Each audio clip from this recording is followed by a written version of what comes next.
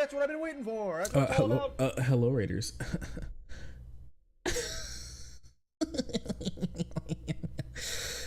Oh, are you ready for a stream today? I'm so excited. Oh yeah, have I told you guys that in my spare time I've been reading a Yu Yu Hakusho? Yu Yu Hakusho. It's been a pretty fun little time. It's interesting. I thought I would go back to read some of the classics, and Yu Yu Hakusho was one of them. That's been on my list to read for a little while, but not something I haven't picked up.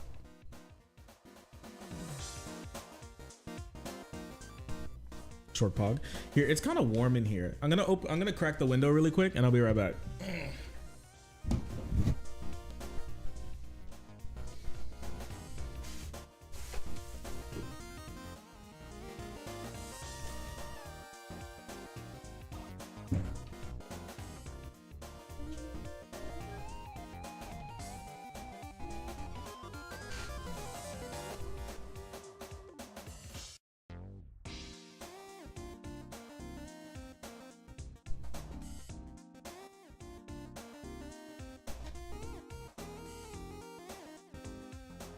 But sheesh, they've been pumping the heat in here apparently. My goodness, it's burning up. I can't stream in these conditions. I can't sleep when you're not there. You're not there. You're not there. I can't groom. It's a nightmare. A nightmare. A nightmare.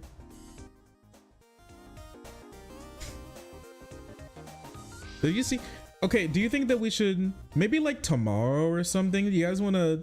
I know it's Christmas Eve, but you guys want to go through like what the heck's been going on with Dream and stuff, like, or maybe I guess the day after Christmas, maybe.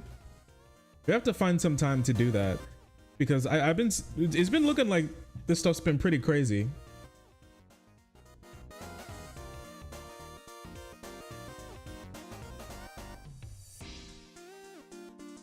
Let me pop this up. There we go. And we can close cam, and then what are we gonna go with? What color are we gonna rock with today? Huh? Do like a lighter blue. That works, like a normie, like the normie blue. We can do that. Sure, why not? Hello everyone. How you doing today? Nice to see you all. I cum tank.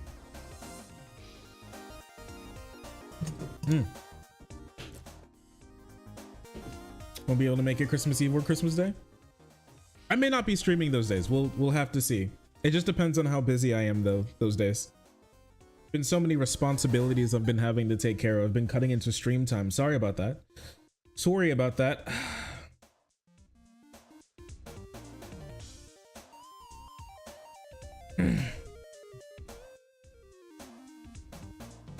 But I'm glad to see you all. I'm happy to have you.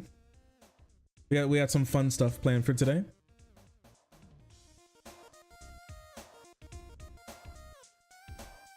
Life really do be like that sometimes.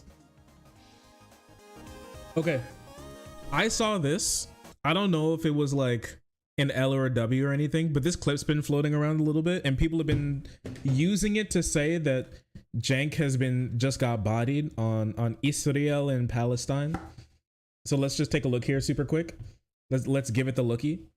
Give it a small little lookie. Let's see. Yep.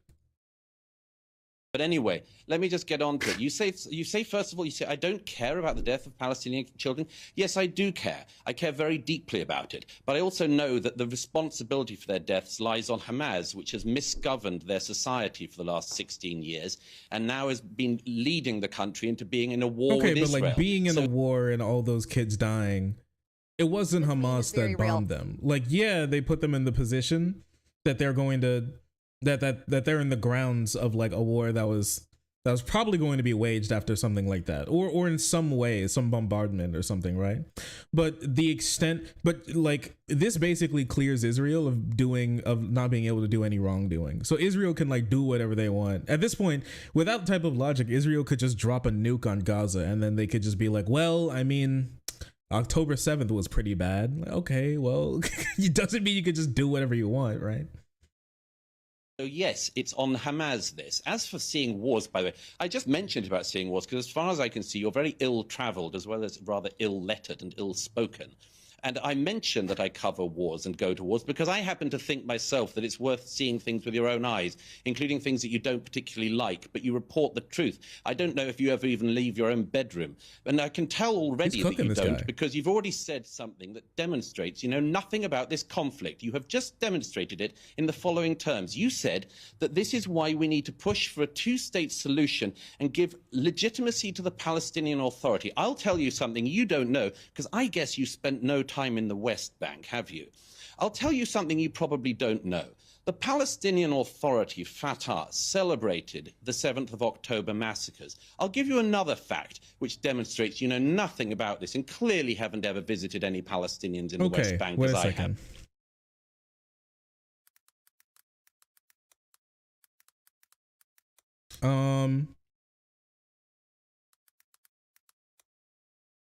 Let's see. Palestinian Authority praises attacks. Do we?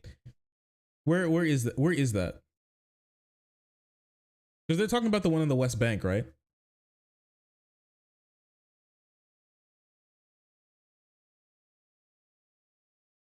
Here, let's see.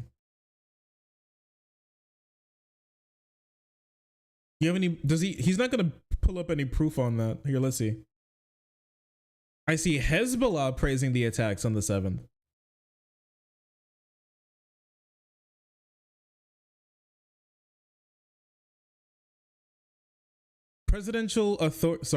Palestinian Authority President Mahmoud Abbas on October 12th condemned violence against Israel and Palestinian civilians alike.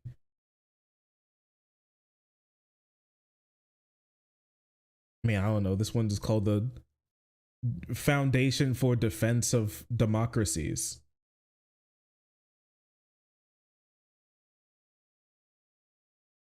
Condemn the violence against Israelis and Palestinians. We reject the practices of killing civilians or abusing them on both sides, he said during a meeting with Jordan's King Abdullah in Amman, a day before he met with Secretary of State Anthony Blinken and in the Jordanian capital. This statement comes 6 days after the PA's failure to condemn Hamas's atrocities against Israeli civilians on October 7th. Hamas besieged. Abbas stressed at a PA emergency meeting that the Palestinians had the right to defend themselves. On October 9th, Abbas' ruling party, Fatah, released a statement praising the Hamas attacks, calling on Palestinians to create all the conflict zones. Here, let's see. Calling on all Palestinians to escalate all the conflict zones. Let's see. Ah!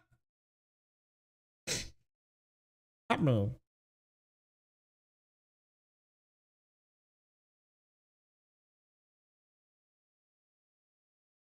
Here, let's see. This seems to be the statement. Fatah Central Committee praised the Palestinian fighters involved in confronting the occupation's crimes and aggression and attacking the enemy.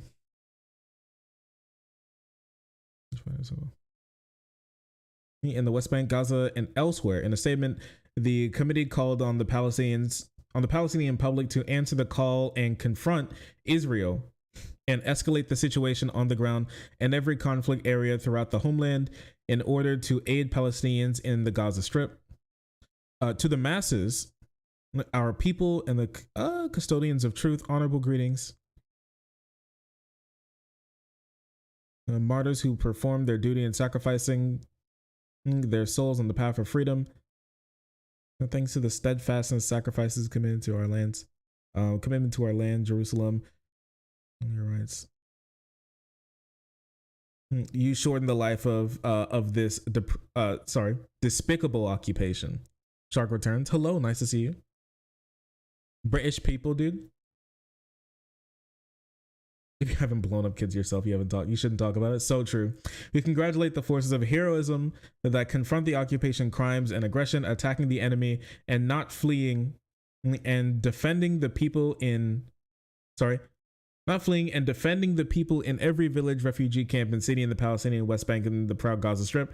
Our people in the arenas of conflict, steadfastness, and the freedom lovers throughout the world right now, this very moment, as a Palestinian people waging an open conflict against the occupation, which has used its racist and bloodthirsty and colonial mentality along with its ethnic cleansing and defilement of the holy sites to lead the region to an explosion it would have been warning about for a long time. In light of the criminal war that has been declared against our people in all geographical borders of our homeland is our obligation and the obligation of Arab countries to our people in the world to rally the real consciousness, fashion, possibility of national unity, struggle on the ground with all means possible to us in order to wage this campaign in a united fashion. The public must answer the calls and confront and stand up to the aggression, the crimes of the Gaza, crimes in Gaza and the West Bank, escalate conflict zones with the occupier throughout the homeland, Palestine, in order to defend people. Okay. And when did this one come out? This is the 9th, so this was like 2 days later. Or 2 days later when this was published. Oh no, yeah. 2 days when it came out. Okay. Chat, what's up? We're doing some reading. We're doing some looking and some reading. Okay. So on the 12th, they condemned attacks against Israelis, and on the 9th, they were like going after Israel isn't bad. Okay. If there was an election tomorrow in the West Bank, the reason why there isn't one is because if there was an election tomorrow in the West Bank, Hamas would win. So your idea of a two-state solution, oh, no, my thing is, I've seen a lot of people, I've seen a really weird back and forth with this type of stuff. So like a lot of these types of people will try to, wash their hands of like Israel's indiscriminate bombing of the West, of both the West Bank and Gaza, and be like, well, as you see, it's okay to really dislike Hamas and want to exterminate them at all costs, because even people in Gaza and the West Bank don't even like Hamas and scorn them for them going back against the and even scorn them for stopping the ceasefire that was more or less in place before October 7th, right? And October 6th. And until like it was originally put in place, right? Well, that specific one was originally put in place. But then they go on to be like, oh, well, it's okay to like do all of this bombing because, and there's a reason why there's no elections, is because everybody there would love Hamas and they think Hamas is great and they would love to vote for Hamas if they had the opportunity to. Like, I don't think that there hasn't been an election because they love Hamas. I think there hasn't been an election for many other reasons than their love of Hamas.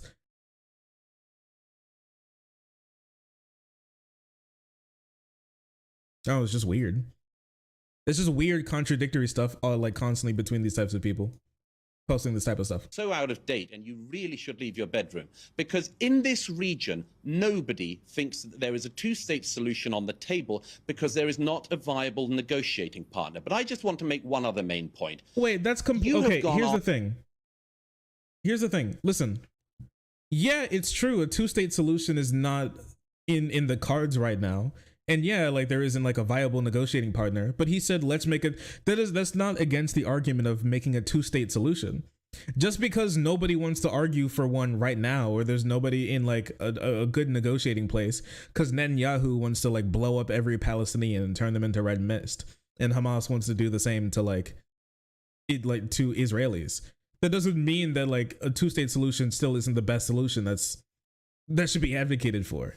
Why would you come back against this? Simply because it's not possible right now does not mean it's not possible sometime in the future with better negotiating partners. Like, what are you talking about? on and on tonight, throwing accusations out against the Jewish state, against me. It's the sort of thing you do. I know you're a sort of online pugilist and think you can run for office, and good luck with that.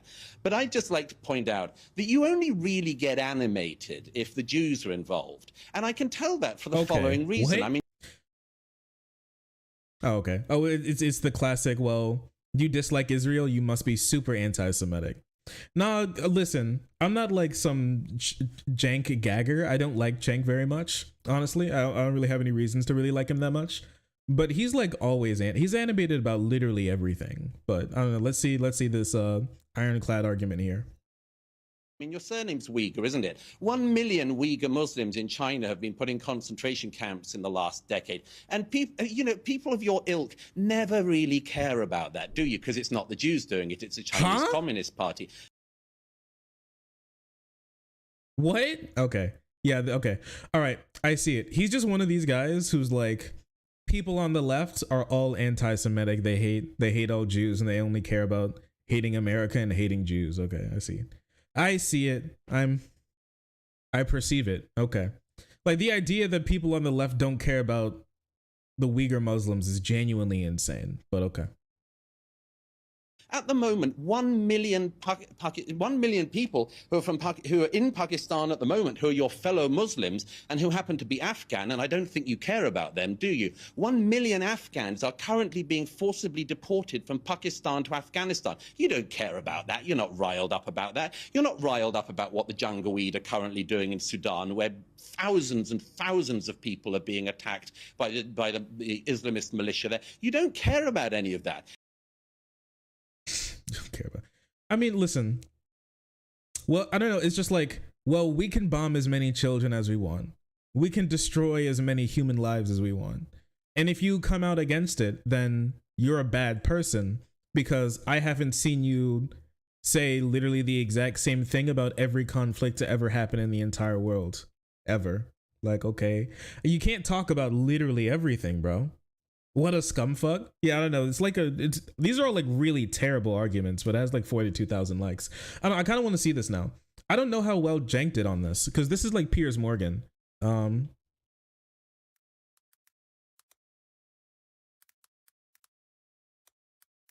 Let's see. This is like 2 days ago. It's only 32 minutes. Let's give it a look. Let's give it a look.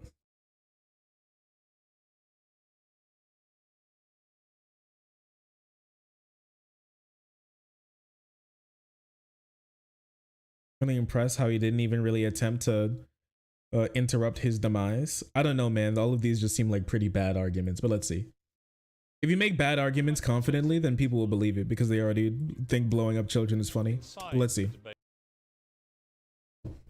Know how to execute this war, have never executed. Yes, I'm in Israel tonight, yeah. Perfectly Today safe, was a sea of other stories have come out in the last few days, which have been concerning, I think. For anyone who, like me, believes that Israel has not just a moral duty to defend itself, but has a fundamental right to do so after what happened on October the 7th. And I've said that clearly from the start. It's always been, for me, the issue of proportionality.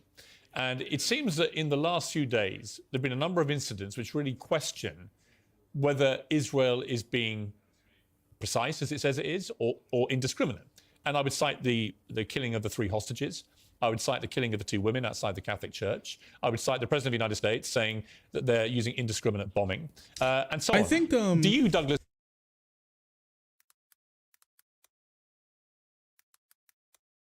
Didn't Israel's like commands literally come out to say that precision isn't their #1 priority?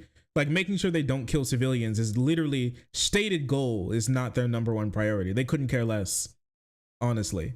If they kill or don't kill civilians, their #1 thing is to try to wipe out Hamas, which is not a viable goal. It's not something that you can actually do. But that's their stated #1 goal. So like, Biden said it. The UN said it, like Gaza says it, Hamas says it, Israel says it, but like people who support Israel don't want to admit that Israel is just bombing places just because they can, honestly. It couldn't care less about the precision and care mostly about the damage that they could do, within the time that they have. Notwithstanding your full throttle support of Israel, does anything that's been happening make you think Israel needs to execute this war differently? Mm-hmm. No, and I think that most of the people who think they know how to execute this war have never executed a war. Indeed, most people who think they know how the IDF should be running this conflict have never been near a conflict. I'm in Israel tonight. I was in Gaza again yesterday. And the examples that you give, by the way, Piers, I don't see why they show any need to prosecute the war itself differently. I mean, just to take one of them, the first example you give, the absolutely tragic, awful shooting of these 3 hostages as they were coming out. But, you know, some of the spin that's been put on that in the world, apart from the glee, of course, that Israel's enemies can't help expressing, some of the spin on that is almost as if it shows the IDF is sort of so brutal that it even kills Hamas hostages who are Israeli.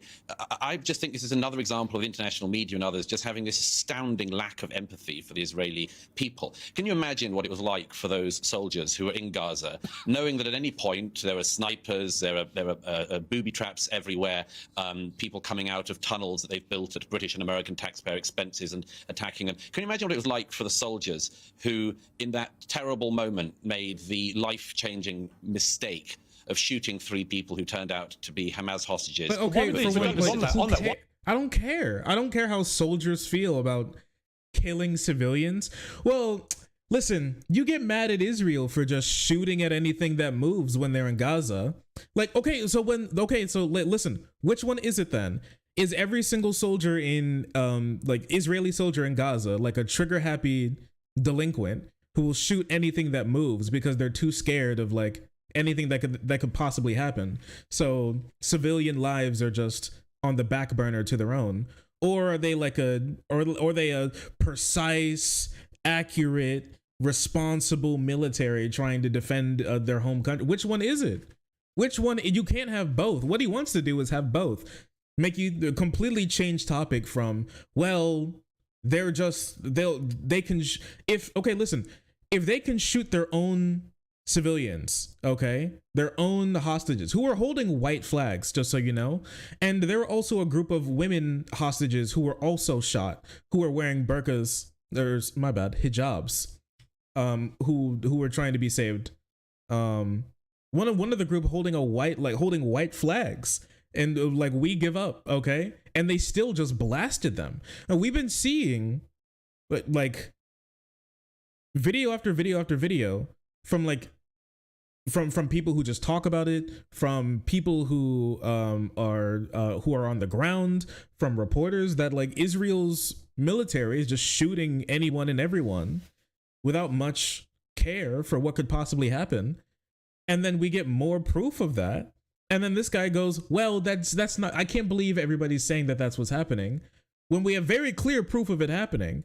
And then he goes on to a rant about how, well, the soldiers are really scared, so they have to shoot everybody and anybody. And you can't tell Israel to stop killing as many civilians because, well, you've never waged a war, have you? How can you, like, I don't know, what if something happened to this guy's house's electricity, and so he hires an electrician, and he comes home to his house on fire, and then he goes, why did you set my house on fire? And the electrician goes, like, turns to him and goes, huh. Well, have you been to an electrician trade school?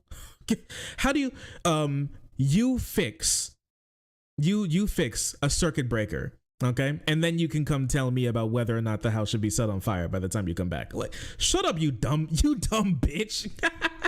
You fucking buffoon. Okay, sure. Why would they shoot anyone who was shirtless and waving an SOS flag? I mean, why would whoever they were, whether they were Israeli hostages or whether they thought they were Palestinians, why would anyone shoot anyone who comes out like that? That's my point. That'll be a matter for the inquiry. Listen, I can never listen. He can't make any big statements on bad things Israel does, because Israel can't really do any wrong. And if they do any wrong, then it's the Palestinians' fault for just like being alive and being able to be shot. It's hardly as if they'd have wanted to have done that. No, I think they what this wanted demonstrates is, in this incredibly close conflict in a heavily built-up area, with people coming out from all sides, firing, shooting, detonating, people make mistakes. Of course they do. That's just a a lot of human mistakes. reality of war, horrible as it is. I don't think it shows in any way that Israel is prosecuting this war wrongly. As for the main issue of the war is to destroy Hamas. No Israeli of left or right or center believes anymore after October the 7th that they can live beside Hamas. Hamas has been given the statelet of Gaza. It was given it in 2006, voted in, then killed their fellow Palestinians in a coup, killed Fatah rivals, and they've run the Gaza for almost 18 years now. And they've produced a new generation of people whose main aim in life, it seems, according to their textbooks and their classes, is to regard Jews as enemies who should be killed. This is just an unbelievable waste, a waste of life on every side. But apart from anything else, a waste of those Palestinian lives, of children who grew up under Hamas's rule, if you can call it that, who have been indoctrinated into becoming sociopaths by a psychopathic terror organization, Hamas. Okay, All so right, Israel has absolutely no culpability for doing anything. They only can do right. And if there's wrong, then it's just the Palestinians' fault for dying. Listen, Israel wouldn't really be killing civilians if civilians were killable. You ever think about that? How easily it is for Palestinian children to die? Like, they can't even survive one Hellfire missile to the dome. And then they have the gall to complain about dying so much? Like, have you ever thought about getting your bread up, bro? Have you ever thought about getting your bread up? Ever think about that?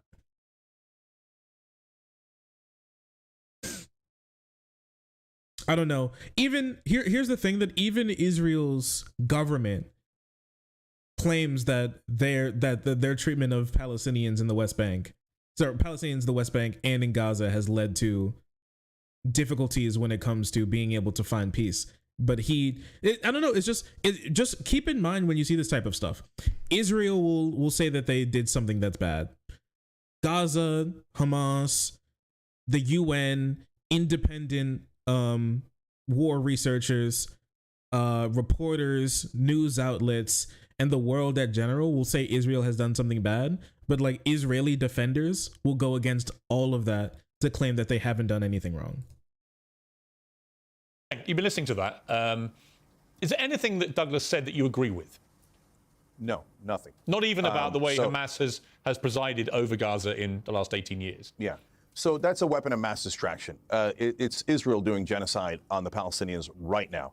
And there's IDF soldiers singing. I would personally in video that say that I agree that Hamas runs Gaza poorly because they're a dictatorship and they're not even allowed to actually vote.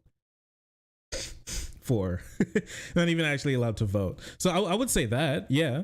But like, I don't know, it's a pretty low bar. That the IDF has confirmed about how they're going to wipe out the seed of Amalek. That is a verse in the old Hebrew Bible that talks about exterminating Amalek. So they're talking about genocide against Palestinians. Benjamin Netanyahu has also talked about wiping out Amalek. These are open calls for genocide. What I find stunning, Douglas mentioned stunning lack of empathy. There's 20,000 dead people in Palestine right now in Gaza. Over 8,000 of them are children. When 36 Israeli children were killed by Hamas, the world cried out, and I was brokenhearted over it. 36 poor kids dead in Israel. Now there's over 8,000 dead kids in Gaza. You want to talk about a stunning lack of empathy? 6,400 women slaughtered in Gaza. You want to talk about terrorism? They're dropping unguided bombs, 2,000-pound bombs. Every one of those bombs. Wish there was direct link to SiteShot on YouTube. Wait 1 second. Nothing I do is performative. Nothing I do is performative.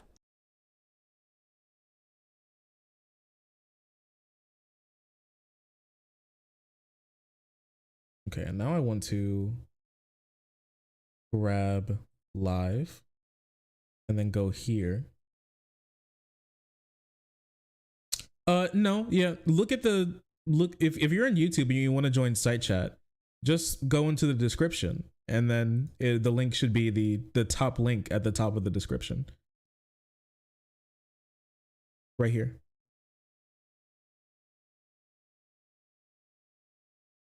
Of terrorism.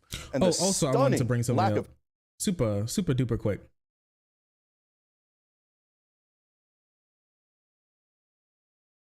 One moment. Maz.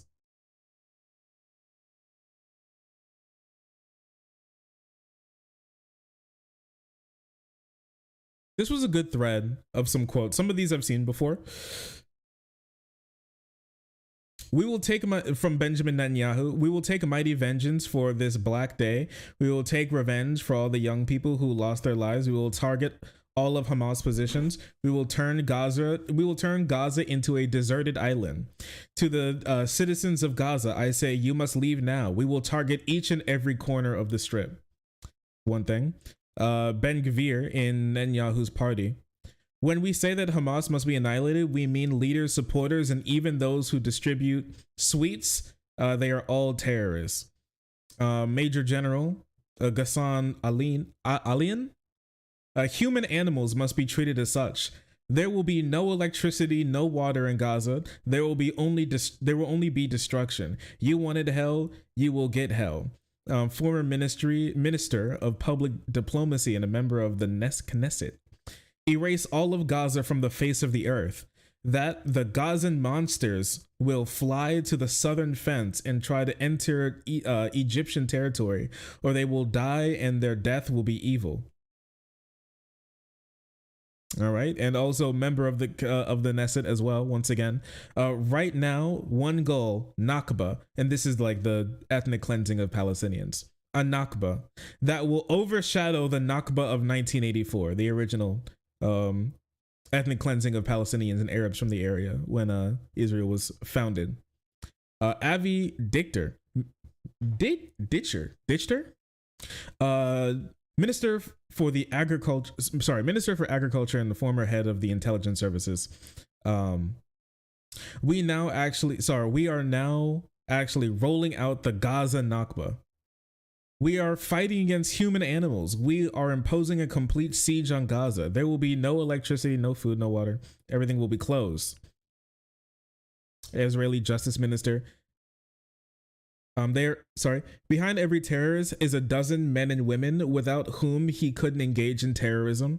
They are all enemy combatants and their blood shall be there on their heads. They should go as they should the physical homes in which they raise the snakes. Otherwise, more little snakes will be raised there. All right. There are no innocent civilians in Gaza. It's an entire nation out there that is responsible. So yeah, like, I don't know, like these claims that that Cenk's making seems pretty backed up by things that Israel personally says about the matter. Empathy towards Palestinian lives is disgusting. But I want to be clear, it is not shared by all Israelis. The dad of one of the hostages who was killed went on Israeli television and said, stop killing them. And he didn't mean the hostages. He meant the Palestinians. All right, Jake, let me just jump in. But before I go back to Douglas' response to this. Let me reply to that, Piers. Yeah, I will let you reply to that. On this issue of genocide, do you accept, though, that Hamas's whole raison d'etre when it comes to Israel is genocide? They want to eradicate Israel and kill as many Jews as they can. I mean, they've made no secret of this. Yeah, so I don't think you should if you're arguing for this, I don't think that you should ever really defend Hamas very much. I think you should defend like the factual matters of the things that they've said specifically. Like recently that you're going to see people say that Hamas denied a ceasefire, right? There's some people online, some people who specifically, people who love Biden and who are like want to advocate for every single thing Biden has ever done wrong and things that he's ever done. He's like, they believe that he's never done anything wrong or something, or people who are just pretty super duper pro-Israel. Or super duper anti-leftist. All these types of people have the same arguments, and it is basically that people, lefties, or like people in the West who are sympathetic to Palestinians, they just like don't care about Israel and they want them dead. They're just like Nazis too, like global Nazis. Like if you were close enough to Israel, they'd bomb your house too, honestly. And people like this guy would be for that as well.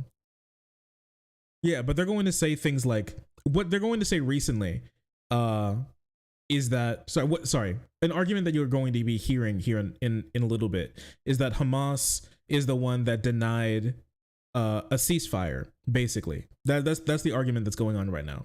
What actually happened is that Israel offered a 7-day ceasefire in exchange for 40 hostages. Hamas said no. The reason why is because Hamas said that they're not going to be releasing any more hostages until there's a full ceasefire. And so you're going to be seeing a lot of these like pro-Biden people, like pro-Biden and anti-lefty people say things like, oh, they're advocating for something that like Hamas doesn't even want, because Hamas keeps saying that that they're going to be rejecting all the ceasefires, when in all actuality, if you think about it for just a moment in time, Israel and the US have been stalwartly against a ceasefire since the beginning of the war. We know this. In the UN, they've had like talks in the UN, Israel's like delegation literally to say that they actually wanted a ceasefire. So which one is it? Are you like against the idea of a ceasefire and you're on Israel's side? Or do you agree with the ceasefire and you're also on Israel's side because that's exactly what they've been advocating for, even though they've said clearly that they don't want a ceasefire at all? Like, which one? It just doesn't make any sense. Yeah, it's not a ceasefire, it was a truce. They had like a couple days truce going on, not an actual ceasefire. This is really important. So I have no sympathy for Hamas. So I'm not interested in defending Hamas. I think that's nothing but a distraction, because right now they're not fighting Hamas. They're just killing Palestinian civilians. Well, they're also killing Hamas terrorists. They are. I mean, they're killing thousands of them. Barely. I actually no, wait a minute. know the number of. Here, let's see.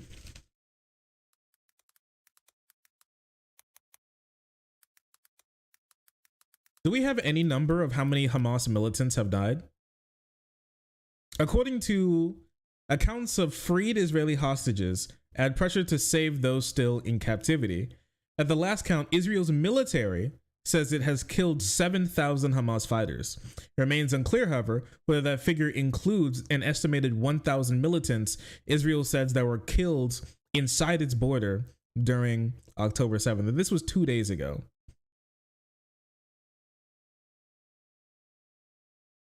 This is 2 days ago. If this is true, okay, wait, I want to see this. How many?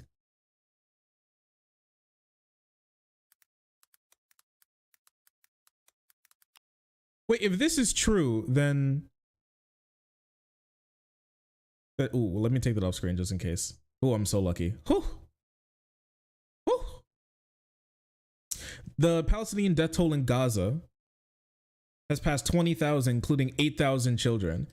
And Israel says that they've killed 7,000 Hamas fighters.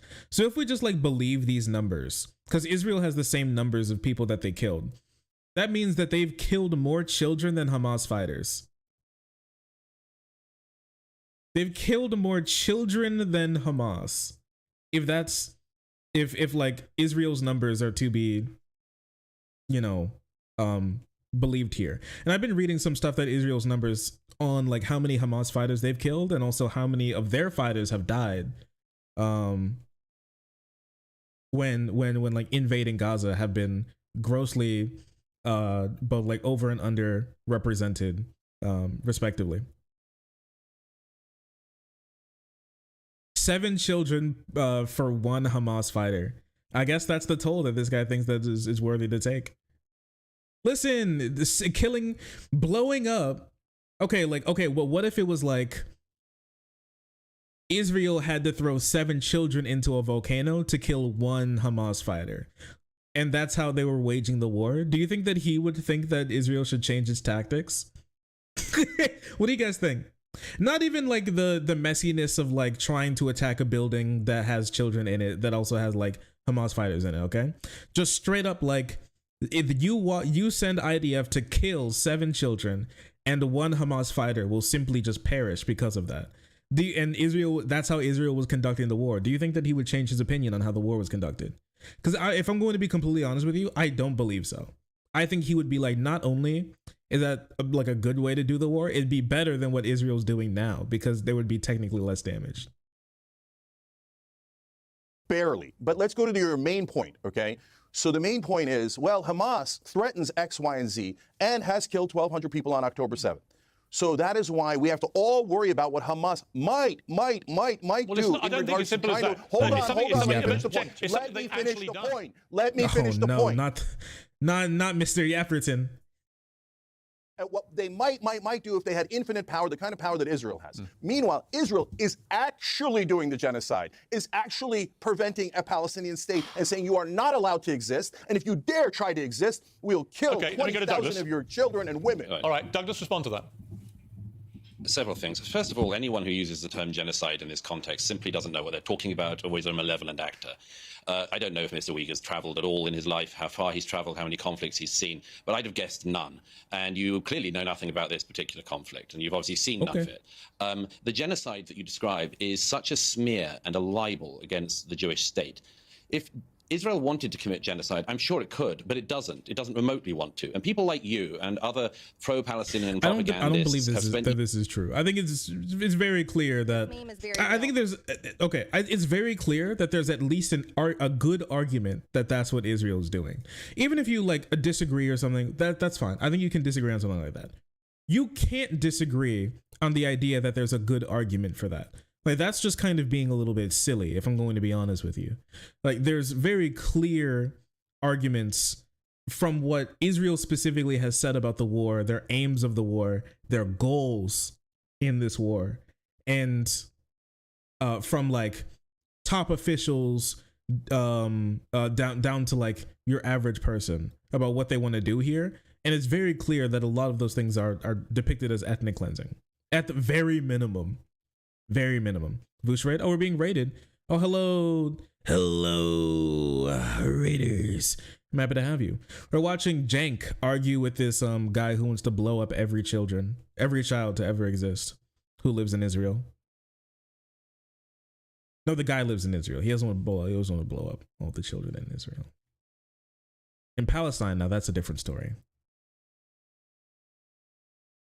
Nice to see you. First time catching the stream. Really? Well, I'm glad to have you, partner. Hope you enjoy it. We got a good stream going on here. I will have to stop the stream for a little bit to go pick up the GF because she's going to be back from work and I have to do that. But then we're going to be loading back up again to be able to finish out a bunch more segments. So, Mears Porgan. He is claiming that Israel is committing genocide in the Gaza. By the way, the weirdest thing about this claim is that the population, like you and other pro-Palestinian propagandists, have spent years claiming that Israel is committing genocide in the Gaza. By the way, the weirdest thing about this claim is that the population of the Gaza has grown by 1 million in the last 15 or so years. So if Israel was trying to carry out a genocide, it's either the worst perpetrator of genocide ever or uniquely poor at performing that task. This is just like, okay. It still kind of blows my mind that, I don't know, man. It just still blows my mind that somebody who lives in Israel would ever make a claim like this. I genuinely, maybe when I was younger, I thought that like education in Israel about like the ins and outs and the specific nature of genocide would be higher than this. But honestly, I grew up and then I realized that Israel's education system, government has every reason to lie to their audience, completely lying to their audience about the nature of genocide to be able to use it for more nefarious aims. So I mean, like, the idea that there's more people now than there was previously means that the genocide isn't happening is just completely stupid. Okay, so this idea that every single genocide has to be one that has depleted the population to the point where they've like 30%, like what then is a successful genocide? It's like attempted, I don't know, it's like that Simpsons bit where like, what did they try to give me for attempted murder? I didn't do anything wrong. How do you put me in jail for attempting to do something? I didn't even do it. Like, what are you talking about, man? Like attempting to commit genocide and doing things that are very specifically like, even to the UN, I don't know, maybe like the UN is seen as like something evil and anti-Semitic in Israel or something, but like the idea that like you have to complete the genocide for it to actually be genocide is just it's insane.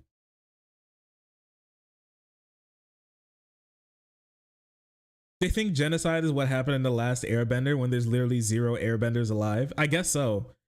I thought their ideas of, I guess originally I thought their ideas of genocide would be way more reasonable, smart than that.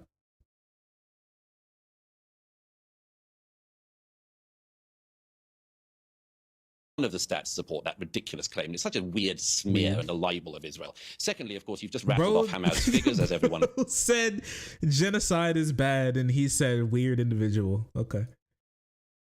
You're kind. Thirdly, you said that the world cried.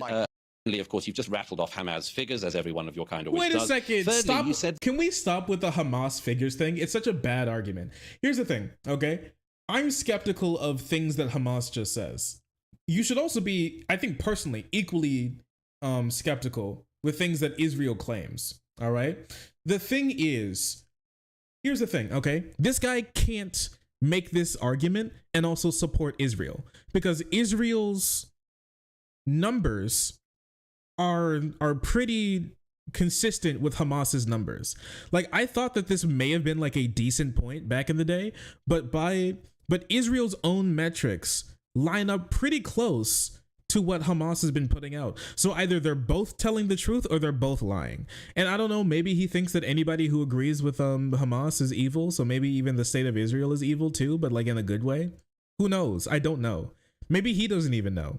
But these are all just like garbage talking points that have been like, I thought that he would have something. I thought with how many likes that the original clip had, I thought that he would have better points than this. This is genuinely shocking. That the world cried, you said the people like you who cover for the Palestinian extremists. Thirdly, you said that the world cried out for the 36 Israeli dead children. No, they didn't. And you know that very well. No, they absolutely did. You know that very well. If you put up a poster to a missing dog in any Western city, that poster stays up. In city after city in America, posters of abducted Jewish children, including a 10-month-old baby, were put up and were ripped down by people who have been indoctrinated into hate of Jews. Nobody would rip down the poster of a missing dog, but from Dublin to Berkeley, they ripped down posters of abducted Jewish children. So no, I don't think there was very much. Let's see if Piers is going to hit on this one. Let me make two other very quick points. CC won't be able to at the moment. Here's the thing. Are dogs political? If for a second, let's just have this conversation for a moment. Why would that happen? Is it their indoctrination to hate Jews? Is everybody who doesn't like Israel somebody who just simply hates Jews, even Jews who do? Is that factual? Or just like, yeah, but here's something crazy, okay? So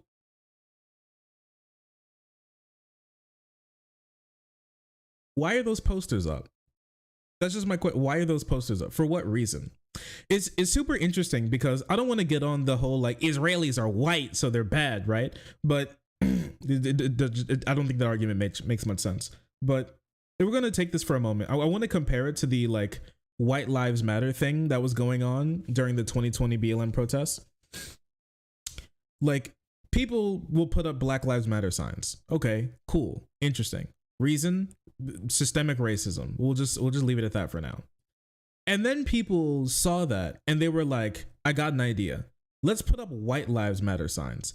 And then they would have the same argument with that like, oh, they were tearing down White Lives Matter signs. That means they hate white people and their lives and they want to kill them, which obviously is completely stupid. The reason that the White Lives Matter signs were going up was not because they love white people in their lives. It's a specific point to counter Black Lives Matter.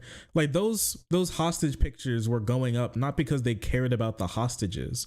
Like I'm not going to be able to find one of the hostages in like, you're not gonna be able to find one of the hostages in like Dublin, okay? They're not going to be there. Specifically put up as a political point to justify what Israel is doing.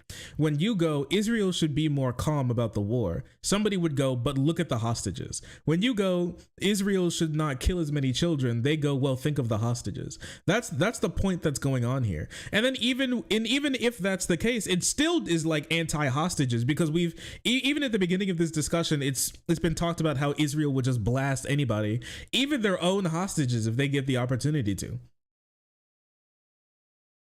Help the children in a different continent by doing what? Never saying anything bad about Israel ever. Okay.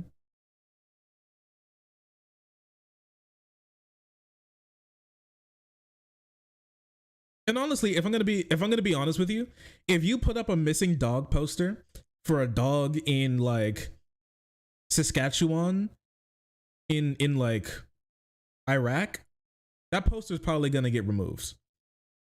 So I don't know what this point is. Also, Naomi, thank you so much for the tier 1. I really appreciate you. Thank you.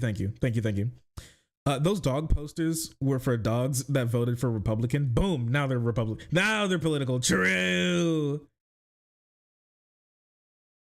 Firstly, you said what Hamas might do, as if it was some kind of hypothetical. Hamas showed what they do, what they want to do. It showed it on October the 7th, and its leadership, as I'm sure you very well know, said that they would like to repeat that again and again until they have got rid of every Jew. So, I don't know. I would trust Hamas's word on that rather than your interpretation of what you think they mean when they say that, and your generous interpretation of what you think that means. And finally, as for preventing a Palestinian state, it is nonsense that the Israelis have prevented a Palestinian state. They gave the Gazans a Palestinian state in 2005. They gave them a Palestinian state in 2005 when every Jewish person was ripped from their homes in the Gaza by IDF soldiers. And the Palestinian people were given a state. And what did they do? It wasn't a state. What are you talking about? Huh? Okay. All right. By them, they mean Egypt. Yeah. What? Bro's, he's making his own fan fiction live on air. That's crazy. By state, they mean concentration camp. They got their own state. They have their own state. We just control their shore and their movement and their water and their food. And they can't go anywhere, and we'll blow them up if they try to leave. Anyways, they have their own state. What about the West Bank? Don't talk about that. Don't talk about that. Anyways. They voted in Hamas, who then killed their fellow Palestinians, never had another election, and used all the billions of dollars of taxpayer funds from the US, UK, and Europe to build terror tunnels and to enrich themselves so they could live the life of luxury in Qatar. Again and again, the reason there is not a Palestinian that like a term in state, Israel? They call it terror tunnels. Is that why things? I mean, like alliteration for propaganda does go pretty hard. So terror tunnels is kind of nasty. That's kind of nasty. Anybody up trying to dig in the terror tunnel?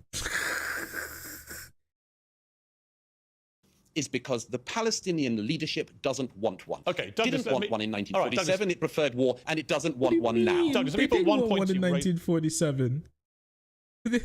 Whatever happened to those 2 million people that were kicked out? They just is that his idea? Why 2 million? Sorry, is that his idea? Why there's so much like Palestinian diaspora? Because they didn't want a state. That's why they left. By Queen Rania of Jordan in a new piece for, I think it was the Washington Post. They allowed themselves in just to get over 2 Nakba. months. She said Israel's turned Gaza into a hellscape. At least 8,000 children have died, more than the death tolls of Pearl Harbor, September the 11th. Bro, he actually doesn't care. Katrina combined. These are gigantic and horrendous numbers of children being killed. Do you not have any qualms about the number of children being killed? I mean, does it not suggest that Israel? I want to hear Queen Rania talking about this as much as I want to hear Queen Camilla or Meghan Markle. I mean, it's pathetic. Queen Rania is holding on to her own position in Jordan. The only piece of advice she has for anyone is how to marry a king. Queen Rania herself is just playing a very nasty political game. If she cared at all, and I would pose this to all the states in the region.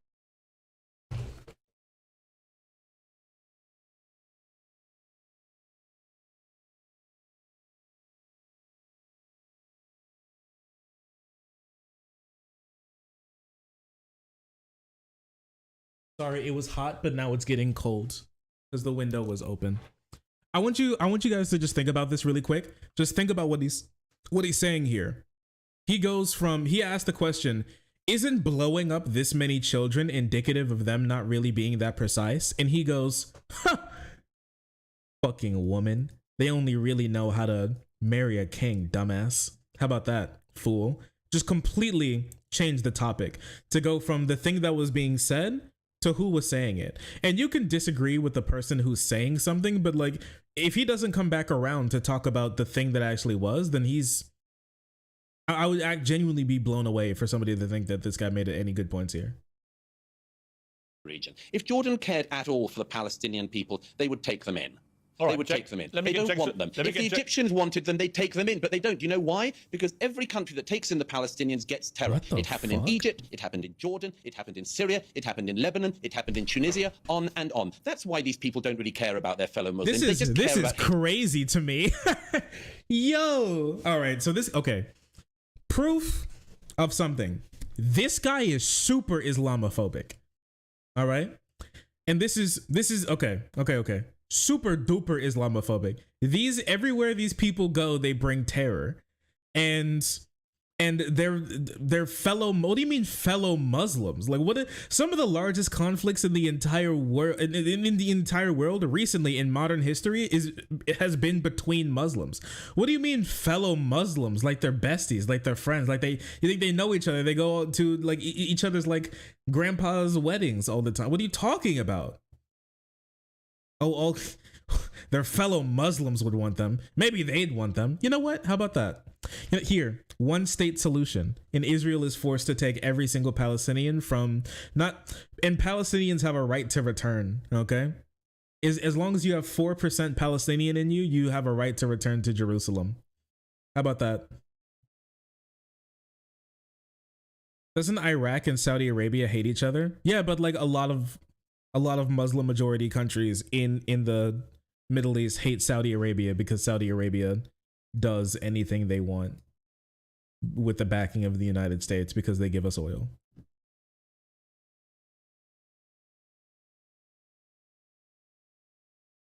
Jews. All right, Cenk, your response. Yeah, so you asked if he cared about 8,000 dead babies, and his answer was no. Queen Rania bothers me, so complete non-answer, because he doesn't care. He doesn't think the Palestinians' lives are worth anything. He just called them all terrorists. Nice. You can put that and this is think the Palestinians' lives are worth anything. You just called them all terrorists. Nice. You can put that and this is what they always do. There you go. So hold on, I let you talk for a long time, so why don't you shut up for a second? So we've got all of these dead babies. We've got all of these dead babies that this monster doesn't care about. He says keep bombing them. A former intelligence officer said in the Israeli press they're using AI in a program called The Gospel, where he said it's basically a mass assassination factory. And we could all see it with our own eyes. And you can do all the propaganda you want. No one believes your nonsense. We see all the dead women. We see all the dead children. Now Israel has killed 20 times the number of civilians that Hamas killed. So would I want Hamas in charge of Israel? Never, never. I don't trust them, and I don't believe that they would be benign. So all of this propaganda about, people don't mind Hamas. No, we mind Hamas. We terribly what happened on October 7th. This guy's eyebrows are going And I'm insane. now showing you different Israelis that have said that it's a problem, and I want peace. I actually haven't heard this before. Israel's AI-powered mass assassination factory. What is this? What is this? I want to skin his face. Let's take a little look. This is from Al Jazeera. Is this true? It is. All right, let's take a look. It's a 10-minute video. We'll speed through it a little bit and see what we can find.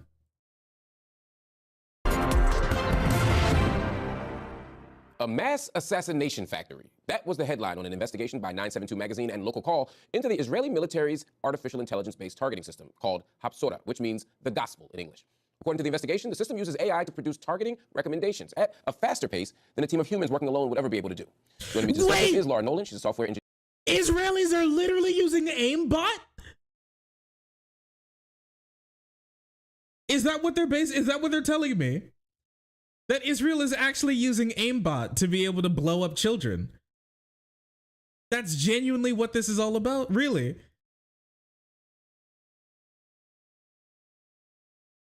Mods? He's cheating. And the craziest thing about him is that we can't report them because the report system is broken.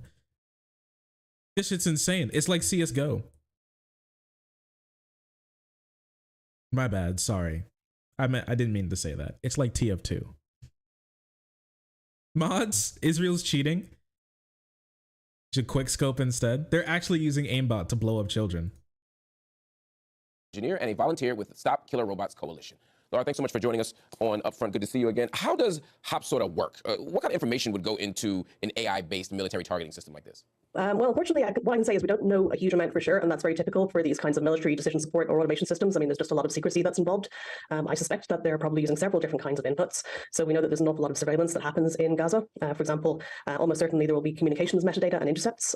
There will be very possibly human intelligence, and also from CCTV and facial recognition and any other sort of visual imagery that they may have, which might include drone and satellite imagery. So potentially there's an awful lot of information going into that system from all sorts of sources. When I hear about this stuff, for me as a layperson, this sounds overwhelming. This sounds like the most cutting-edge technology possible. But the thing I was wondering is, are there even more sophisticated weaponry and weapon systems that are on the horizon than just Hapsora? I don't think we know. So, for example, what I would say is Hapsora is not necessarily a weapon system in itself. I think the mass assassination target factory was a pretty apposite term. So what it's doing is it's trying to identify targets which will then be struck with some other kind of weapon. It's very much a decision support system. But that doesn't mean to say that there's not a lot of concerns around it. So one of the big talking points around this system is the scale of it. It's producing hundreds of targets per day potentially, and we know that at least 15,000 targets have been struck so far in the conflict. So that's in the several hundreds per day. Human beings simply do not have the ability to go and to check in detail every one of those decisions that the system is making, and therefore accountability is very much being handed over to this system, which, as you say, we know very little about. We don't know how it's been tested. We don't know how it's been validated. We don't know what criteria it's using to come up with these targets whatsoever. Although from the 972 investigation, the system seems to be geared towards prioritizing targets that are doing excess damage to civilian infrastructure and indeed potentially killing civilians. And of course, that's contrary to the laws of war, which state that when you make a strike, you have to be doing it for primarily military advantage, not to oppression. You know what's so crazy is that there's so many allegories and like comparisons between Israel and Nazi Germany. Like Nazi Germany was known for their tactics. It was like they're like infamous for their tactic of industrializing human killing, and Israel is going to be known for like innovating on that idea from industrializing killing to automating it. That's wild. They're basically doing the McDonald's kiosk version of killing people. Like if the Nazis made the drive-through, the Israelis made the kiosk. Yeah, there's a new genocide meta.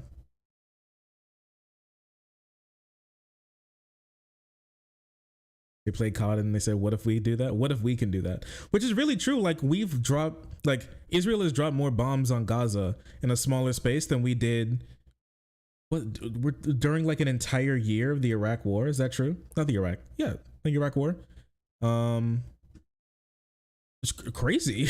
It's genuinely crazy. If you look at some of the stuff that people have marked down for like damage in Gaza, like 42% of between 42 and 60% of northern Gaza is actually uninhabitable now.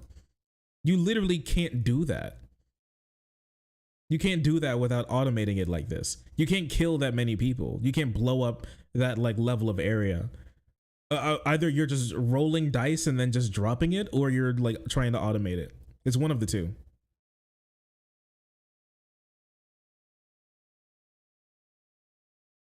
The investigation cites a former intelligence officer saying a human will review the targeting recommendation before an attack. But this person also says the reviewer doesn't need to spend a lot of time on it. Are there enough human safeguards put into the decision-making structure here when it comes to an AI it's like YouTube's this? monetization, but for blowing up children.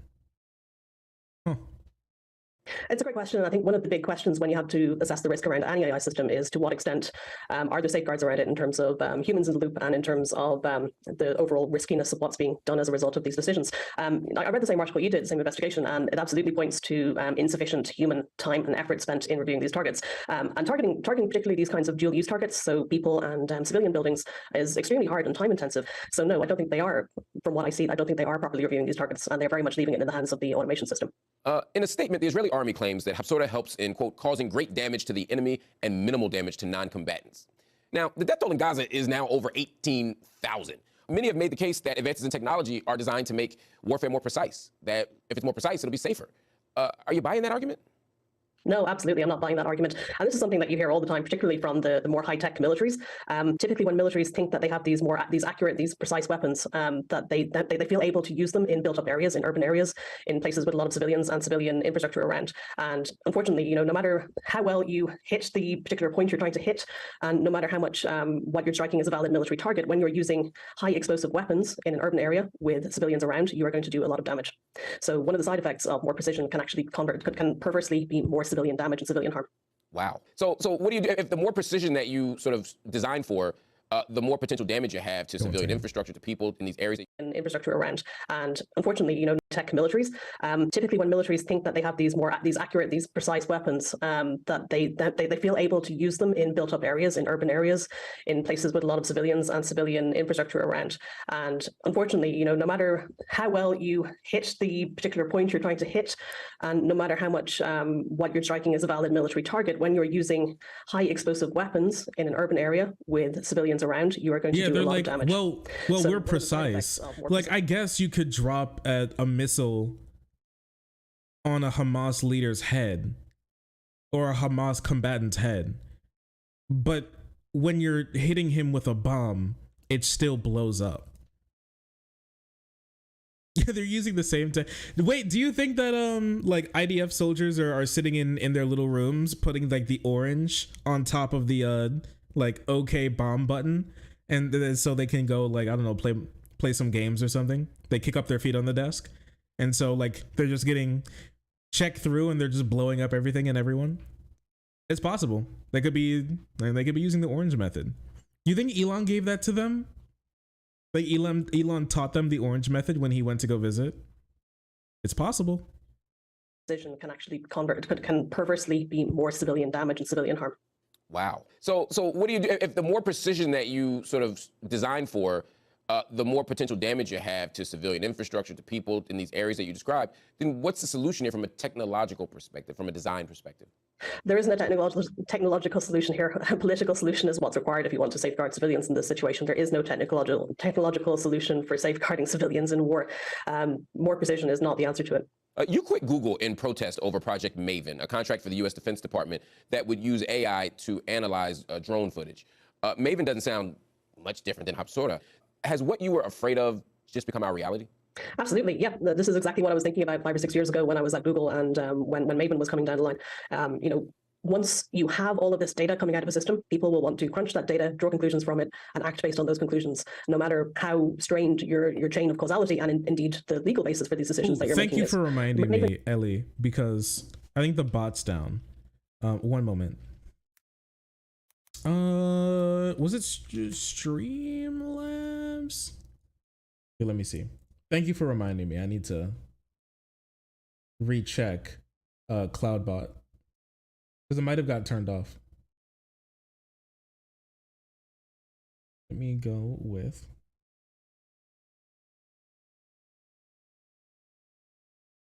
CloudBot. Yeah, turned off. No clue why. Let's do that. Thank you. Sorry? Nah, don't say sorry. You helped me a lot. I appreciate you. You mean very much to me, okay? Many hugs. Many very plutonic hugs. Now I gotta check Stream Elements too, to see if that bot is turned off as well. Can you give it a try again? Can you give the exclamation point side a try again? Anybody in Twitch chat, please?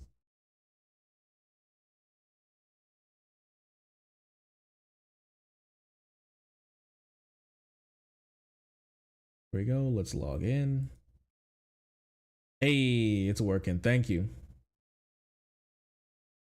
Thank you. Thank you. Chatbot. Chat commands. And word settings. Connect with Twitch. Authorize. There we go. All right. All right. We should be back in business. Anyways, killer robots. Israel's using AI aimbot to blow up children. Israel and Palestine, and this does not get Israel any peace or security. But when you ask the other side, do you mind tens of thousands of civilians that have been murdered, incinerated alive, body parts picked out of rubble, little babies killed over and over again in what is even the Israeli prime minister is referring to as Amalek, meaning an extermination of the Palestinian people. No, and I must clarify the difference between a genocide and a Holocaust.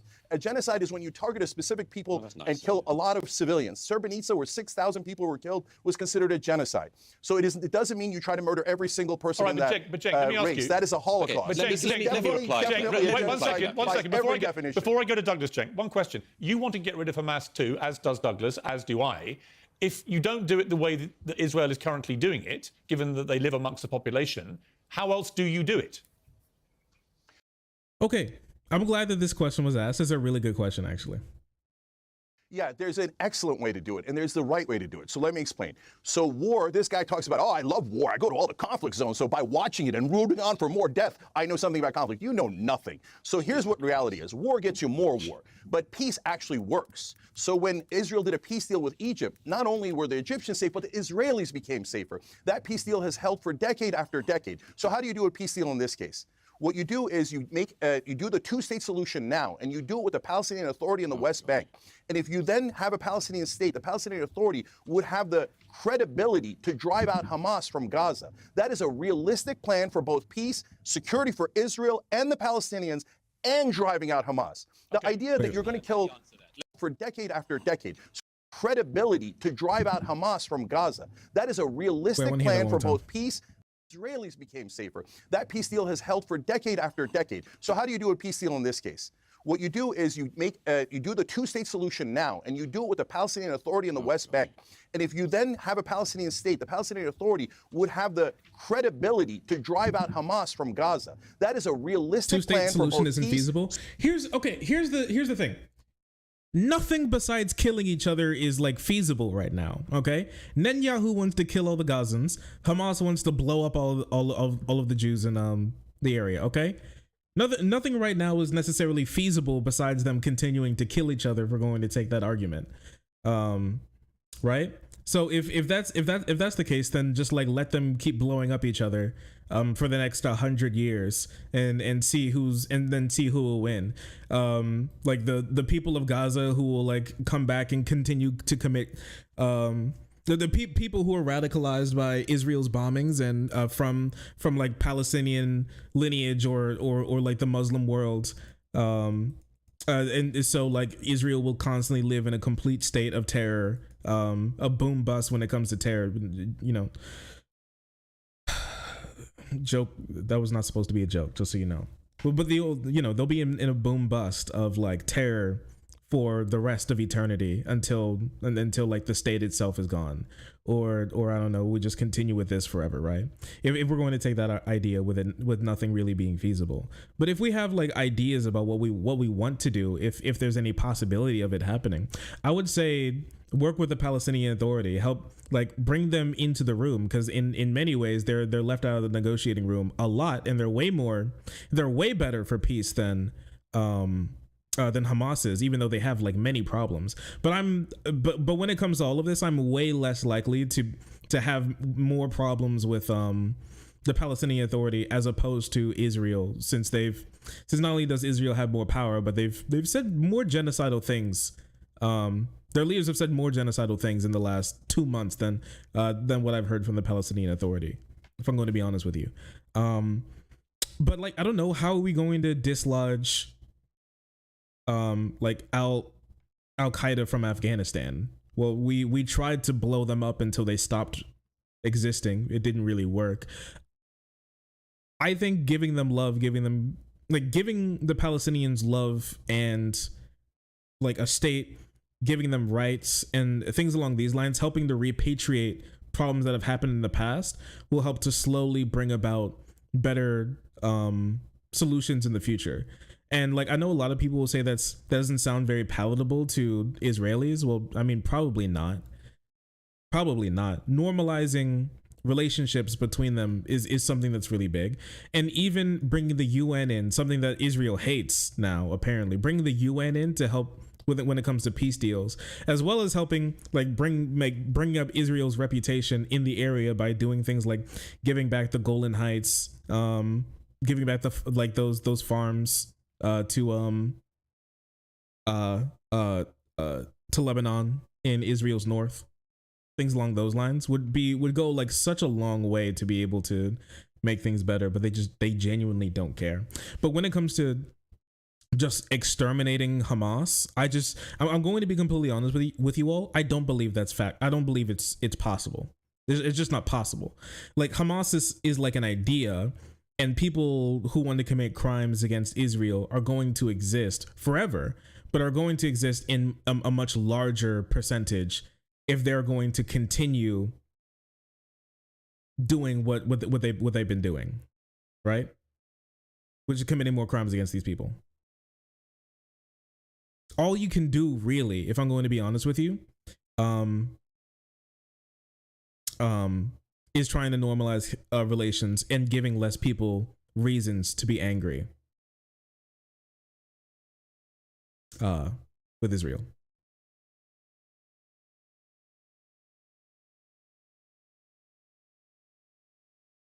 Anybody who ever talks about ending terrorism is lying. It's just really not. It's not really possible. But right now, like the current state of affairs, and even if Israel was able to go through with a lot of their ideas when it comes to just ethnically cleansing Gaza, it's just Israel will never be in a position where it can have peace if it just continues with this. It will never have peace. And so, like, the idea of making this place safer for Jews or something in the area by blowing up as many Arabs as possible has obviously, in the last 70 years, not led to peace. If blowing up as many Arabs as possible was going to lead Israel to peace, why has it not worked in the last 70 years? And so maybe I think a new solution is in order to fix this problem. Security for Israel and the Palestinians, and driving out Hamas. I don't know. But me personally, I think anybody who says they have like a great answer for what exactly to do, that just needs to be taken instantly, and that'll just fix all the issues, or even has like a 90% chance of fixing all the issues within like 5 years or something, is just 10 years even, is just lying to themselves and everybody else in the room. You're going to kill 20,000 more civilians, 200,000 more civilians in Gaza, and it's going to drive out Hamas. Let Douglas answer that. Let Douglas respond to that. First of all, I mean, your other guest, I mean, I don't know what kind of a creature he is. He's a kind of low-grade thug, as far as I can see. He's listened to nothing I've said. Yeah, I know, because I'm Muslim. That's what he call does I'll tell you. No, it's not that at all. It's not that at all. I just think that I think you're just a very low-rent racist. Racist? But anyway, let me just get on to it. You say first of all, I don't care about the death of Palestinian children. Yes, I do care. I care very deeply about it. But I also know that the responsibility for their deaths lies on Hamas. Okay, wait. So here it is. Okay, here it is. So here's the clip that we originally watched, which is him not claiming that he cares, which is him saying that he claims that he cares without ever really caring, actually. Governed their society for the last 16 years. Tomorrow in the West Bank, Hamas would win. All right, we'll watch this. People who are in Pakistan at the moment, who are your fellow Muslims and who happen to be Afghan, and I don't think you care. Muslims. This is crazy. Can you imagine somebody saying this to black people? Can you imagine? Like, I don't know, man. It's like saying go back to Africa or something. Like, listen,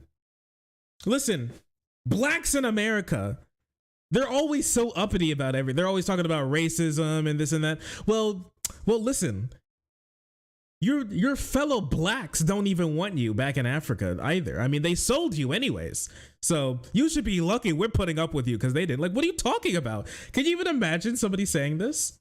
With like any other group of people? You people, nobody wants you because you're fundamentally bad. You Muslims. Bro's going like your kind, your fellow Muslims, your people. I don't know, maybe he thinks of different types of Muslims, like different dog breeds or something. Like, they get along with each other as long as you put them in a pen with like enough toys. Typical Brit. Yeah, typical British racism.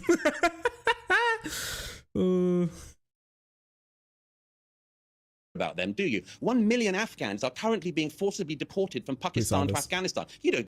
Okay, Cenk, your response. Yeah. You get exercised and you rile up what little base you have of malcontents because you're riled up when the Jews do anything. Okay, so which one is it? Does he have like a little base that nobody cares about, or is he a part of a global network of the Palestinian supermajority that's against all the Jews and all the Israelis? Obvious. Okay, Cenk, your response. Yeah. Okay, first of all, my last name is Uyghur. We're named after the Uyghur Turks in China. And have we talked about that on the Young Turks? Spoken up then. Yes. Yes, we've talked about it endlessly, but you don't know that, and you don't watch the show. Shame nobody watches the show. Bro, he's actually a child. Yeah, well, lie. Okay, so lies about Cenk not talking about an issue. Finds out that he's very incorrect because he just said it because he thinks that everybody is like a 4-year-old online who only believes things that people told them. Because he's the only free. Because Jews in Israel, I guess, are the only free thinkers in the world or something, which is super weird, right? They're just normal people like everybody else, right? So he's the only free thinker. Israel and him are the only free thinkers, right?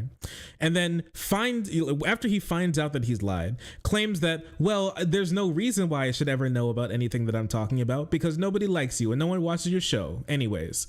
Okay. Actually talking like a child. Like he actually said that he doesn't have enough clout for him to make correct statements. Okay. All right.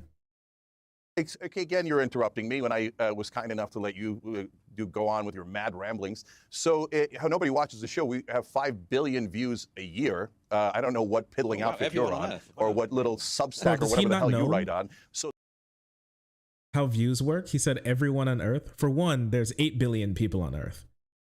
So it's most of the world, actually. But sure.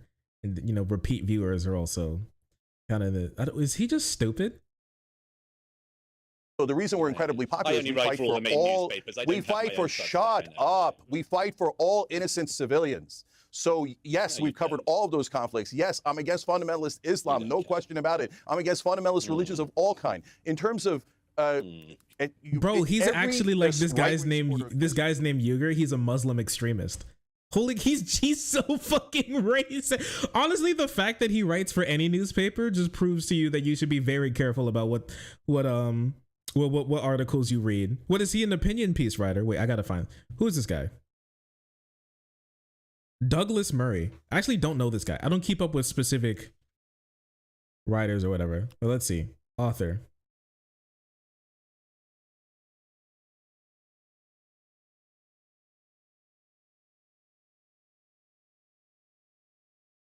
Let's see.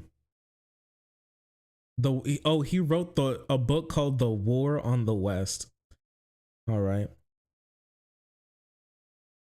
Oh, that's why he's talking like that. He's one of those cancel culture conservatives. It's all making sense. It's all making sense. Oh, it's all coming together. I see it. He has a show called Uncanceled History. Uncanceled History is his show.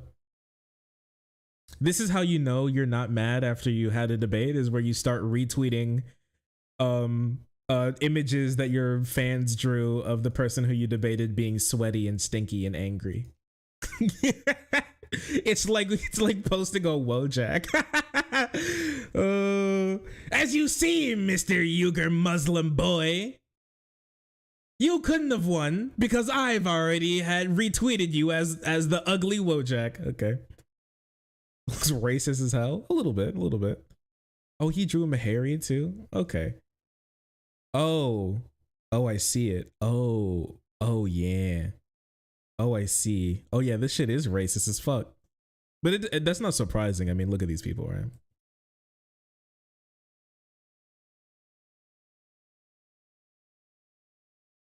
The War on the West.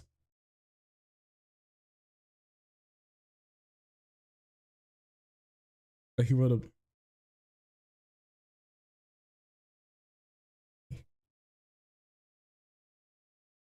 Wait a second.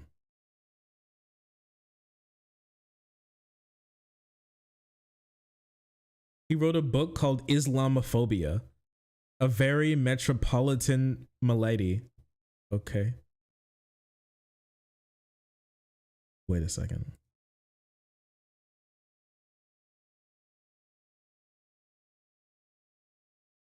2013 book. With his trademark wit. Okay. Delivers an alarming analysis of the post 9/11 world and devastating satire, the climate and fear in the West today. Murray's analysis is widely entertaining and yet ultimately profound. If absolutely everybody in the world agrees on something, then from the president of the United States to film stars, to pop stars, popes, bishops, atheists, blah, blah, blah, blah, then surely they must be right. Well, no, I think they are wrong. Wildly, terribly, embarrassingly, and dangerously wrong. Wait, I'm reading the synopsis of the book. I'm not bringing it up because it might show my address because this is on Amazon. So I'm just gonna be careful here. But I'm reading the synopsis to one of his books. Okay. Writes Murray, Islamophobia shows how so many of the celebrities above have at some point chosen to abandon any hope or wish to criticize Islam and instead decide to profess some degree of love for it. Love that Murray points out in this book is often irrational and certainly misguided. Murray is not afraid to name and shame. The book goes on a tour of Sebastian Fox to Boris Johnson, South Park, Tony Blair. What the fuck? Oh yeah, he's British. Who cares? He calls out Justin Bieber, the BBC, George Bush too. They may have done this from a range of good or bad reasons. Some of them have done it to save other people. But oh no, yeah, he's just going off about like Islamophobia really isn't that bad, and we need more of it, actually. Not only is there no need to be offensive, is there no need to be offensive at all times, but most Muslims just want to get on with their lives and peacefully, successfully as everybody else. But there is an unevenness in our societies that needs to be righted. To think that the answer to any criticism of Islam or Muslims is a delegitimization of critics, an indulgence of the self-pity, not to make an advance. Wait, an indulgence in self-pity is not to make an advance. Okay. Oh, he thinks the West is committing self-harm by caring about Islamophobia too much. Okay, good to know. All right. Well, we understand who this guy is. Okay, it's all coming together. I see it. Their only tactic is, hey, don't look at the 8,000 murdered children. Don't look at the 6,400 murdered women. Don't look at the fact that all the hospitals in northern Gaza have been shut down. Don't look at the fact that 4 out of 5 people in northern Gaza are starving right now, and half the people in southern Gaza are starving. Instead, anti-Semite. Now, wait a minute. I just told you how much I want peace and security for Israel, how much I hated what happened on October 7th. What you don't know is I started the Young Turks with 2 Jewish friends, and so the whole program is both Jews and Muslims. You know nothing. You know nothing. I have Jewish family and friends. Why in the war gods, as they go to Israel?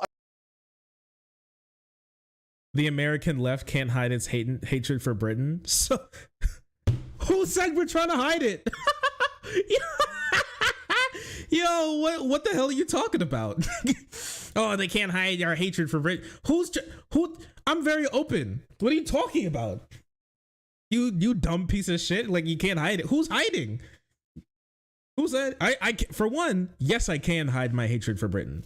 And 2, I do it very well. And 2, I'm not trying to hide it. You see all of it. I hate Britain and I hate you. What are you, crazy? I hate Britain so much, I'm not even racist. All right? I hate all of them. The black ones included. And all of them. Every Brit. I hate them. All of them. Black, brown, white, red, yellow, or blue. All of them. Throw them in the garbage bin, as you people would say. Do you hate H Bomber Guy? I've watched like probably 30 minutes of H Bomber Guy in my videos in my entire life. So I don't want to have to pull the trigger. But I won't like lose sleep at night because I don't really know anything about him, you know? It's like one of those things. It's like when you pass by, it's like when you drive past like a car crash and you see like the coroner's van there. Like I feel bad that something bad happened to somebody else, but I'm probably not going to think about it tomorrow. Anyways, I love him.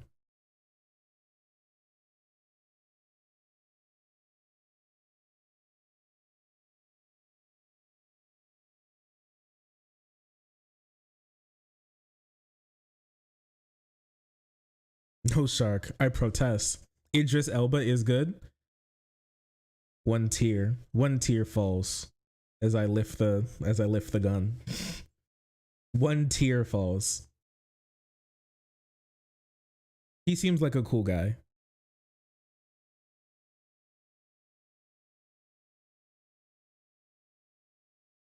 Bro said we can't hide it. Who's hiding?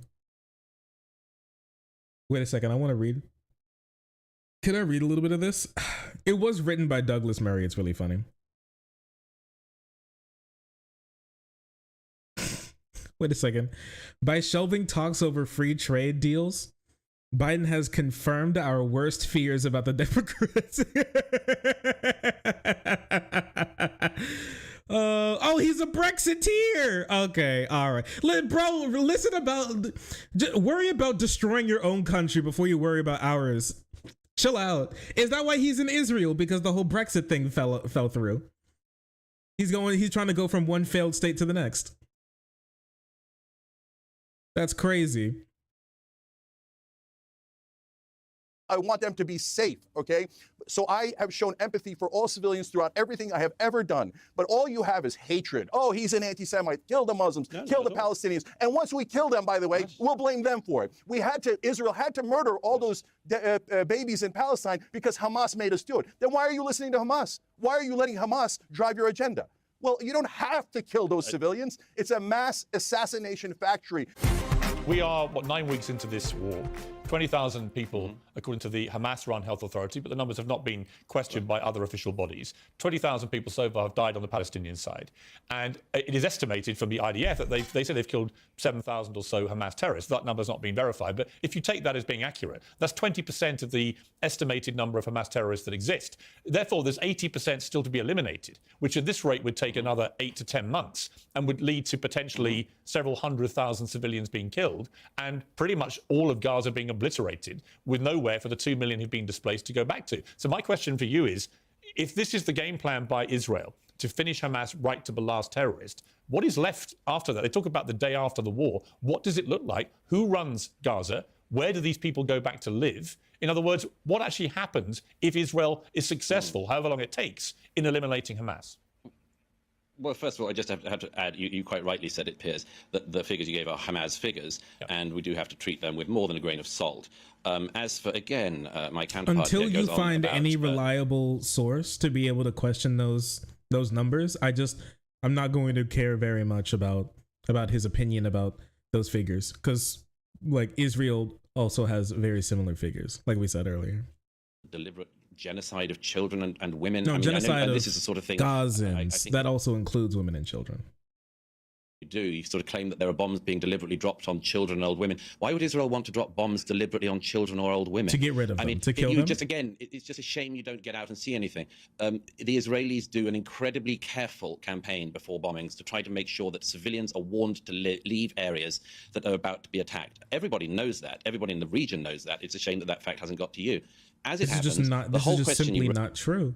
Then why does the UN disagree with that? You know, the people on the ground. Why did Red Crescent die?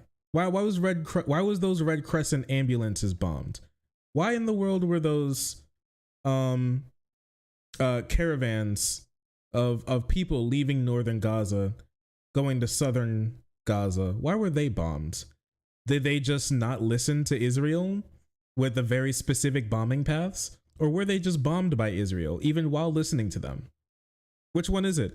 Do you think the UN and Red Crescent are just standing on what, like, are Israel soldiers going there and drawing a big cartoony Acme X on the ground, and then like a Israeli plane comes by and drops like a cartoonishly large like baby grand piano that's filled with explosives in it, and then like Red Crescent and UN fighters. Sorry, Red Crescent and UN service workers are just like standing on the X, and this guy's like, well, they had it coming.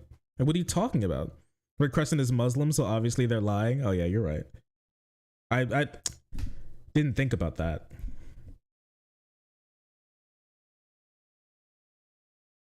Raised, Piers, is a very, very complex one. I don't have the answer. I don't believe anyone does have the answer about the day after. Nobody wants to rule the Gaza.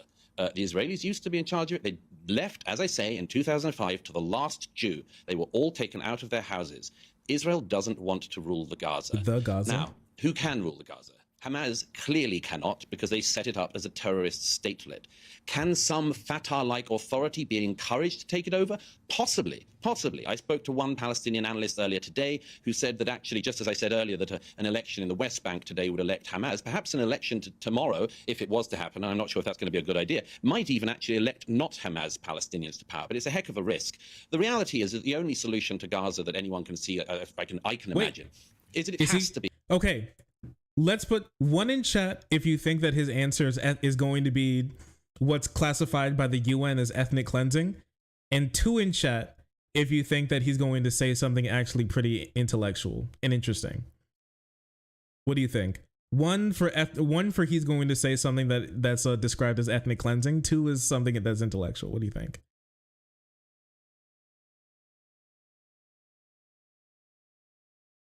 Well, I see a whole lot of ones. Let's see. Be a solution which involves multiple players in the region. Yo, Far Eastern Met, thank you so much for the tier 4 subscription. I appreciate you. Thank you. My subscription ran out just a few minutes ago. I saw the flash of I saw a flash in my mind of Joe Biden draining the color from my name. It was terrible. I'm so sorry that you got cursed with something like that. I thought we turned off that whole secretly inject thoughts and ideas into the brains of subscribers and people on the site to be able to slowly suggest them into subscribing on the site even more. But I'm glad that no matter what happened, I'm glad that it worked. Thank you for the sub. I appreciate you. Is a very complex question. It used to be ruled by Egypt, used to be run by Egypt. Can Egypt have a role? In my view, it has to have a role. Can Jordan be involved? In my view, yes, it has to have a role. Can the Gulf states, including those who've been pumping money to Hamas, have some kind of role? Yes, I would hope so. It cannot be Israel's task alone to deal with the question of the Gaza. It has to involve multiple players in the region, but there's one kicker to that, which is that none of the Arabs in this region that I'm sitting in care a jot about the Palestinians. They really do not. If they did, for all of their talk, they would have done something. They would not have decided to keep the Palestinians out, as they have in country after country. Queen Rania can invite the Gazans into Jordan. She can invite the West Bank Palestinians into Jordan. She doesn't. Egypt could open its border with Gaza. It doesn't. The Egyptian border with Gaza is firmer and more closely locked than the Israeli ones. There are Gazan workers who, until the atrocities of October the 7th, every day were going through the Eretz crossings and others to work in Israel and to earn a decent living. Were there workers going in daily into Egypt? No, because the Egyptians don't want Palestinians in their country. So the only solution is a regional one, but I'm afraid in this region there are very few people who care about. And it seems like Israel's one of. Okay, so once again, he said earlier that they could just take Gazans, that there could just be more Gazan diaspora. Ethnic cleansing, that's what that is by definition. Thank you, Marjorie. Very real. I don't know. I think it should be Israel's fault. Like I think it's the US's fault and the US's responsibility to deal with problems in like Central and South America. The reason being is because we caused a lot of their problems. And so it's our responsibility to help take care of those people because we destroyed a lot of their homes. With this being said, Israel's responsibility is to take care of the Gazans and Palestinians in general because of the Nakba that happened in 1948, because of the continued decades of subjugation and bombings and the power imbalance between those two states as well. I don't really care about any other states here because Israel's the ones that's doing the bomb. Last time I checked, Egypt is not bombing Gaza. I could be wrong. And anybody please correct me if I'm wrong, but Egypt is not bombing Gaza right now, as far as I know. But please correct me if I'm wrong. Egypt is not bombing Gaza. It's not really happening.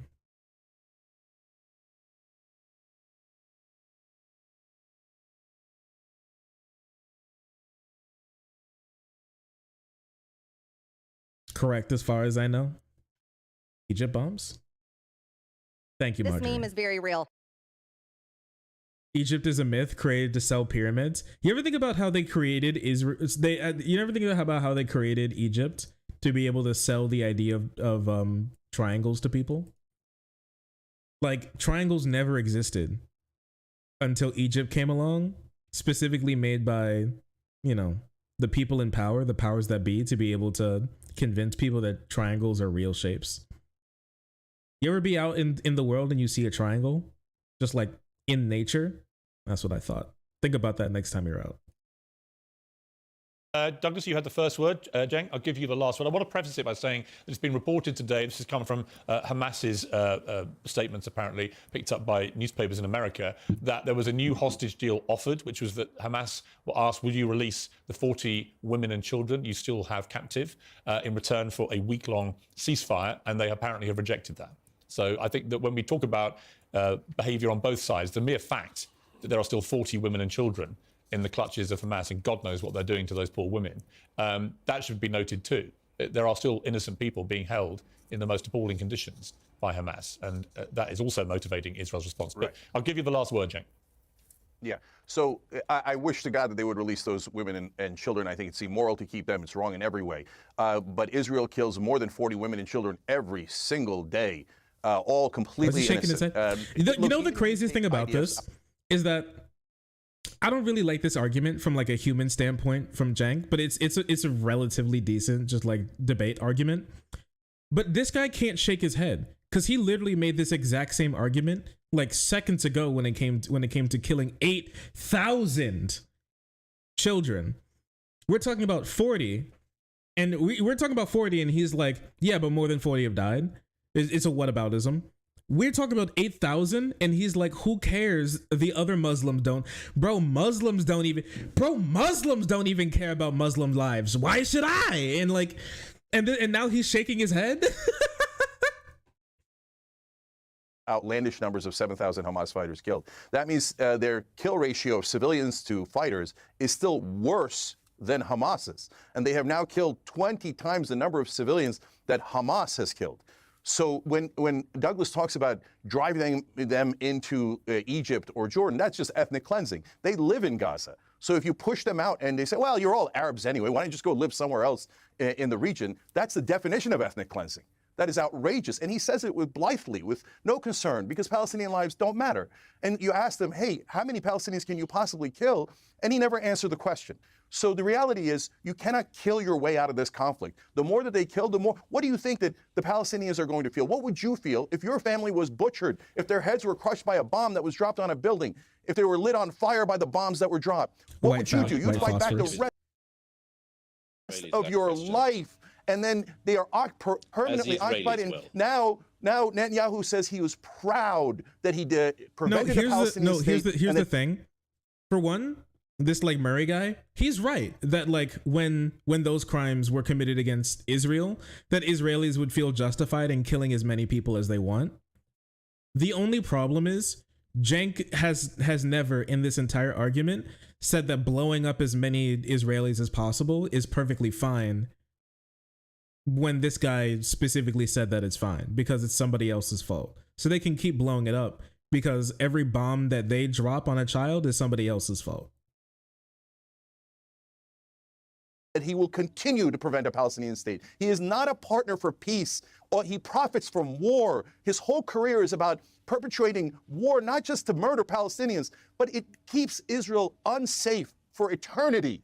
So the whole point of Israel is to be a safe haven for oppressed Jews throughout the world. It cannot be a safe haven as long as you're imprisoning 5 million Palestinians and saying, we are never, ever going to let you go. And if you ever dare oppose us, we will kill your women and children. It's disgusting. It's not what Israel was meant to do. Also, one thing that hasn't been talked about yet, I was hoping that Cenk was going to bring this up. Unfortunately, it was not brought up.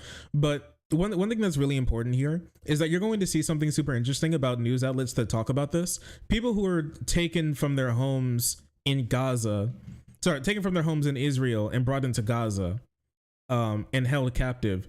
Those people are hostages, but people who are just scooped up off the street in the West Bank, captured, beaten, tortured, humiliated, and kept in cages for like without like any legal recourse, without any charges, and just held forever, indefinitely, who are Palestinians inside of Israel. Those people are not only, they're not even considered prisoners, and sometimes they're called prisoners, sometimes they're not even called prisoners. People just don't refer to them at all because they don't even care, right? People will post pictures of like children, babies in literally babies in literal dog cages, and say that this is what the Palestinians are doing to Israelis, when it's actually Gazan and Palestinian children.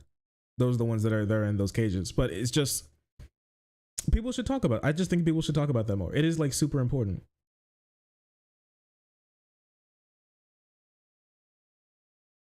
No, they're referred to as terrorists. Oh yeah, I think this guy would probably say, do you think that this guy even likes the hostage deals?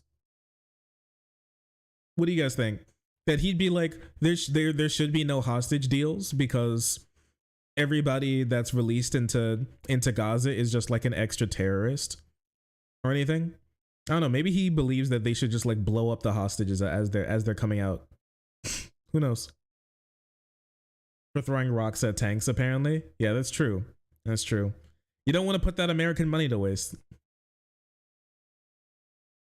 Urge you again, Cenk. Leave your bedroom sometime and come to this region. See if hey, I thought I was supposed to get the last word. It's talking about bedrooms. Hey, you care about the babies. You care about the women. Douglas, why don't you admit you don't care about dead Palestinian babies, dead Palestinian women, because you don't mind it. Israel. You say right or wrong, no matter how many people they have murdered, no matter how many kids they have crushed to death, you don't care because you don't care about human beings. All you want is some sort of warmongering. Anyways, I think the Yap session is basically over. I think Cenk did like a pretty reasonable job here, if I'm going to be completely honest with you. This Murray guy is genuinely insane. I think anybody who like genuinely looks at this is going to be able to tell that this guy is like, this guy is cooking up genocide in his pockets. But I don't know, a lot of people don't care.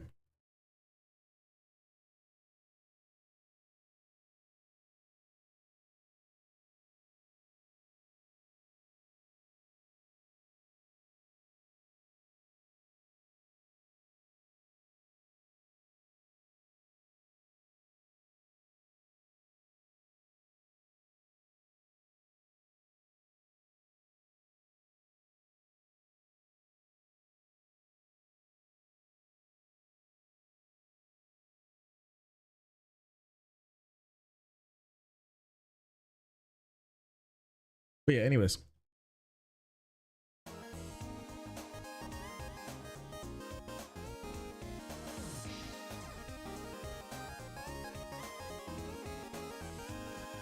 Good music. Good music.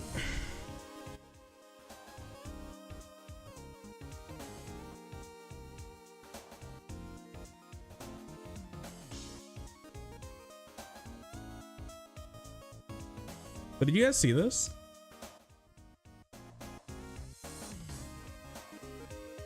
Wait 1 second. Guys, look how crazy this like safari trip boat driver's going.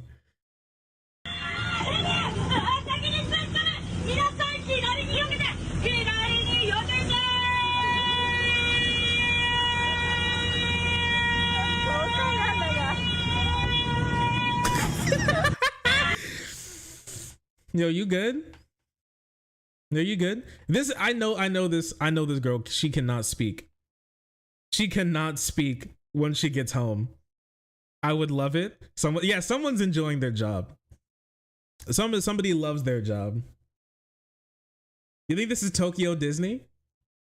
Somebody's having fun. Like finally, like jobs for theater kids. I feel like Disney is around the same way like random jobs are around in Lilo and Stitch. Remember in Lilo and Stitch where like a lot of it was episodic, find an experiment that got water on it, causing trouble, and then give them a job in like the human world. I feel like Disney is that for like band kids. You know what I mean? Like the band kids, they're like band kids and theater kids. They don't really fit in the normal world and they cause trouble if left to their own devices. So like certain jobs pop up to be able to give them roles in society without being like explicitly harmful. And I feel like stuff like this is definitely one of those things. It's either that or fascism. Yeah, it's either that or becoming like a fascist or racist femboy on Discord, I guess.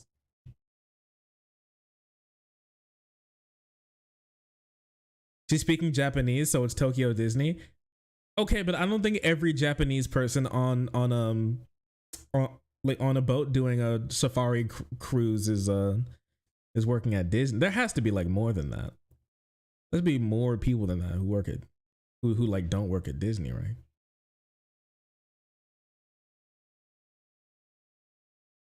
My bathroom sink just exploded. What do I do? You let that sink in. Ooh, you let that sink in. That's what you do. It'd be crazy if this was Florida Disney. Call a plumber.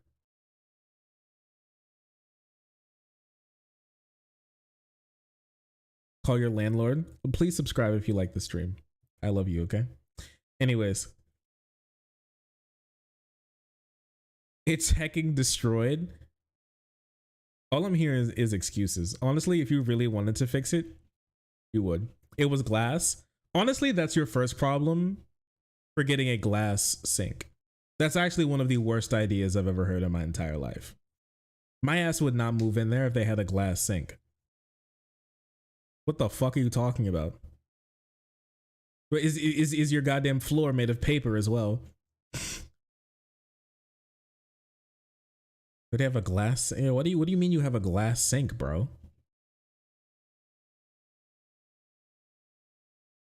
My girl. Glass sink? Like let's be real for a second, okay?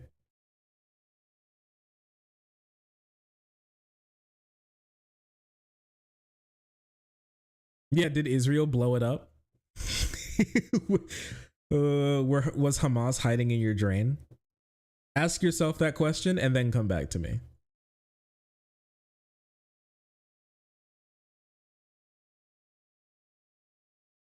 Why you want to stream chat asking for advice? No. She should definitely be asking for advice here. And this is the place to get it.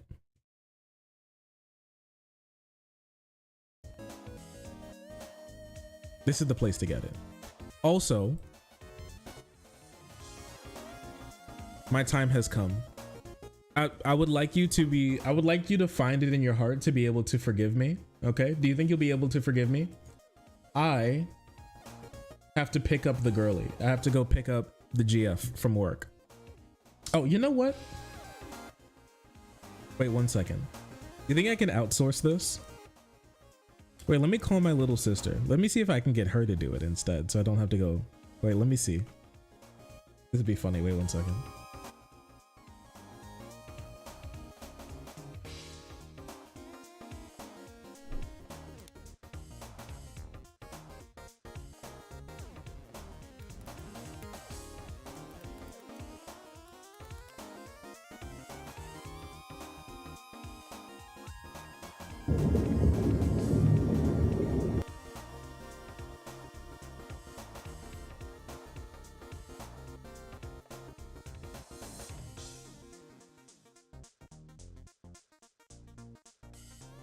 Oh yeah, also, we're gonna be on like a little break. I also have to pee. So I'll be right back. Enjoy the music.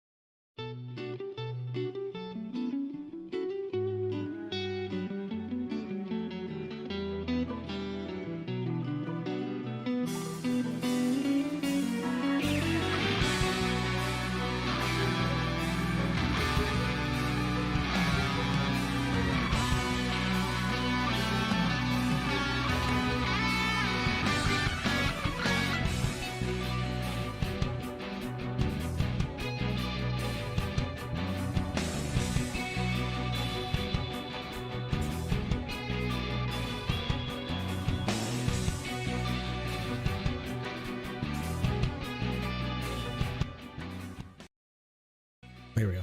All right, I'm back. What's going on?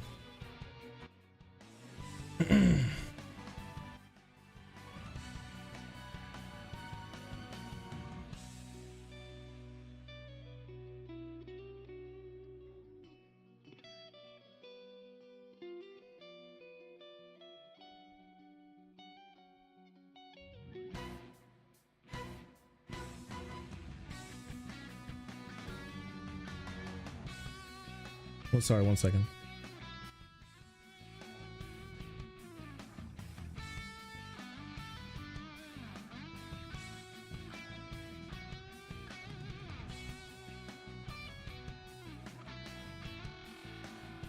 All right.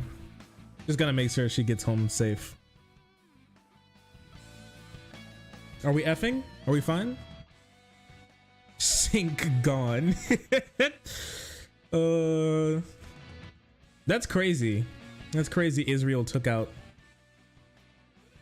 her sink just like that too, huh? That's so disrespectful. Yo, did you guys see this?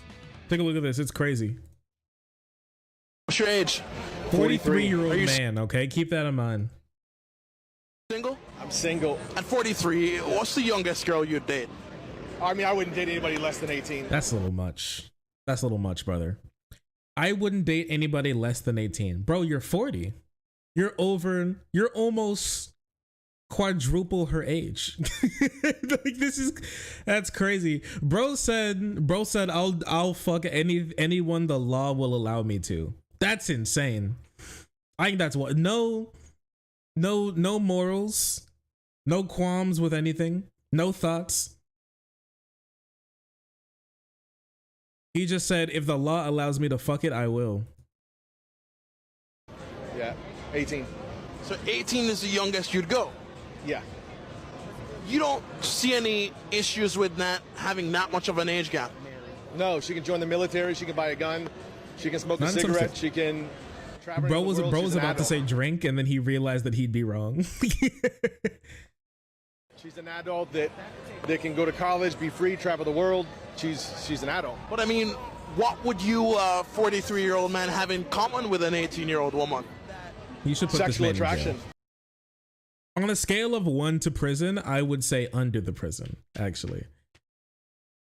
So, man, man, what in the world would you have to talk about with your 18-year-old girlfriend?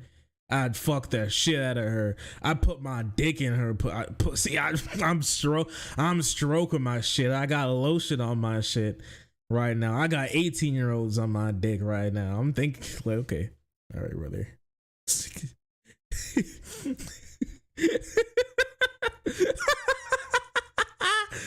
Oh, that woman's face says it all. Listen, the girls aren't stupid. They know what you're talking about. All right. This is crazy. Is it delayed for anybody else? Wait a second. All right. Polo, when I say Marco, okay? Ready? Marco. Quick, be quick.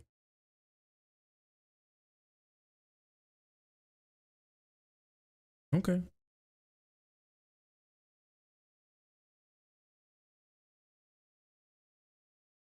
All right. Type 2 in chat, please.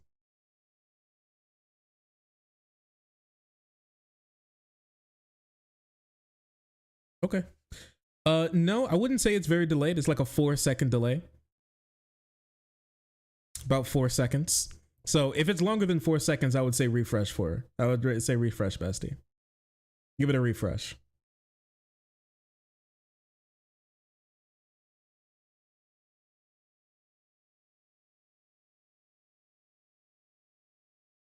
Fun fact. I got lotion on my dick. Guys said it in exchange. In an exchange he had with a minor. Oh. Dream, dream, dream, dream, dream, dream. Confidence, experience, protection, provision. And you feel like you'd be able to provide more for her than a guy her age would? Absolutely. 100%. Man, So why should I have to compete with a 40-year-old man? What are you talking about? Chat, is this true that 18-year-old girls love 40-year-old men? Is this true? Because I know that there are some insane young girls out there where it's like a little true, but I think that's a problem. Who said that? That was Nibiru. I don't know. Nibiru. More of a 25-year-old. I know insane girls, sadly. Yeah, I mean, I know there are some insane young women out there who are looking for men that are like as old as their own like dads. But I don't think that's very often. And they get preyed upon as well. Society frown upon that then? I would say there's a lot of men that have their children and always want to view them as their little girl, but they're not. The biblical verse is that when a man or a woman becomes of age, you leave your parents. And now you're an adult to choose to cling to somebody else, to become one. That's what sex is, becoming one with somebody. Oh no, this guy, wait, that's like an argument to have like a 13-year-old girlfriend, bro. Chill. Whoa, hang on. Does this street interviewer even know what he's listening to right now? Do you think he even gets it? This is crazy to me.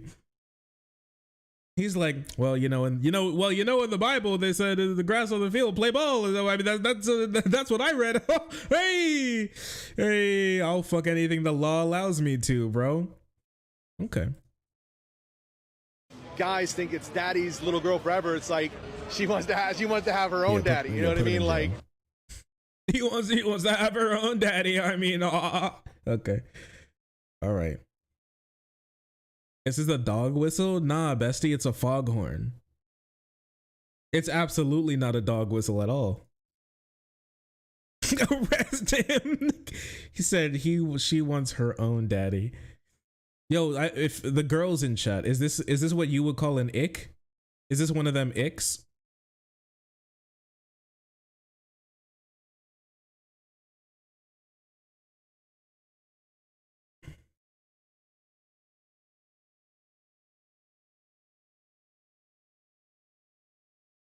That line should be illegal.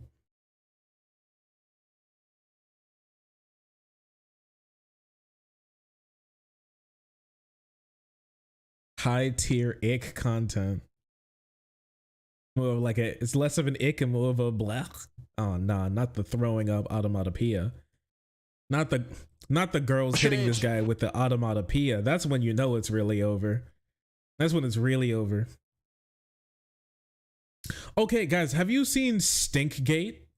Have you been seeing what's been going on with Stinkgate recently? This is something that I've only seen like a little bit of, but the pungent president himself, Donald Trump, what he's been fighting when the CIA, the deep state, the leftists, the socialists, the communists, Nancy Pelosi, the Democrats, the demon rats, all right?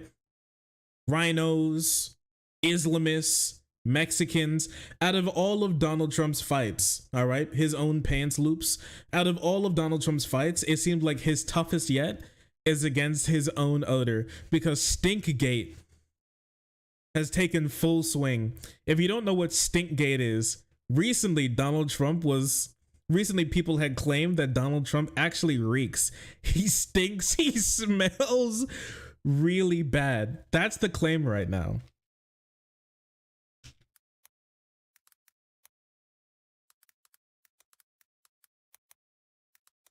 I would imagine. It kind of seems like he stinks, I can't lie. I cannot lie. Oh wait, here, 1 second.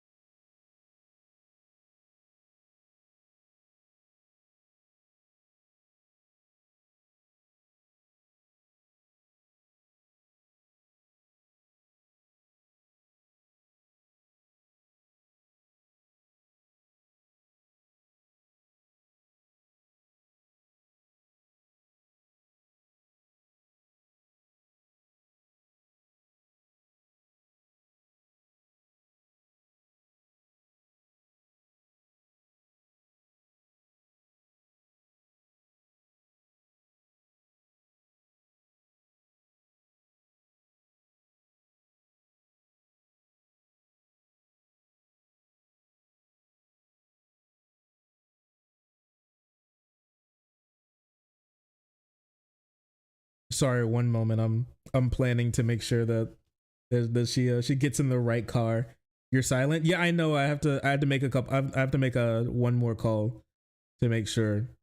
Yes, I did mute my microphone. Here, 1 second. Sorry. Just have to make a call to make sure everybody gets to a place safe. It's actually a little important. One moment.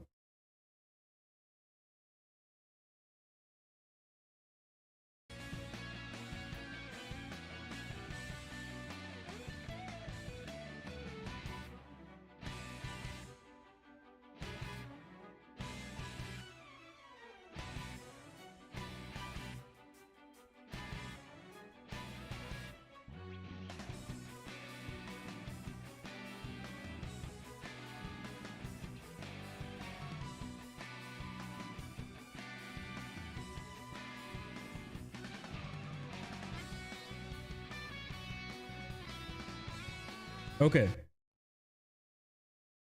Okay, we're done. We're done. I got it.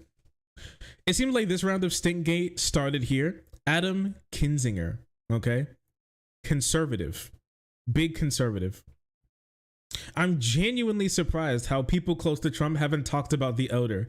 It's truly something to behold. Wear a mask if you can. So listen. This is kind of crazy if I'm gonna be honest. This guy's a little crazy if I'm gonna be honest. So straight up out of nowhere, this guy's like, yo, bro, Donald Trump fucking reeks. He stinks, he smells terrible, and nobody is strong enough. Nobody is strong enough to be able to stand up to the pungent president. All right, the putrid breast, the funky fascist, Commander Stink himself. Nobody wants to say it. Nobody's strong enough, except for this one man. All right, Diaper Donnie, as we like to call him around here. I always wondered about that. I heard that one actually. I strongly feel like I could have gone without this information. Trump wears diapers for a couple reasons. Reason number one and reason number two. Actually, that's a good one. That's a good mom joke. Stinky doodle dandy. Good lord. The commode commander.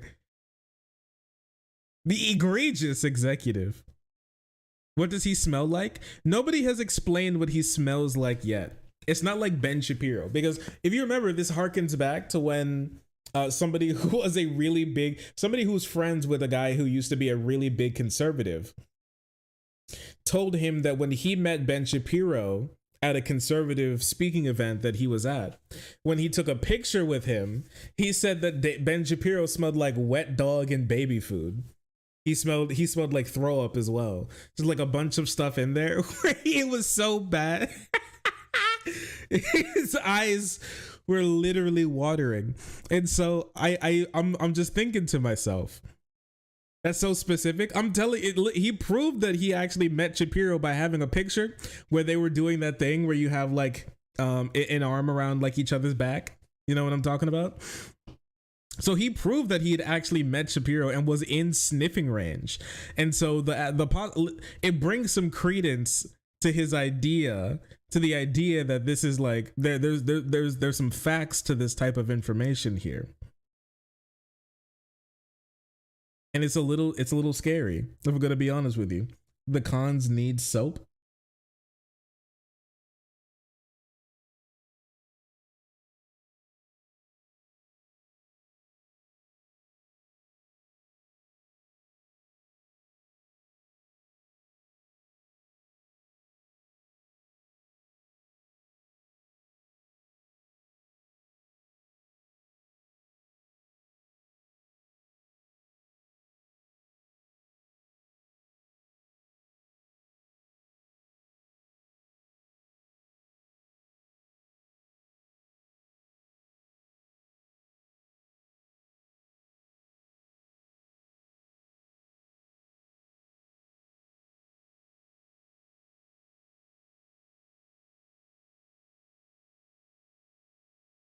There we go. There we go. He stinks. The stench burned an idea in his mind, apparently. It's crazy. He said, listen, look at the cope. What are you, 7? This is pathetic. You know what's pathetic? Bro's inability to wash himself. That's what's really pathetic here. The fact that he never goes on to clean his stinky booty hole. That's the real pathetic thing here, all right? Walking out of the house smelling like Fritos and vomit is not that's not okay. I don't want that man to be my president. My president can't stink. He can't stink. I'm not for it.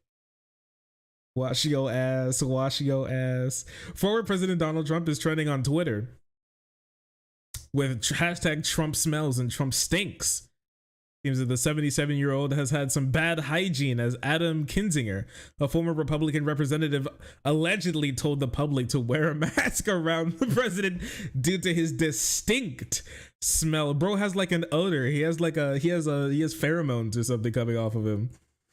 You think he walks around beforehand, before he starts his speeches, like pissing in random places to mark his territory to stop Nancy Pelosi from showing up? That'd be crazy. That'd be crazy. Days after Kinzinger's post went viral, the hashtag Trump smells began to trend. Now it's the number one topic on Twitter, as people cannot stop talking about Trump's BO. One user shared a series of photos showing people near Donald Trump who are seemingly in discomfort to his nasty smell. Ooh, wait a second.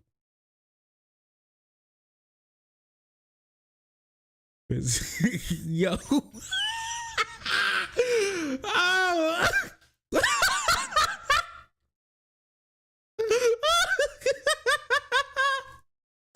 Oh.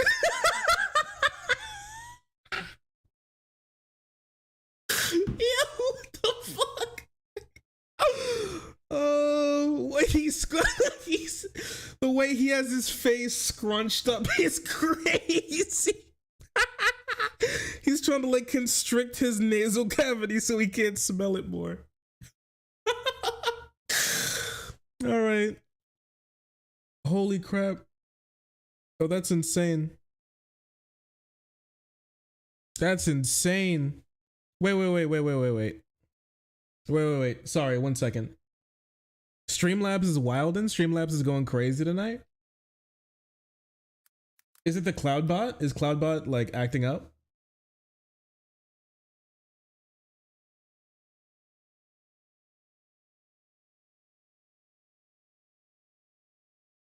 Actually, here we go.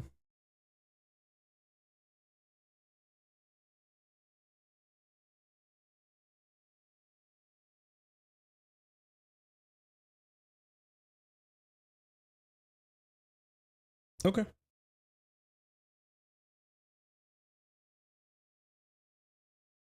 I just type in oh no, but in all caps. No, it's okay. I usually let my mods do the moderating. I accidentally had the bot moderation on. I don't think we really need it unless any Twitch chat mod thinks that we do. Just let me know. Man doesn't know what deodorant is. You know how bad it must be? Because here's the thing, okay? Somebody stinking is one thing, especially if it's their breath that stinks. But can you even imagine having to show up at and stand next to Trump for an extended period of time? Because you know this guy's speeches go on for like hours, okay? So like over time, he's just building up this stink bomb next to him, this stink aura that he's inside of as he's like cooking up like the dirty bubble from SpongeBob, you know what I mean? It's crazy. It's stink domain. Domain open. Pungent president. Oh, what do you think Trump's domain would be?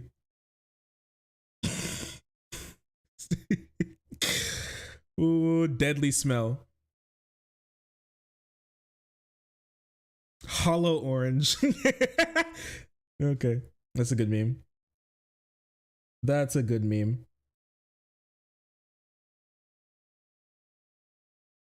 Yo, you think they could drop him on a war zone and it would clear it out? Or do you think that would count as chemical warfare? Wait a second. Wait, there's more apparently. Yo, look at this. Wait, look at all their faces. This shit's crazy. Do you think like the way holy crap, do you think Donald Trump runs his cabinet like Davy Jones or something? You know? You think he runs it like Jack Sparrow? Like if you do something wrong, he gets close to you and breathes. He goes and breathes in your face. If you do something if you do something bad, and he forces you to sniff it.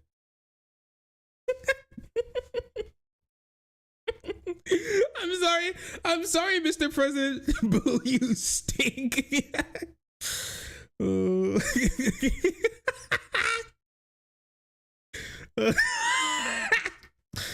I remember this interview. This one went crazy. His massive shitty booty.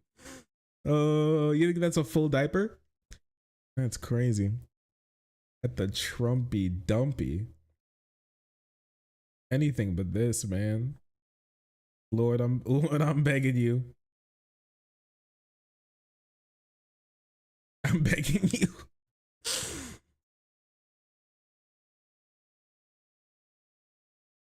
Baby powder can only do so much. Bro, he's turned that shit into baby paste. I don't think he can do that anymore. I don't think baby powder can save him anymore. It's too late. It's too late. He sweat through it all.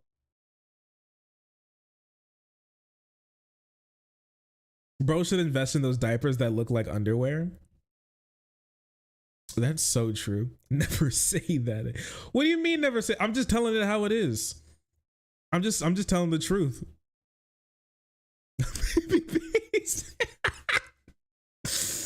I'm just telling it how it is. A lot of people can't keep up with the truth. They can't handle the truth.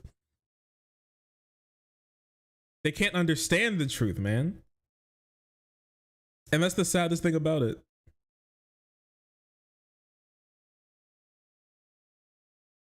Wait a second.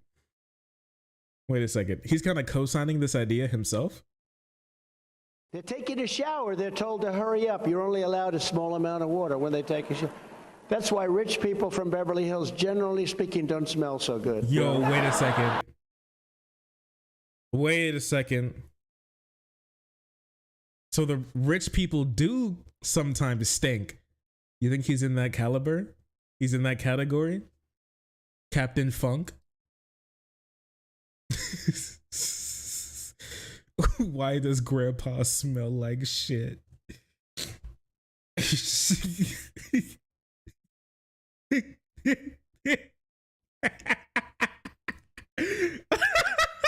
a second.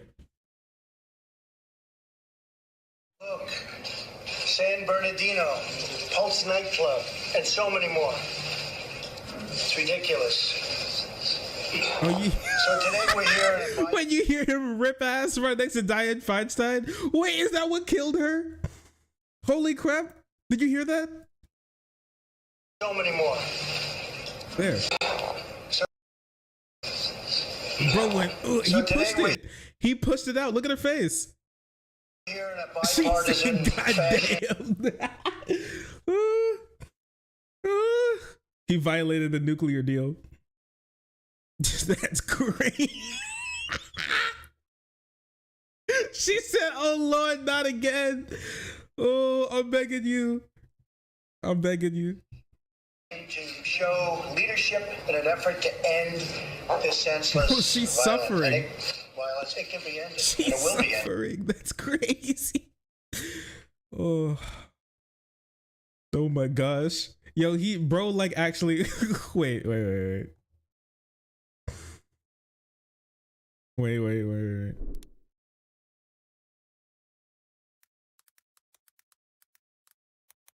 What's that react video of the guy that stinks? He smells himself and he starts walking through a city as like his funk rays start to melt buildings. You know what I'm talking about?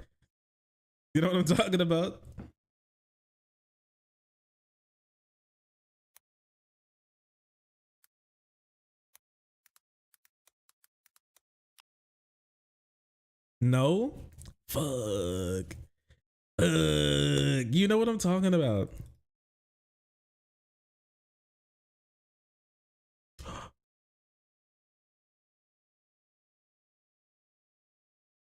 Look who arrived.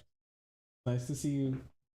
Listen, don't go back to your Broward County days. It doesn't have to be like it doesn't have to be like this. No. You told me last minute. Wait. Baby.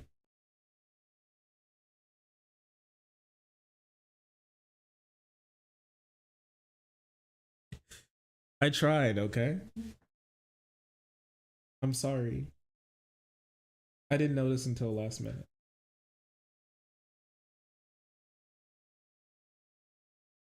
Did you get picked up all right?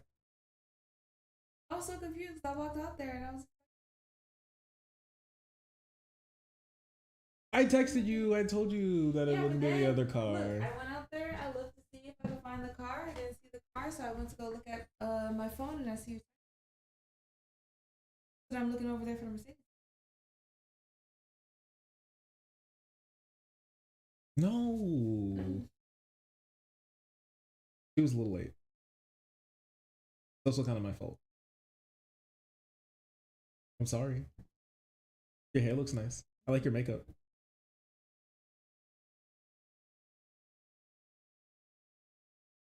You want something to eat? What do you want? You don't know? You want to do the dash? Whatever you want.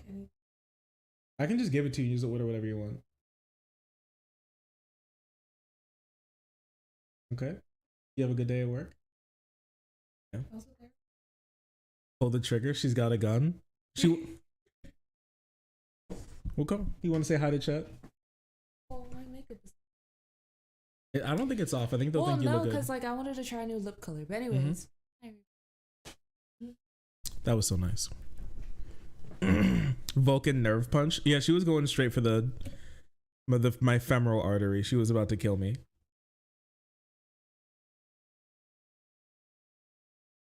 Don't put that gun away. Don't return to your Broward County day. This is what I said yesterday. You can take the girl out of Broward, but you can't take the Broward out of the girl. I will. Don't worry. I'm scared. Yeah, you're right.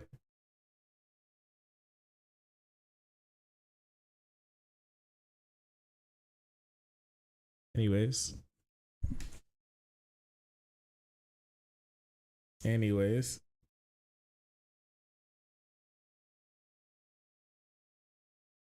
Nice to see you all.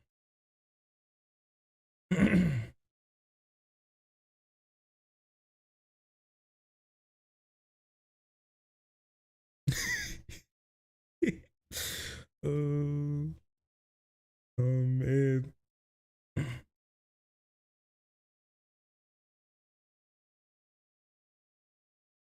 You think this is how Trump actually beat Hillary on the debate stage? He was trying to throw her off her game.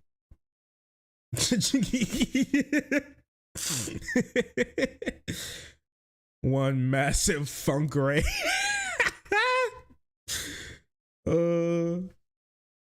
Chemical warfare. Yeah, it's crazy. It'd be crazy. What is that thing? Don't worry about it, okay? She's fighting for her life. That's all you need to know. Pray for her.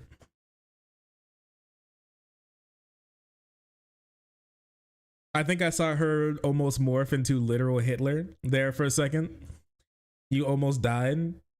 I was just gonna stay tough. Listen. I did tell her already that if I was to be killed, that I would want her to be doing the killing, so. Also, Periwinkle 43, thank you so much for the tier 1. I really appreciate you. Thank you for that. Thank you. She's got a gun. She's got a gun. Run, everybody get down. She's big mad. She's a little mad. It's okay. So you gotta when you're the boyfriend, you gotta just be like, oopsie, you know? Yo, you think he smells like old onion rings? It's very possible.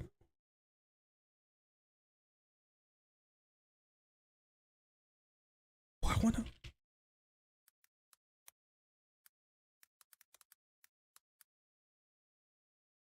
I want to find this. The one nobody knows what I'm talking about.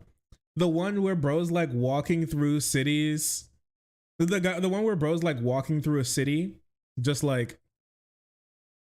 he smells himself and then he starts walking, and then like buildings start melting and a plane comes down and the sun hides itself under the horizon because he smells so bad. You all have never seen this video before? Are you serious? Am I the only one here? Nobody else has seen it?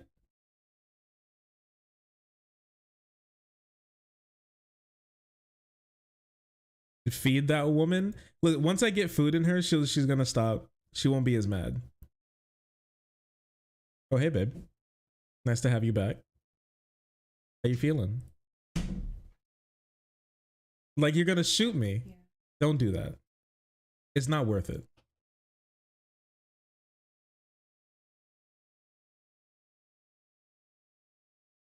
You take my phone? Oh, okay. Girlfriend jump scare, black woman jump scare. Don't you say rar like that. Get out of here. You use the one on your left because you're a goofball. Give me the phone. You don't know how to operate a phone. You did it so bad. It's at it put on the 25-second timer. It was 30. What? What am I gonna do with you? Love you too. Here, do the dash. Don't you encourage her by saying rar XD. Stop it.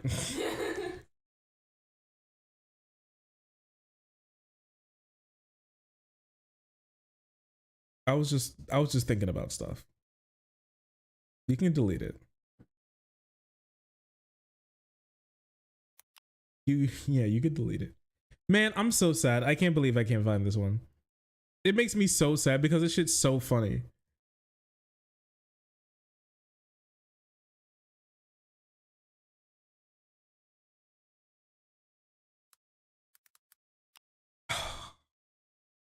This sucks. If I ever find it, if anybody finds it, please send it to me. Please send it to me. I want it so bad. I want it so bad. It was so crazy. Oh, Lord. They changed the media tab. Oh, Lord. I typed in the word stink on Twitter and porn came up. And feet. Oh, no. Help me. Oh, Lord. Oh, some of this stuff's nasty. Yo, what is this website, bro? I think I'm going to throw up. Do I want your feet? We'll talk about it after stream. Don't do this now.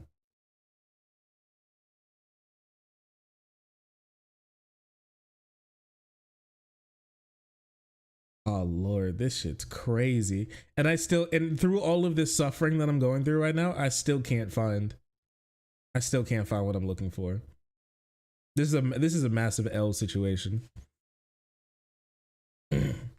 Not the freaks. Yeah, the feet freaks are out. They're out in force.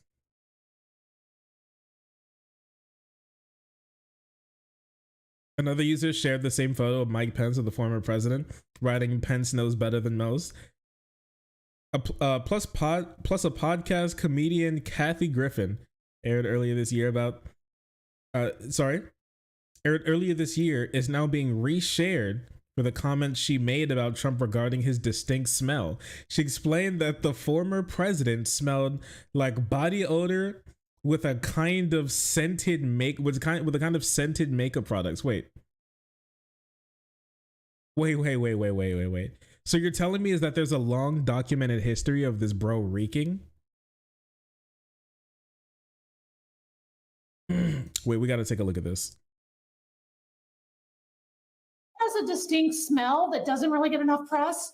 It's like body odor with kind of like a scented makeup products, but you can smell the hair products even outdoors.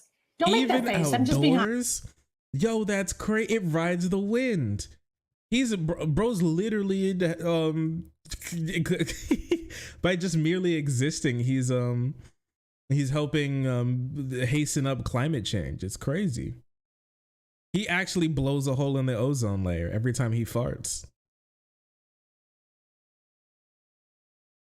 He's like a Yu-Gi-Oh player. That's crazy. I know. I don't know. Maybe somebody needs to make a candle with that scent. Yeah, because that'll fly off the shelves, right? Fly off the shelves. The Trump stink. Yo, what did you get? You're shopping at Wendy's? We're going to Wendino? Go ahead, justify your order. Wendy's, huh? No. What? Wendy's, huh? The pretzel baconator? Is that what you really want? In your heart? What why? Why am I gonna hand it back to you? What else were you gonna do? You're not getting something else. It's what you wanted. You want to get something with chicken in it instead? I don't believe so. Wendy's is mid. Wendy's chili time. Let's go. Please leave me alone. Don't do this. Yo, the pretzel baconator goes hard. Get her a Frosty. We do have ice cream. Yo, are you gonna eat ice cream today? Can I get a little bit? In a little cup? What, you were looking for me eating it like a full bowl or something? You're gonna make a smoothie with it? You're gonna eat it out the tub.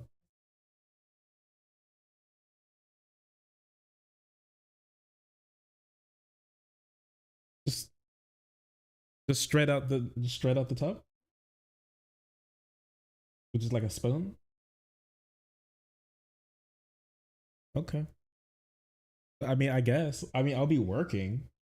Unless you're just gonna sit next to me and hand feed me ice cream. You're gonna pull up and just hand feed me ice cream throughout the stream. Okay, you can do that, but also bring a cup too. Appreciate you, babe. It saves dishes. Shark, do you like baconators? What do you think, baby? Do I like baconators? No? You think I'm a bacon hater?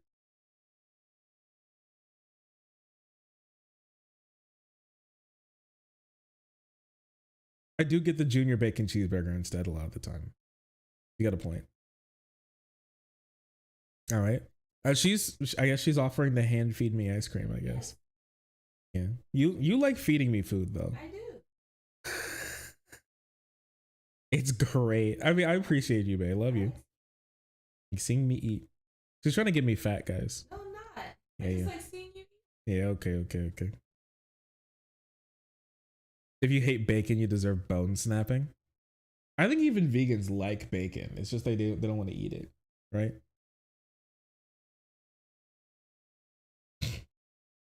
I don't even know what to get. Am I gonna get something?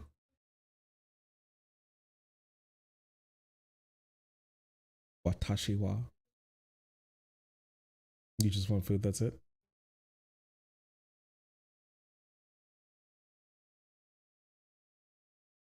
You want to make cookies tomorrow? Yes, wait. Well, when are you off after work? When do you go into work? Oh, we can make cookies before you go to work.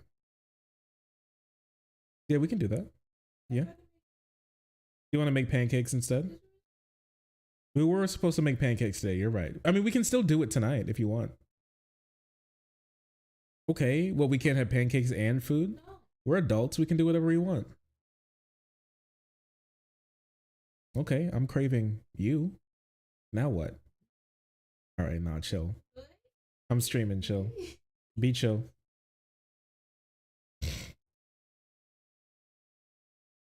Do I even... You know what? I'm just getting a little sandwich again. I was thinking about getting a full sandwich, but I was like, am I going to feel bad about myself eating a full sandwich? And I think the answer is yes. So I'll get a little sandwich instead, and then we're just gonna run it. And then sandwich I had earlier. I had a sandwich earlier. Oh yeah, you're right. I did have a sandwich earlier. Actually, I'm not getting any sandwich at all. I'm getting a small fry. When Dino. Here, you can finish the rest. Thank you, doll. You've what? Yeah.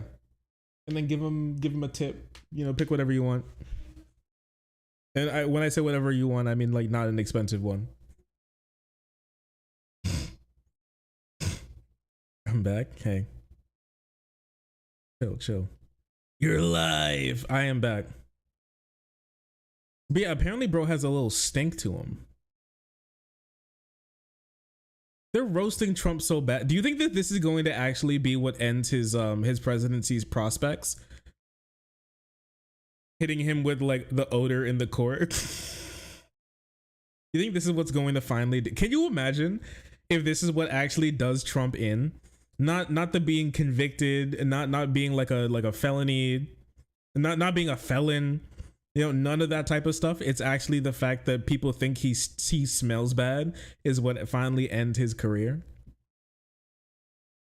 That genuinely would be insane. That'd be great. That'd be so funny. That's the real reason they took him off the ballot. Yeah, they didn't want other Trump supporters to be there. They didn't want to smell him. They didn't want to smell him. But that's wild. That's crazy. W Colorado. It's a little bit of a W. A little bit of a W status. You good over there?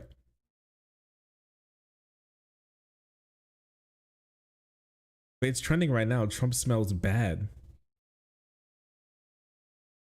No, apparently he smells like scented makeup and what was it? Like dog food or something? He smells like doo-doo garbo, apparently.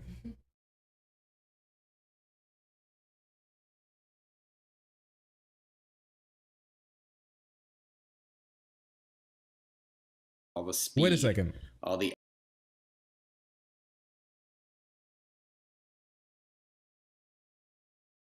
Wait, what is this? Some thoughts about Diaper Dawn? Wait, this is from 2020. the diapers is not a joke. It depends. You know, Diaper Don is trending, but it's based in reality. He would often soil himself on The Apprentice set. He's incontinent from all the speed, all the Adderall he does, the cocaine that he's done for decades. You know, all that stuff has a laxative, and it has an effect on your. He has a loose booty hole, and his are uncontrollable. He's worn diapers since probably the 90s, but I saw it firsthand in the 2000s on Celebrity Apprentice in late 2000s, and we'd have to stop the show and change him, you know, and that was Keith Schiller's job. He would take him off set, he would wipe him down. Wait. He would wipe him down? Wait, you're telling me bro wasn't changing his own diapers? He was on his goo goo gaga shit. He'd have to bring him into the bathroom, and they would baby powder his booty hole. Are you serious? Oh my God, man can't change himself. And listen, but people like Rogan called Joseph R. Biden Jr. Unable to be president. Bro's like shitting himself because he takes too many drugs. Name for Keith was wet wipes. It's not a joke. It's happened several times. And you've seen it happen while he's in office. You've seen he was in the Oval Office with Erdogan, and you could clearly hear him. Wait, did he mean, okay, do you actually pronounce his name Erdogan? Because like I've always heard Erdogan, but bro just said Erdogan. Is that not true? That's not how you pronounce his name actually, right? Yes, it's Erdogan. Okay. Erdogan. Star Wars ass name. You stop being racism. Happened while he's in office. You've seen he was in the Oval Office with Erdogan, and you could clearly hear him sort of evacuating himself. He's got Hershey's in front of Senator Feinstein, Dianne Feinstein, at a press conference.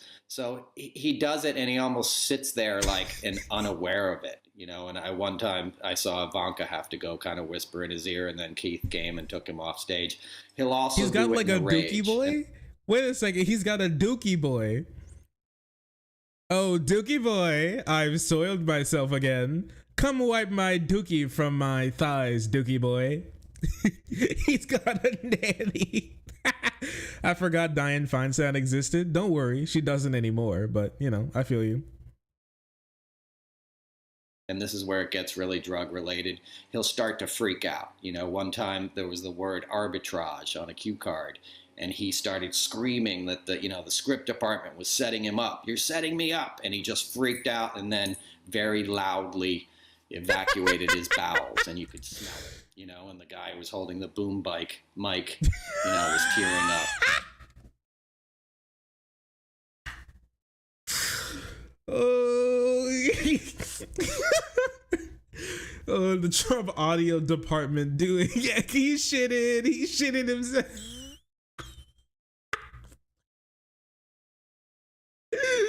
Oh, he's just like, you're setting me up.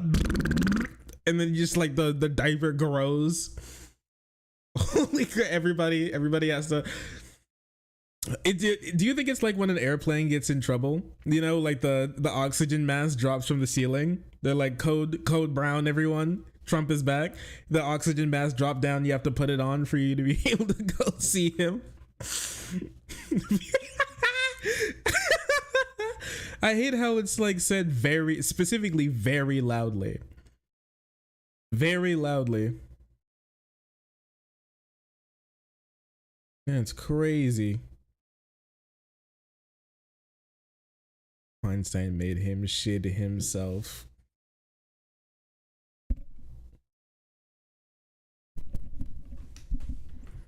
Honestly, I'm far in. I don't know how to party. I bet it sound. Oh, it definitely sounded wet. It sounded like it probably sounded like playing a trumpet into a cover, you know.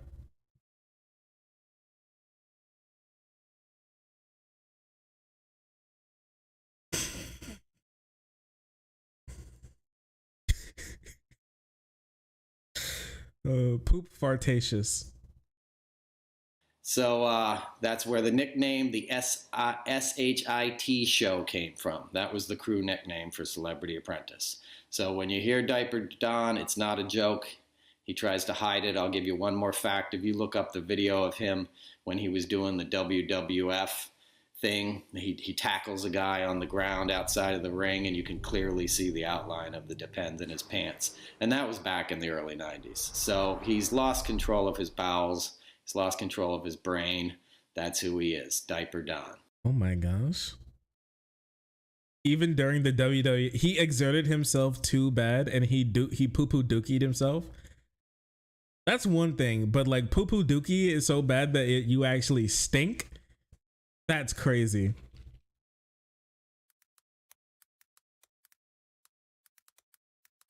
Trump diaper outline WWF. Let's see. WWE star reveals Donald Trump had to wear a diaper. A lot of this has been coming out recently.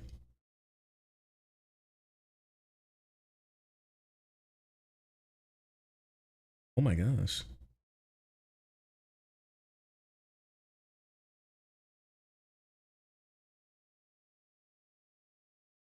All right, we're gonna do a little ass inspection really quick. Good Lord. I can't lie. That do look like a diaper outline. Oh my gosh, it kind of does. There it is. Donald Dumpy. Yo, baby doll. You've had some experience with diapers and stuff, right, in your life? No? You've seen a diaper before. Yeah. I'm not saying that you've pooped in diapers before. You probably have. I don't know. Well, I don't know what they do in Broward County. But like you've experienced people wearing diapers before, right? Babies, can you come here for a second? Can you do a little inspection? really quick? Does this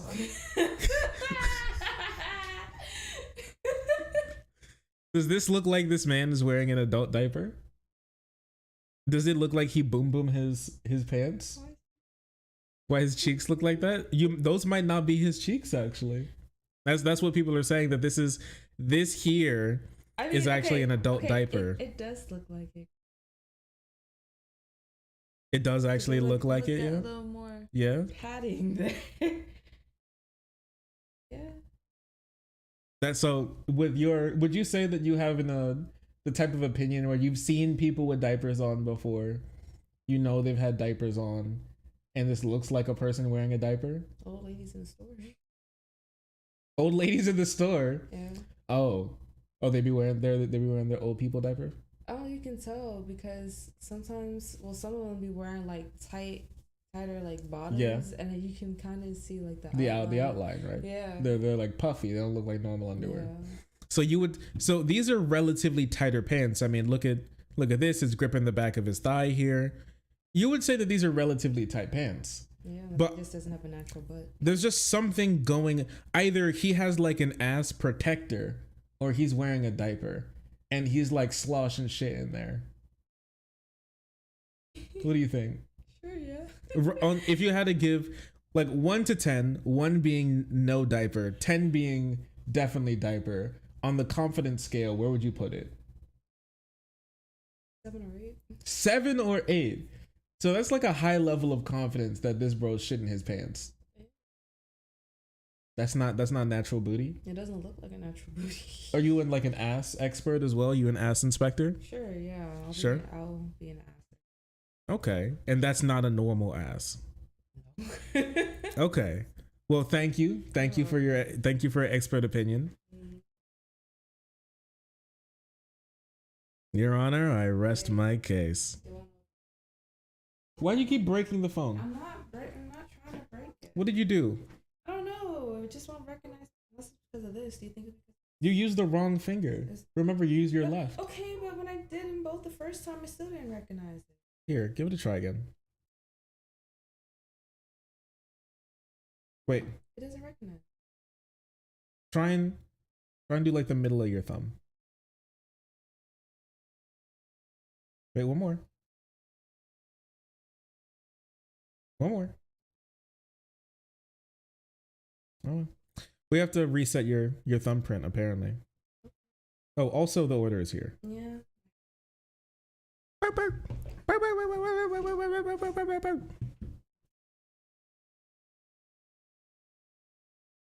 All right, well. Honestly, I'm far in. I don't know how to party. Bro's actually dookieing his pants. I think that's crazy.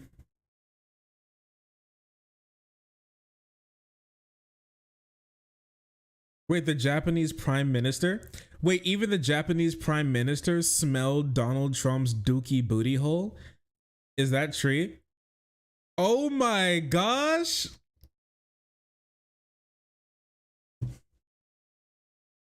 Oh my gosh. Bro was funking up Shinzo Abe? Was this what actually killed Shinzo Abe? The art of the diaper. This may have been what killed him. It put like Trump's dookie booty hole put him in the position to actually die from the doohickey. That poor chair. You think it's brown?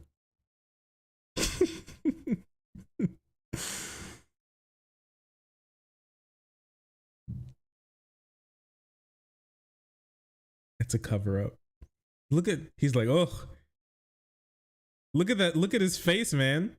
He's like leaning out. He's like trying to get back as far as he can after it. That's crazy. There's something terrible. A lot of people, this is making us go back through the entire history of Donald Trump and realize that this guy has been the real poop fartatious the entire time.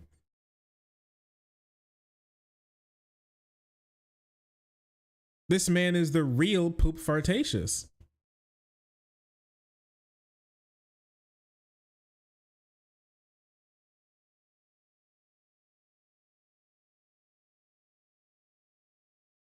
He's moving back to get some fresh air.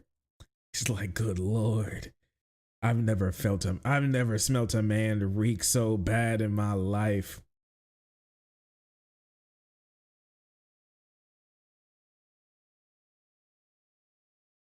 He was accused of not changing the diaper. Well, I mean, people said that he can't change it himself, right? So he needs help.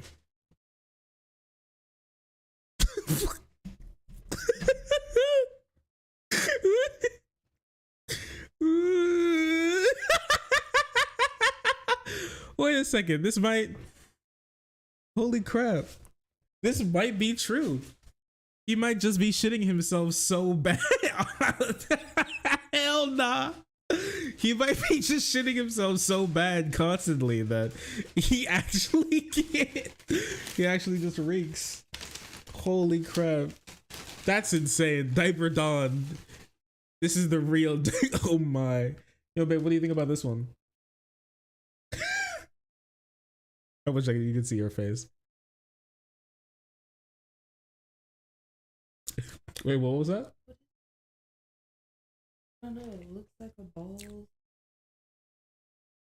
I don't think his dick that big, baby. Many people are saying that that's his diaper.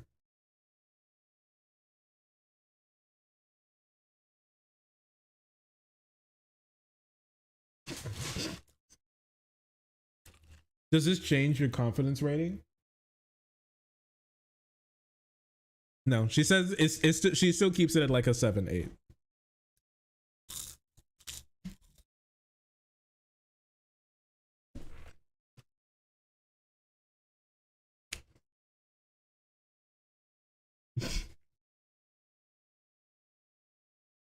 Also, that thing's definitely full.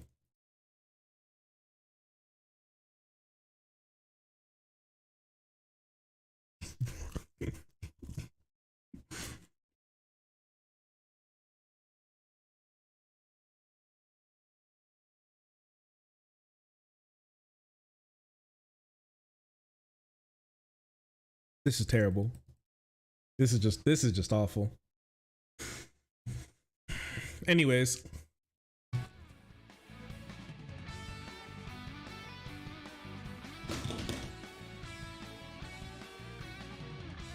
No, my fries.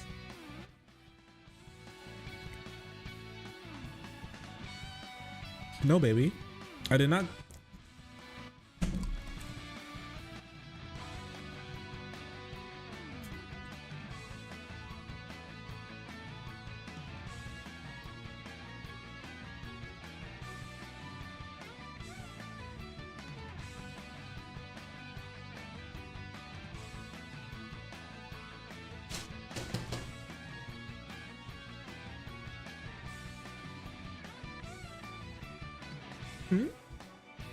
No, thank you, babe.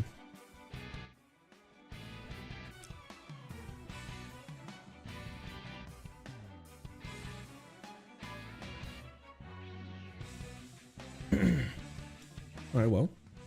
What do you think, chat? Did we learn something new today? I think we learned a little bit. Is prolonging in this country, which is prolonging where we have foreigners coming in and, you know, taking over our jobs.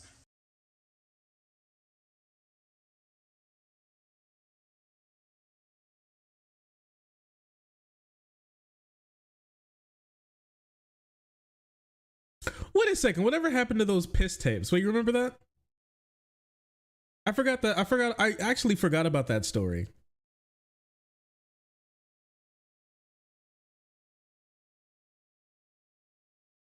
On Thursday, Attorney General William Barr released a special counsel Robert Mueller's two-volume, 400-plus page report investigation into Trump. But what about the P tape? Wait. What's on it? What's supposed to be on this P tape? This video in question reportedly shows Trump in the presidential suite at Moscow's posh Ritz-Carlton. I can't speak. Ritz-Carlton Hotel in which two prostitutes pee on a bed the Obamas report supposedly slept in. The incident allegedly took place in 2013 when Trump was visiting Moscow and attended the Miss Universe pageant. More like Piss Universe. Isn't that right, chat? Hey!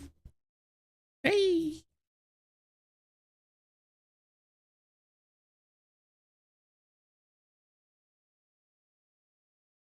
Was there any validity to those? I don't believe so.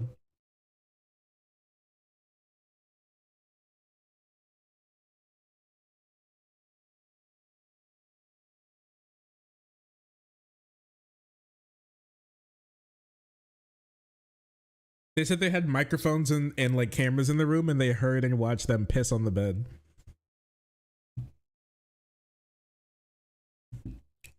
Weird stuff. Quite a strange individual, if I'm going to be honest. Not the pee-pee cuck. Not the pee-pee cuck.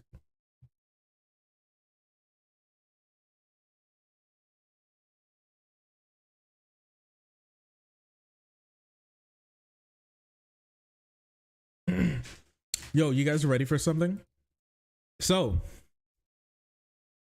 something that I've been seeing recently dropped about yesterday, where Joe Rogan seems I saw this like yesterday trending. We haven't talked about Joe Rogan in a while, but I felt like this may be a good opportunity to hop back and look at some stuff. There's a clip floating around of Joe Rogan talking to one of his guests about his opinions on Joe Biden and then being fact checked live on air. This is actually my first time watching it. So let's just hit it and see what happens. Well, you know, there's people that voted for Biden that are doing it now. They're like, what did I do? Right. Like, what did I choose? Like, how is this guy? Yeah, you just can't listen to an interview where he's saying some of the stuff he says that just makes no sense at all. It's like you can't listen to those interviews and feel like you made a good decision. I don't know how you could. Did you hear what he said like yesterday or a couple days ago? He was talking about the Revolutionary War. He's like, one of the reasons why we lost the Revolutionary War, one of the problems with the Revolutionary War was they didn't have enough airports. Yeah. Have you seen that? I saw that. Like, what the hell? Like, pull him. No, actually, I haven't seen that. It's crazy. If you had any other job and you were talking like that, yeah, they would go, hey, you're done. If you talked like that to a doctor at your medical exam to fight, they'd be like, okay, like obviously you're not fighting. You would also, here's 8 weeks of being helped out by a professional, like right. You might not ever do anything again. No, it's it's one of the wildest things ever. It's insane. Yeah, and the media gaslighting you to protect. It's just people are so afraid of Trump being in office and Republicans being in office. Everybody's so scared of Trump being in office, Republicans being in office, that you can't even talk about how Joe Biden has completely lost it. He's crazy. He wouldn't be able to hold down any job whatsoever. He's a fool. He should, honestly, he's close to being like, if there's like an ethical euthanasia patient, maybe Joe Biden is the one. Like these guys are going hard on Biden for saying this, but apparently they were just wrong. Moments later, hanging out with the guy, I'm like, man. Well, it's just the media narrative. I mean, so many people were fed this lie that the Russia collusion. Yeah. Was this the video you're talking about? Let me see what this one says. I don't think it is. What? By the way, the same stable genius that said the biggest problem we had in the Revolutionary War is we didn't have enough airports. Whoa. Yeah, that's it. Whoa. Right. What? Just for the record. Is that fake? It's not fake, but he was referencing Trump saying that. Here's what Trump saying it in 2019. Donald Trump said something about that. He didn't say Jesus. He said a stable genius, and that's where the transcription. Let me hear what it says. They thought he said Jesus? Is that true? Maybe they are getting old. I don't know. Maybe they're as old as him. In June of 1775, the Continental Congress created a unified army out of the revolutionary forces encamped around Boston and New York, and named after the great George Washington, Commander-in-Chief. The Continental Army suffered a bitter winter of Valley Forge, found glory across the waters of the Delaware, and seized victory from Cornwallis of Yorktown. Our Army manned the airport. It ran the ramparts. It took over the airports. It did everything it had to do. Oh, okay. Yeah. So he fucked up. Yeah, he did. But I feel like Took over that's the airport. you can tell too. It sounds like a little different. He's like, you could tell he like messed up his words, but yeah. He's just, I don't know. Took over the airports. Well, that's the thing about media these days. It's like you gotta I look hate these into people it so much. Bro, like, people are asking themselves, what have I done? I've destroyed the country voting for Biden. Who could have seen this happening? He can't hold a job anywhere. He actually doesn't even have any, he may not even be human. Joe Biden's mental state may be so low functioning, he's barely classified as a human being anymore. Oh wait, Donald Trump said that? He does like an oopsie whoopsie. Who can you guys, the media these days, they'll try to make you believe anything. Bro, you're the media. I think he gets more viewers than Fox News and MSNBC and CNN combined. You are the media. He does, like, a lot of people are going to try and like hand wave this. Sorry. Ooh. A lot of people are going to try to hand wave this as like, about the fact that he's not a reporter or something. For one, this only makes this worse because people who get stuff wrong like that, who are reporters, they lose their jobs for that. If a reporter was as wrong as Joe Rogan was with the same platform, not only would he lose his job, but he would also probably be fined by the FEC or something. Like, he would never work in journalism ever again, and nobody would ever listen to him ever again. If they were even like a quarter wrong, maybe even like a tenth of wrong as Joe Rogan is.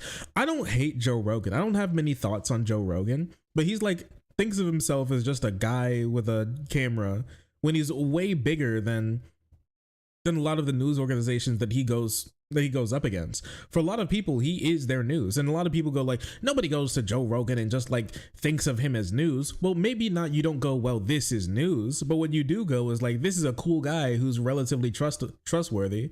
And when he says something, it holds weight. Like, let's just be honest with ourselves. When Joe Rogan says something, it holds weight. There are a bunch of like dudes out there, because not a lot of women watch Joe Rogan, right?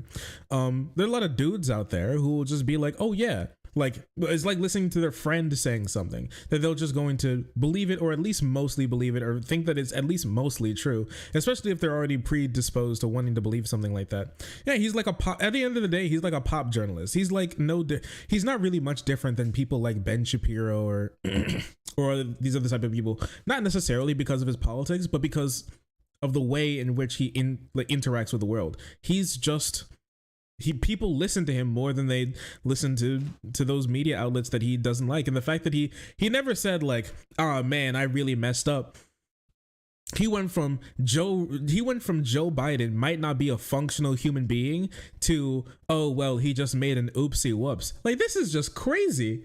Can you imagine? Like, I don't like it. Once again, I don't dislike Rogan, but this is massive partisan hack behavior. Like, I remember going through his subreddit and people being like, bro literally just changes his entire mindset depending on who he's talking to in that moment.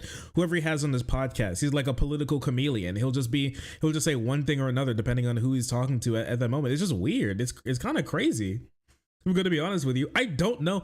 It's hard for me to necessarily hate Rogan because I don't even know what he believes. I don't even know if he believes anything. I genuinely just don't. I genuinely just don't. I don't know what he actually believes. But I do know that his followers believe him and love him and think that he's trustworthy enough for them to listen to. And when he was proven wrong, instead of going like, oh man, I really messed that up, man, maybe I should really think about how hard I go on some of this stuff, because I felt really strongly about Joe Biden being like subhuman, but then Donald Trump is just like he's just a cute baby who misspeaks every now and again.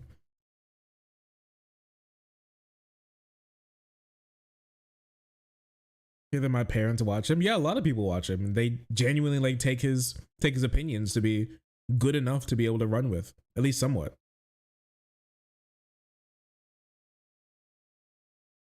And then the second he found out it was Trump, instantly making excuses. That's crazy. That's crazy. Ivermectin probably ravaged his brain. Probably. That'd be really funny. I can't lie. That would be like really funny.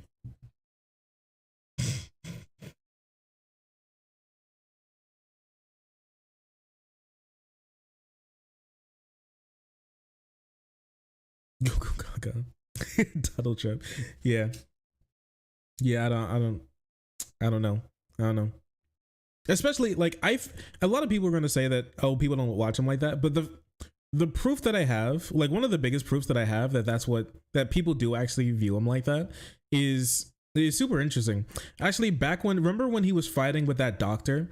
Like there was like a genealogist, like a vaccine doctor, like a contagious disease epidemiologist that he was having a back and forth with, and he was like, yo, come debate me on my podcast with a bunch of other like weirdo no-name comedians, or else you're a fraud and you don't actually care about science or anything, because I only respect people who come onto my podcast to talk with me. It was just so weird. Podcaster versus epidemiologist. And I'm not against debate, but the idea that that'd be necessarily a worthwhile debate is just from the doctor's perspective, is just simply silly. Right? Or to think that he has way less credence than somebody else that just comes on, somebody who's been completely discredited in the medical world. Like if you want to know if he's wrong, there's already been a debate on it. It's called peer reviewing paper. You could just read the paper. He's already talked about it. At the end of the day, the guy who's been rejected by the like medical world and who comes onto a podcast to talk about it is like a public speaker. He's not a scientist. He's not a doctor. He's a public speaker. He's like a YouTuber. He's a guy who specializes in talking to people. A doctor specializes in talking to other doctors, right? So yeah, you could be right, but still not be good when it comes to being able to. So you could be right, but it's still not, sorry, but you might not be good when it comes to communicating that to people. And then you can come off as wrong just because somebody's able to dance circles around you because you don't do debates like that. And what they mean is just like what they mean is like a back and forth on a podcast, on actual academic debate, which doctors do actually have. And he can watch them if he wants. The only thing is he doesn't because they're boring. Like, let's be honest with ourselves. They're boring. They're boring. They are pretty boring. They can be.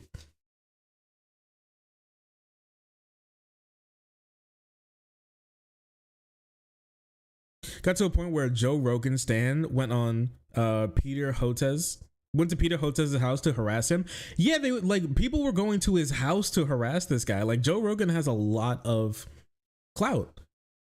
He has a lot of clout, and people pretending that he doesn't is just ridiculous. Just completely ridiculous. This is just complete partisan hackery to the extreme, honestly. And it's actually a little sad. I can't lie to you. To actually believe something like this is just sad. It is just sad. But honestly, it proves the problem with our education system. And the media. Like, I don't know, man. Like, you should be critical of the media and everything. But I'm going to be honest with you. Like, actually being like, don't listen to the media. Them big those journos and those lab coats, you shouldn't listen to them. I've got this YouTuber, shit fart poo poo garbo 337. He has the real news that you should be worrying. He has the real news that you should be worrying about. Okay, that's the guy that you should really be listening to here. Like, come on, let's be honest with ourselves. Like, come on. This idea with like who fact checks the media? Well, we do, and the media also fact checks the media. But who fact checks weirdo YouTubers and podcasters who can say whatever they want with impunity? Who fact checks them? The answer, honestly, is nobody.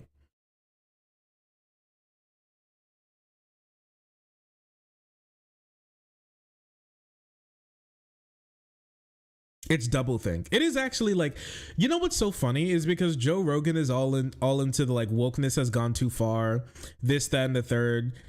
Free speech is under attack, or like George Ornbachel wrote a book 1357 about when the government does too much and it becomes too woke, right? But then he'll actually literally do doublethink. We will do the literal doublethink. He'll do doublespeak and doublethink live on air without even understanding what's going on.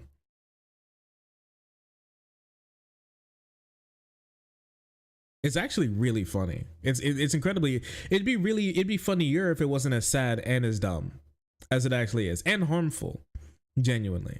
Because people have actually lost their lives from this type of rhetoric. Not necessarily this right here, but on top of this, like especially like the vaccine type stuff has just been. It's just sick. It's just sick.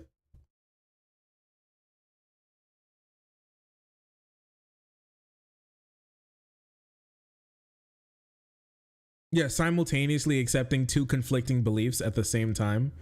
And then and not even like, and being confronted with them and then just back and forth day to day, just switching back and forth without any thought whatsoever about what you're genuinely saying is just, that's crazy. The human brain is such an incredible thing. It's quite a remarkable thing that allows you to do so many things that many people would think would honestly be impossible.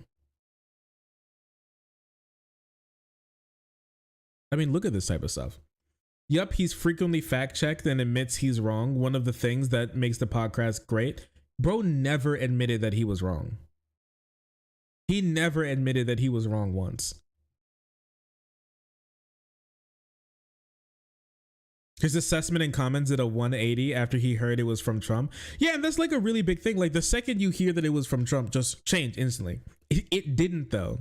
And I say this as somebody who hates Rogan. The other guy plays defense for Trump, but Rogan unambiguously says, oh, he fucked up. Oh, he fucked up. And he's not mentally capable of being president are two incredibly different things. He would have to have like a similar idea of being like, oh, people are just too scared of Joe Biden being president that they're just gonna like believe Donald Trump and think that he's perfectly capable constantly 24/7. But he doesn't say that because he doesn't believe that. He doesn't believe that. He believes in doublethink.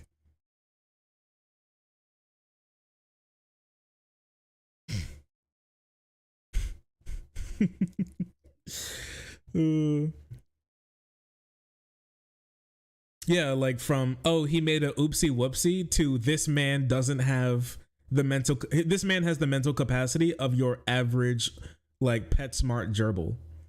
There's just two incredibly different things. Rogan, hamburgers are good, but I'm trying to eat less pork. Guest, hamburgers are made with beef. Joe Rogan, ham is from pork. It has ham and hamburger. Guest, it's beef. Joe Rogan, that's not what I heard. Jamie, look that up. Jamie, it's beef. Guest, it's beef. Joe Rogan, okay, but can we really trust hamburger makers and butchers and grocery stores when the word ham is in hamburger? When the word ham is in hamburger and ham means pork? Joe Rogan fans, this is why I like him. He's good at thinking. All right, that's funny. That's actually pretty. Jamie, pull up the clip. This is why I like him. He's good at thinking. He's like so good at this thinking thing. Actual facts. The crazy thing, I've seen people say stuff like this before. I've seen it. Yeah, I love this guy. He's good at what he do. He's a good thinker guy, man. He's got a big brain. It's 50D chess. He's playing dimensional chess, honestly.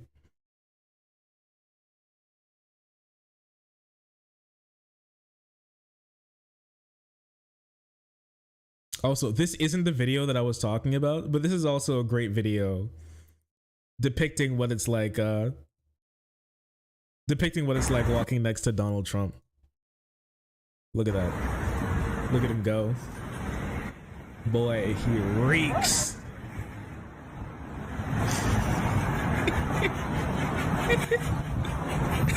God damn, boy. Oh, god damn. You good? You good, homie?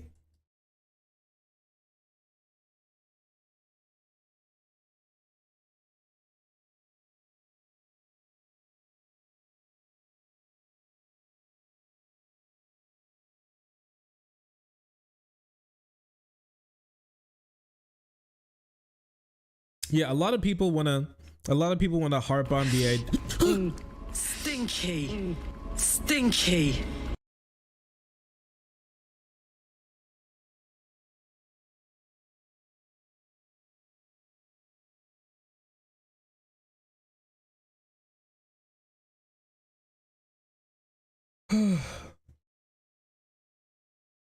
Oh my gosh.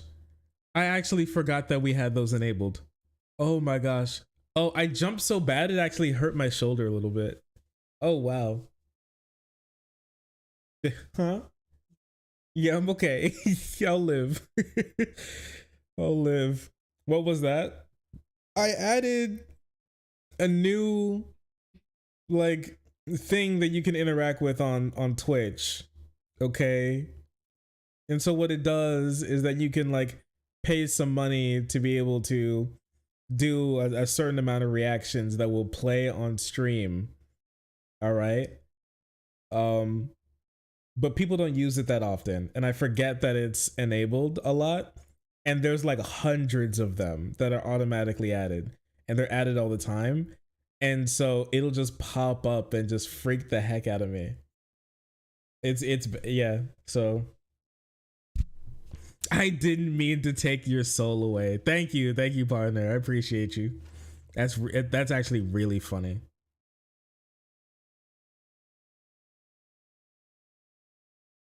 That's crazy. Okay.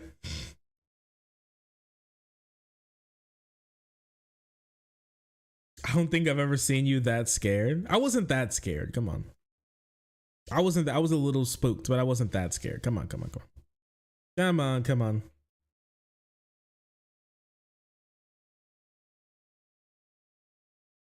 Come on, be nice.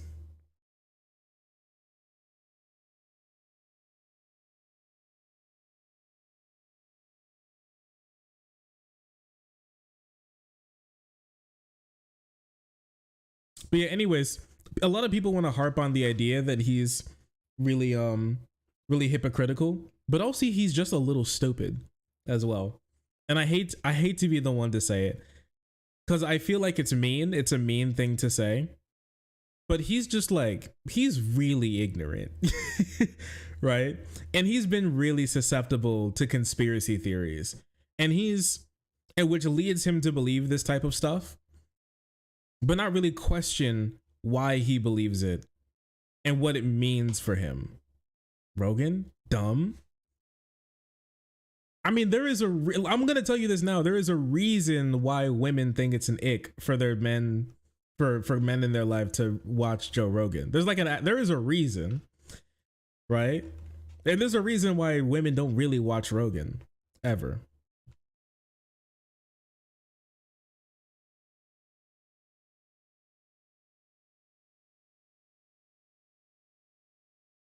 He's a moth to conspiracy. Oh, he loves it. He loves it. But it's a sort of just like, I wonder how do I describe, because I haven't like vocalized this before, but it's sort of like kind of like I see this a lot with these type of people who are like conservative leaning in a lot of their ideals, especially when it comes to criticism of the media, like a conservative leaning criticism of the media, where it's just like,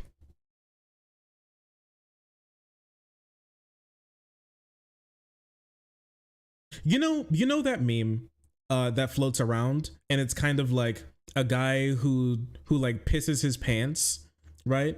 And then everybody starts laughing at him, and then he looks left and looks right and goes, well, looks like I'm being attacked by both the left and right. I must be doing something correct, because they're like both sides bad, both sides equally this or that, right? Just sort of like unintellectual way of unintellectual, blunt, and lame fence sitter way of thinking about the world, right?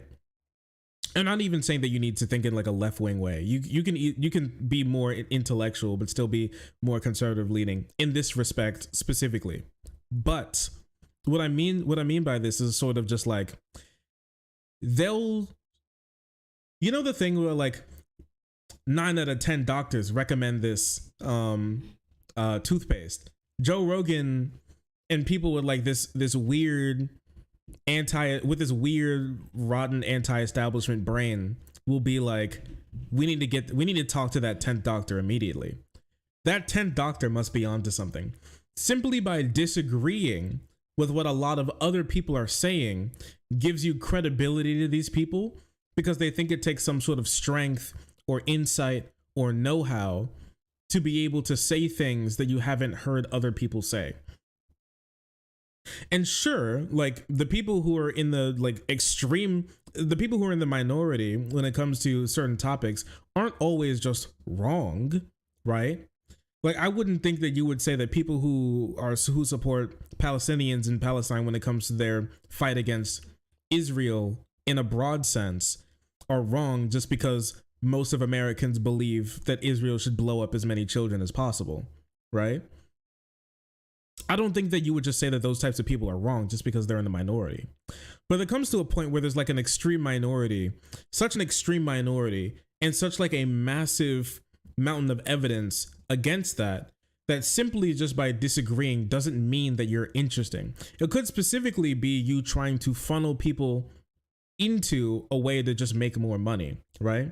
So a lot of these types of people, they'll find crazy ways to be able to monetize everything that they do, because since they're not attached to systems that have many checks and balances, they can go to places like YouTube, like Twitter, like Twitch, like anywhere, honestly, like Rumble, to be able to talk whatever talk they want, because the only thing that holds them accountable is the money in their pocket. And I think we could all understand that just because you make money doesn't mean that you're correct or you're right or you're saying something good or beneficial to the world or need to be listened to. It just means that you're feeding people what they want to hear. That's all that it really means when it comes to that type of stuff, which could be fine, but also could be a very big issue.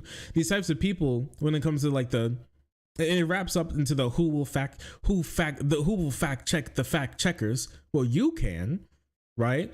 And everybody, us as a community, can. The people who listen to them can. But when it comes to like a fact check or this type of thing that holds people accountable, at the end of the day, those news organizations have, while not being perfect, have way higher standards than a podcaster or a YouTuber or some random guy on the street who has literally no accountability. And not only that, they have like, and yes, news organizations also have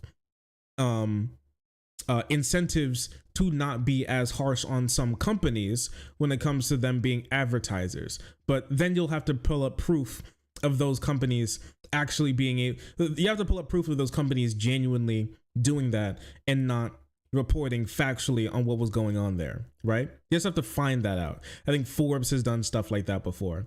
And there are like catch and kill stories that happened as well. But those are less to do with news organizations and more to do with the problem with money in our in our system and how it can corrupt how capitalist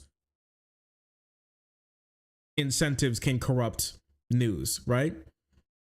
But not only does like some random no-name nobody have no accountability, but they also may have accountability they may have accountability, but it's even worse than maybe having no accountability, because they have accountability to a group of people who aren't really looking for facts. They're looking to be entertained, especially when you're trying to bring somebody factual information.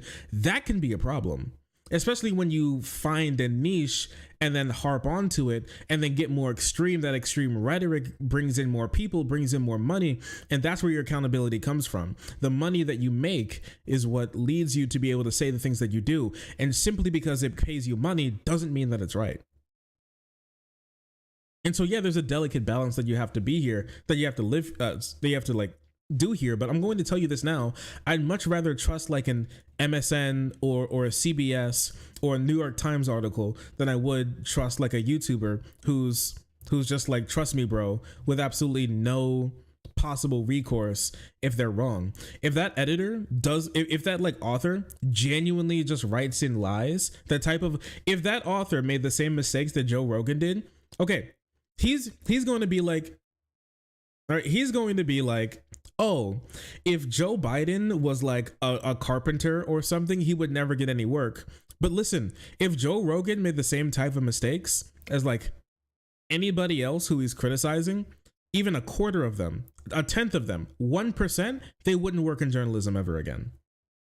They would never be trusted by people who work in journalism ever again. They would never be called to give their opinion on anything professional ever again, because they've been proven to just simply be liars like that.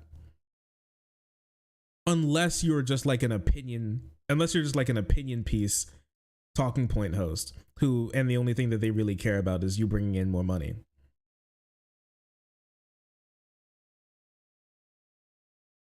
So yeah, it's just lazy, it's sad, it's bad, and honestly it's a bit embarrassing. But I mean, I don't feel bad about saying this type of stuff about him. The reason is I don't think Joe Rogan can really feel embarrassment in the same way that a normal person can. He's got too much clout, too much money, and too many people sucking him off for him to ever feel like embarrassment like that ever again. So I don't think that he's gonna suffer from this, but it is what it is.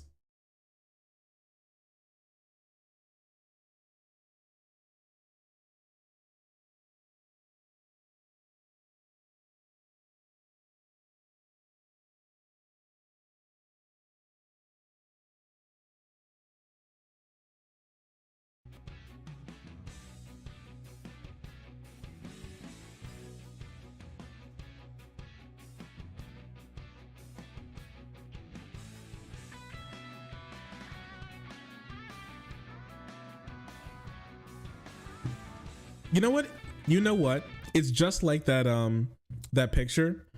You know what I'm talking about? Where it's like it's the guy.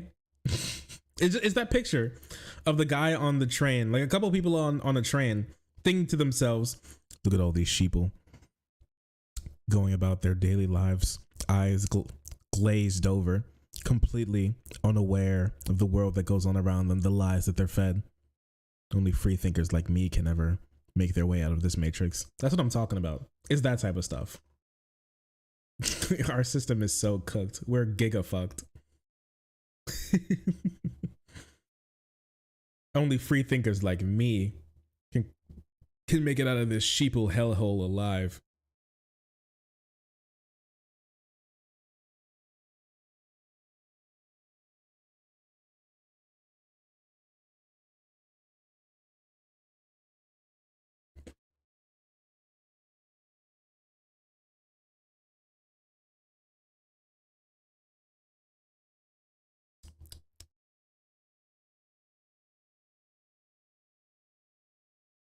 Yo, this is crazy. Did you guys see what Marjorie just put up?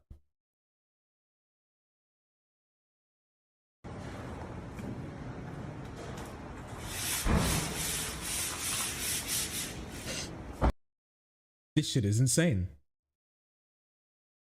This shit is insane. She's gone absolutely nutty. She is a Trump gagger. Real? Now this is real. This is real.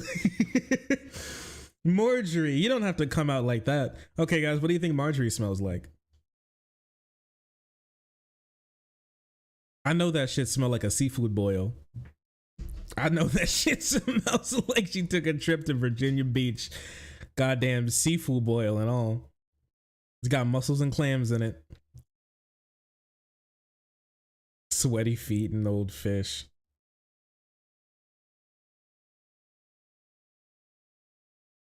She smells like old Bay.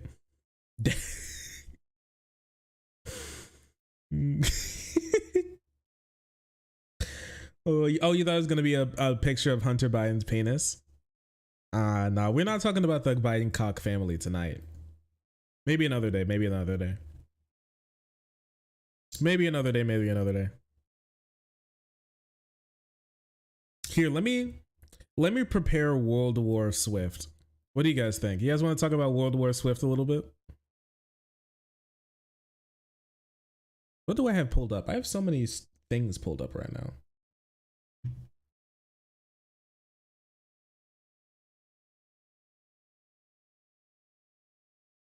Yeah, okay. I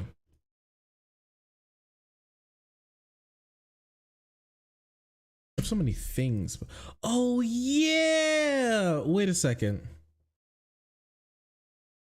I haven't streamed in a bit. We have so much stuff to talk about, my besties.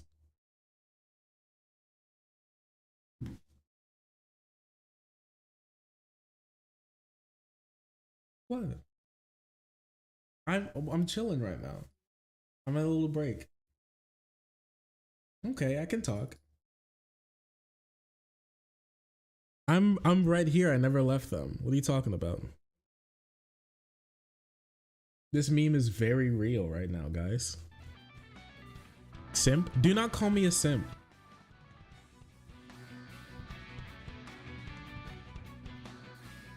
She's calling me a simp, guys. You have to stop her. Guys, do something. How would you protect me from her? I need it, okay?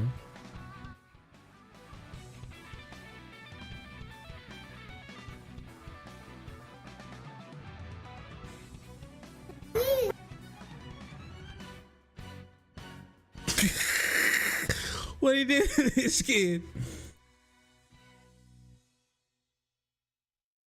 Don't worry about it. Don't worry about it. You want to come over and get it? Wow. Anyways.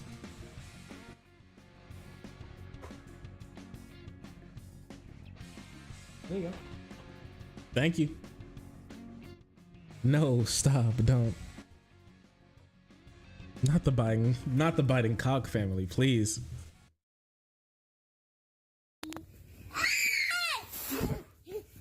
Sorry, turn around. Look.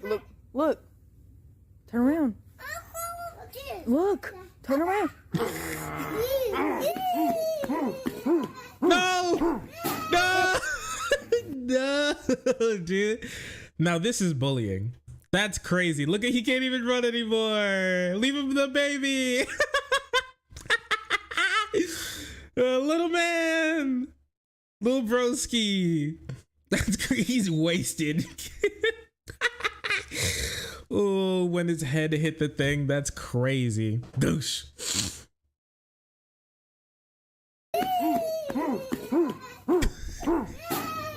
He didn't even make it. Oh, he didn't even make it 10 feet. That's insane. Goodbye. Goodbye.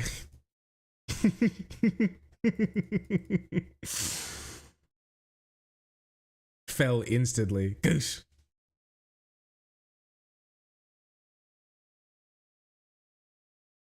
You know what still blows my mind is the Israeli cum extractor service that they provide. I still think it's crazy.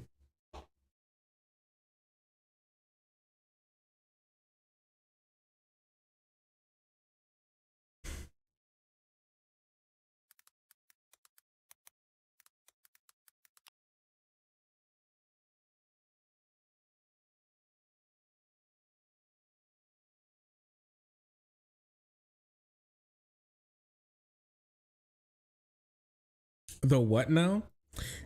So like Israel has a service that for like military men that if you die in the line of service, they'll collect your body and then as fast as possible and then extract the cum straight from your balls to inject into your wife back at home. So they can continue the bloodline for as long as they can, even if you perish.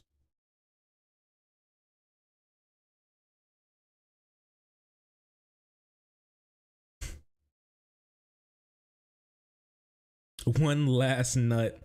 Yeah, that's what it's about at the end of the day. One last nut.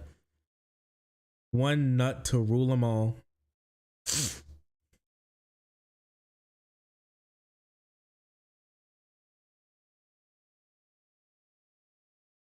Totally normal and not creepy at all.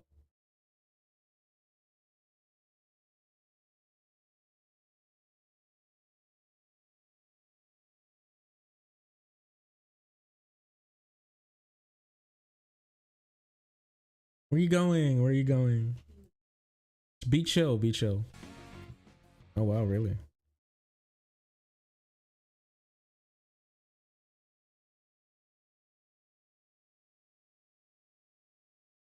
Seen recently. Yo, did you see? Okay, wait. I got anybody here who's good at bowling? I got any bowlers in chat? Shouldn't they take samples beforehand? I think it's just like they want to try and save money. So instead of like preemptively sucking out all their cum, they decide to just wait until they're dead, and so then they know whose cum needs to be sucked.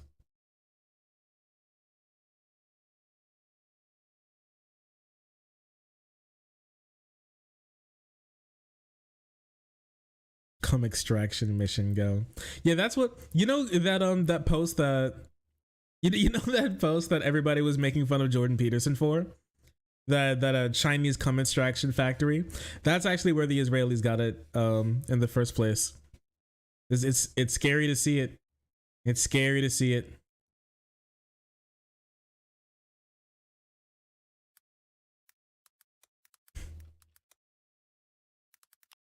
Wait a second. Guys, it's crazy. It's crazy. You know what I found out? Somebody just sent me the building that they found where Israel actually does the IDF cum extraction. It's right here. Holy crap. They try and keep it under wraps, but this has been documented by a couple of independent reporters. This is the cum castle. This is where they do it. That's very familiar infrastructure. Oh, word. True. It's true. It's real.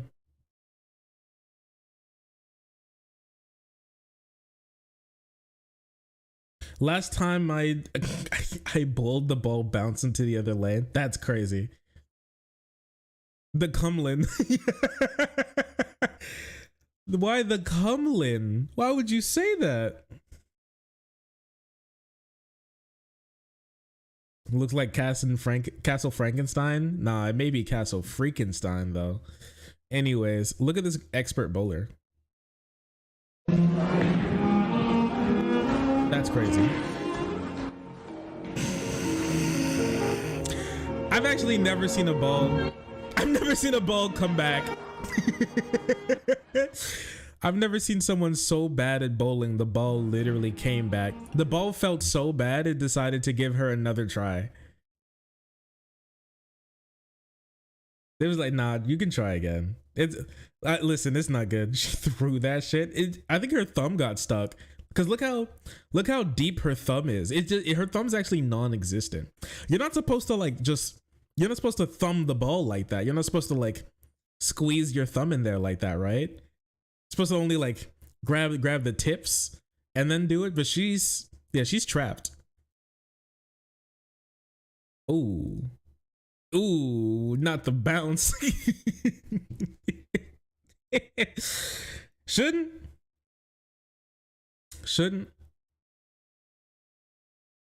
She got a good spin. That is true. I can't lie. She did put a nasty spin on that bitch. It would have been a mean strike if she would have gotten that. How sad. Should have played more Wii bowling.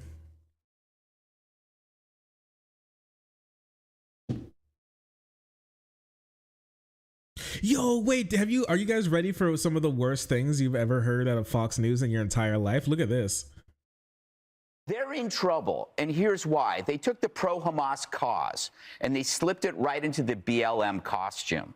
Never mind the radicalism, the violence, the sexual atrocity. They took the costume of the oppressed and they switched it. Now the Jews are the oppressor. It's not young people they should worry about in their party. They should worry about Jews finally seeing the handwriting on the wall. You are the new oppressor. You are the new cops. You are the new Derek Chauvin. And Hamas is the new George Floyd. No, you know? I don't know. I don't think anybody knows. Actually, I'm actually sure that you don't even know. You don't know any of this.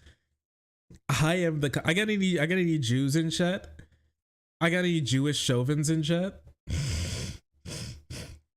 This meme is very real. What was he cooking? Something quite terrible. He was cooking something quite disgusting, and we will not be eating. We will never eat.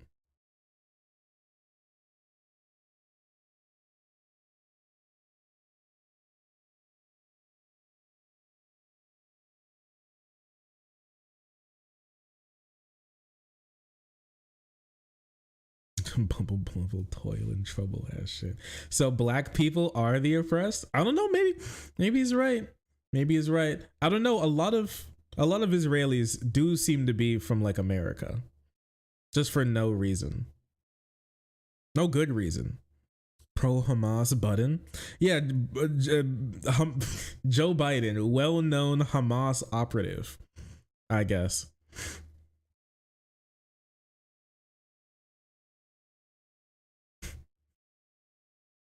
Jews are Derek Chauvin, and Hamas is the new George Floyd. Ooh, these people need to be removed. Honestly, I'm just gonna say they need to be removed. This is just crazy. This is just sad. Yeah, he's cooking dubious food. So you're telling me that Israel has been kneeling on the neck of Palestinians for the last 70 years?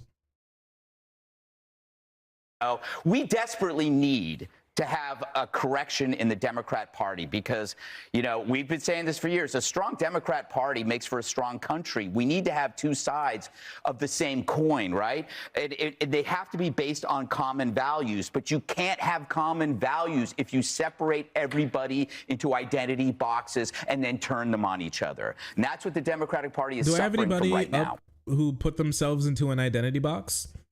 And can you tell me which identity box it is?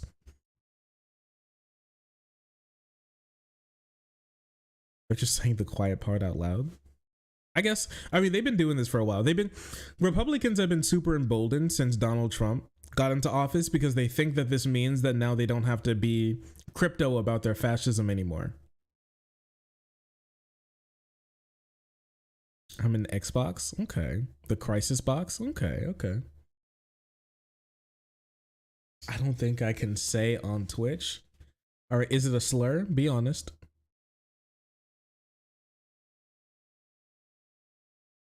Be honest.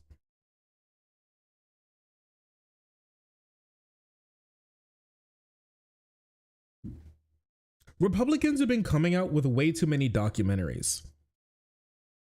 There's something wrong with this, okay? They've been coming out with way too many documentaries, and I'm just kind of sick of it. There's one called The Fall of Minneapolis, and then there's like Lady Ballers that just came out, and now there's freaking State of Denial, Arizona. And basically what it is, it's a bunch of people who decided to make a 1 hour long movie about why they think the Arizona governor election was stolen because Kari Lake should have totally won. Oh my gosh, look at this bullshit. Mechanics of the systems evaluates the ballot as it comes through. You mean how it reads the ballot? Yes. If there's an error there, you could have vote cast for one person go to another person. It's because the machine's just reading it as what it thinks it's supposed to be. There's no way a 19-inch image on 20-inch paper could be accepted by the tabulator.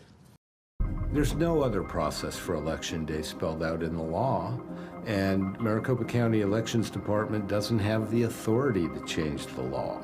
So it shows, does it not, that you are turning over ballots to Runback, correct? We're turning packets over. Packets. You have no idea exactly how many you're turning over, correct?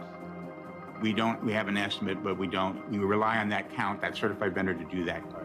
A lot of things are occurring in Runback election. On a public records request, and that data shows how long This shit's so fucking boring. It's been 3 years. I'm gonna watch it, but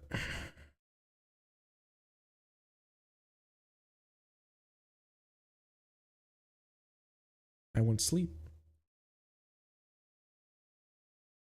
Okay, I was going to comment on this, but I decided not to originally. But did you guys see what was going on with the GTA 6 hacker? Did you guys see what was going on there? It's kind of wild. It was pretty insane. You had the eternal cope.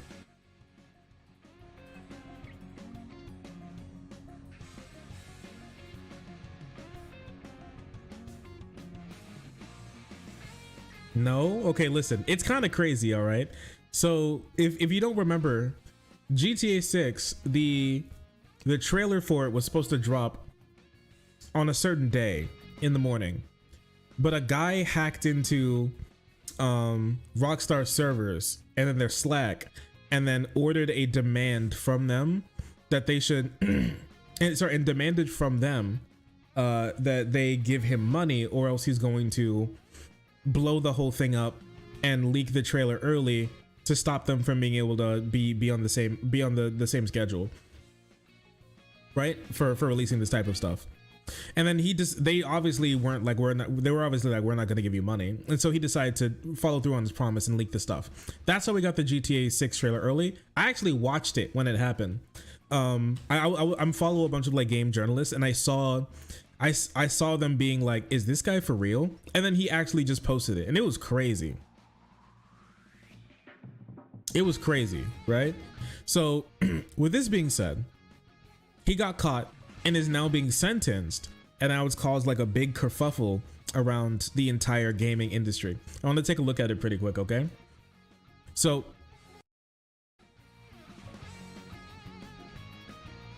kind of immature, not gonna lie. Well, he is 18, and I personally don't like him. Look what he's doing to this poor baby shark, this cute innocent child that he's gripping, that he's manhandling. Like this is insane. That could be my cousin or something, you know? He's an enemy. We always say friend of the stream, but is this the first time that we have a genuine enemy of the stream? It very well could be. Unhand that man. Look at how they massacred my boy. Give him life, maybe death.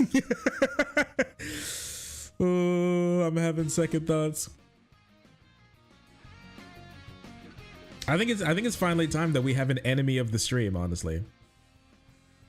Anyways, let's look at it really quick, because this is super interesting. An 18-year-old hacker who leaked clips of the forthcoming GTA 6 trailer has been sentenced to an indefinite hospital order. Aaron Kurtaj from Oxford, who has autism. I got any autism in chat? I know we must have a little bit. I know you people. I know we have at least a little bit. Come on, be honest. This is a safe space. It's a safe space. Yes. See, there you go. There you go. Autism here. Autistic here. Hello. Nice to see you. Autistic AF. Yo, babe, do you think I'm autistic?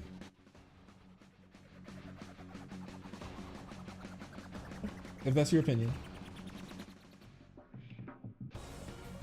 Love you. She said no. She said I don't seem autistic. You're just a Sigma? I'm a Luigi male. Thank you. Thank you. Not unlikely. But anyways, he's a member of the international cybercrime gang, Lapis. The gang attacks tech giants including Uber, Nvidia, Rockstar. Sorry, I'm in a big yawny mood. and nearly cost the firms $10 million. The judge said that Kurtaj's skills and desire to commit cybercrimes means that he remains a high risk to the public, okay?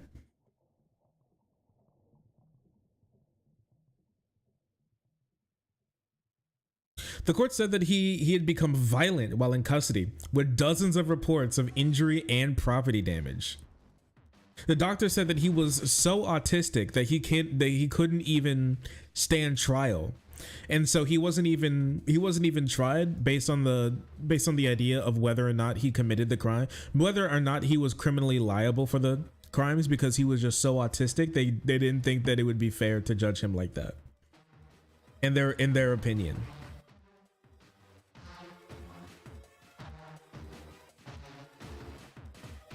Is he like an X-Man or something? You know what, kind of. He maxed out the autism stat. The craziest thing about it is that he kind of did. You're right, he kind of did. You're so true. A mental health assessment used in part of the sentencing hearing said that he continued to express the intent to return to cybercrimes as soon as possible. And he is highly motivated, okay? So what he did, the jury was told that he was on bail for hacking NVIDIA and BTEE, and in police protection at a Travelodge hotel. He continued hacking. He just couldn't stop. He carried out his most infamous hack with a Amazon Fire Stick, a hotel TV, and a mobile phone. Bro literally is MacGyvering. He's actually MacGyvering crimes in his spare time while in custody. He hacked Amazon with a Fire Stick. Hacker man. He's actually Hacker Man's. You know the really bad thing about it is that they gave him they gave him dark sunglasses. That's what really did him in at the end of the day. That's what really did him in. That's what really did them in. They never should have offered his request to have the black sunglasses. That's like, come on. You knew that he was up to no good once he said that he was going to be putting those on. He could hack anything. This is like breaking into Alcatraz. This is like breaking out of Alcatraz with only like a wad of chewed gum, a dime, and a paperclip. I wish he could use his genius on something a little less than illegal. Yeah, a toothpick on something a little less than illegal. That is true. I do wish he would also do that as well. But he loves committing crimes. The thing is, like, look, he continued to express his intent to continue to return to cybercrimes and said that he's highly motivated. He literally went to court and said, I love crimes. I want to commit as many crimes as possible. I'll never stop committing crimes because I love crimes too much. All right. And you know what he got for all of this? You know what he got? Well, sorry, he got 90 clips of GTA 6, and then he broke into the company's Slack, mind you, once again with an Amazon Fire Stick and a mobile phone. And he said, if Rockstar doesn't contact me within 24 hours, I'm going to be releasing the source code of the entire game. He then posted clips and the entire source code on a forum under the username Teapot Uber Hacker. Yeah, and then he said he'd do it again, right? And so at the end of the day, after all this came about, okay? After all this happened, the court was like, you know what? If that's how it is, we're gonna put you in here for a while. And you know how long a while is? An indefinite hospital order. That's what they ordered him to do. That's what they ordered him. Meaning that he could never get out of jail again. Right? It's possible that he'll never get out of jail again. It's not, I wouldn't necessarily say it's like likely or something, but it's definitely possible with an indefinite order. With how that's being worked out, right? He was rearrested and detained up until his trial.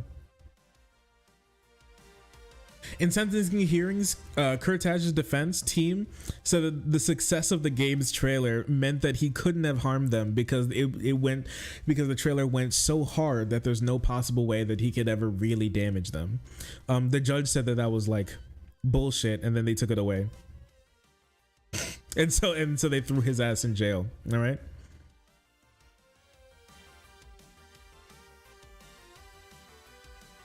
That's legit true.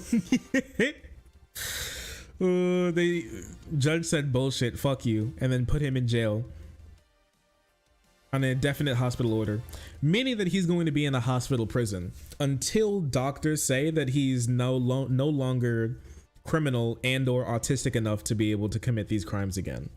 Will that ever happen? I don't know.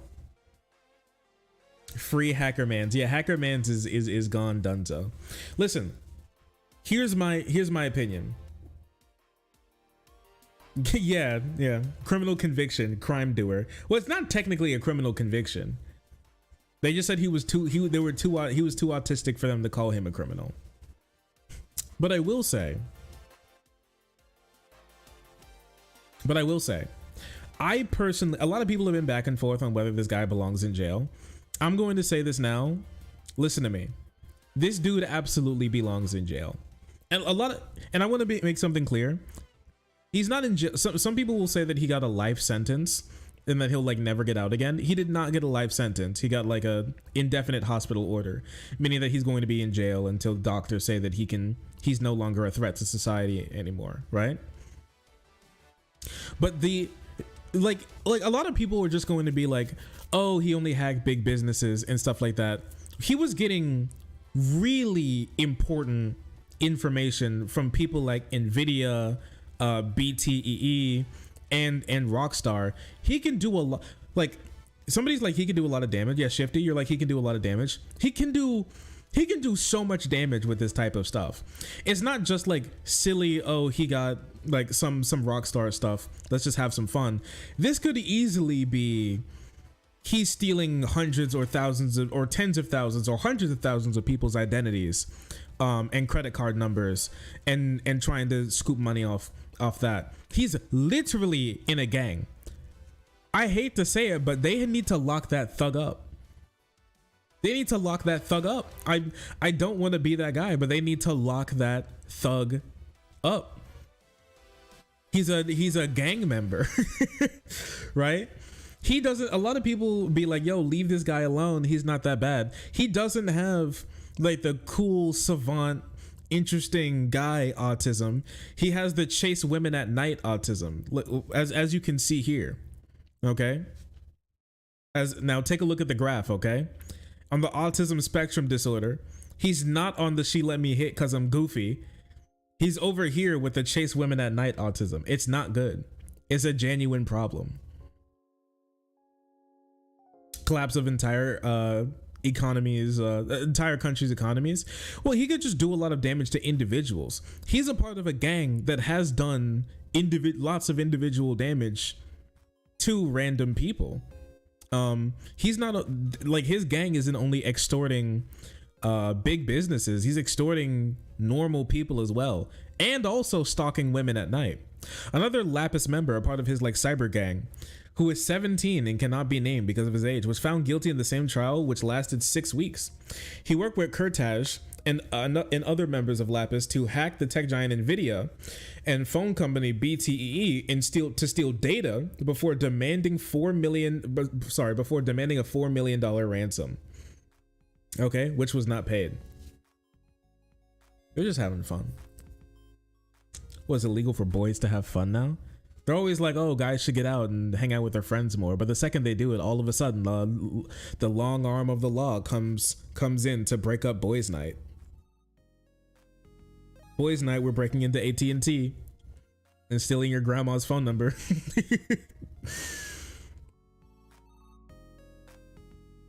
Yeah, no fun. Yeah, God forbid men have hobbies, right?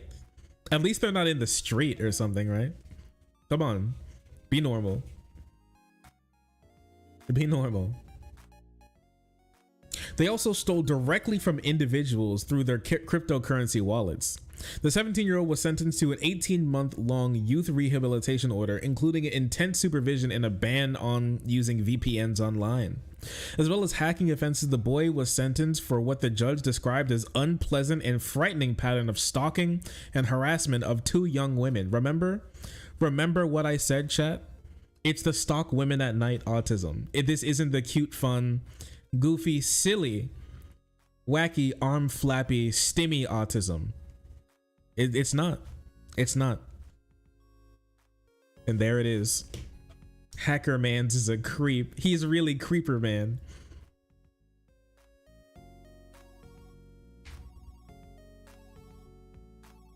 Oh, he really do be chasing women? I'm not joking. He is actually chasing women at night. Yeah.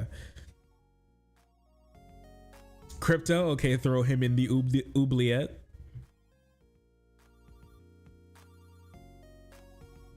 Kurtaj and the 17-year-olds are the first members of Lapis group to be convicted, but they're still thought to be other members at large. But yeah, these guys are doing crazy. These guys are doing like terrible stuff, actually. They're stealing from so many like individuals out there. He belongs in jail. I think he's a thug that belongs in jail. He's a gang member. He's a thug. He's a threat to society, and he belongs in jail.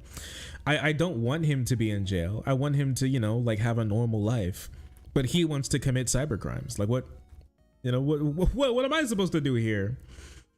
And a lot of people want to make this as like a sort of like, I don't know. I've just been seeing a lot of people be like,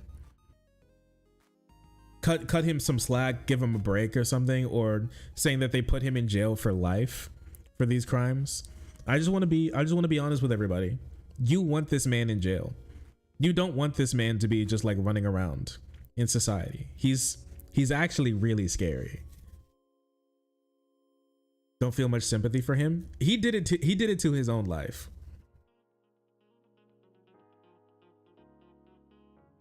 Love them too much. Yeah, put that man in jail.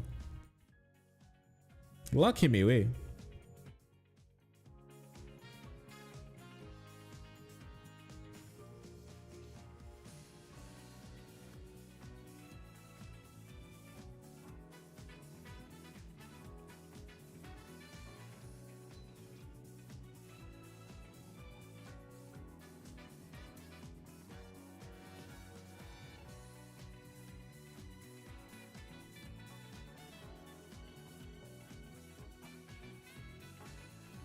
Anyone F for a hot second? What's going on? Is there a problem with the video, with the stream? Babe, is your ass out cold? Oh. I thought you were gonna eat ice cream. No ice cream? Whoa, hey, you don't have to get up. I was just asking about it. It's fine. It's not important. Ugh. Oh, after I mentioned it, now you want ice cream? Okay, if you say so. Sure.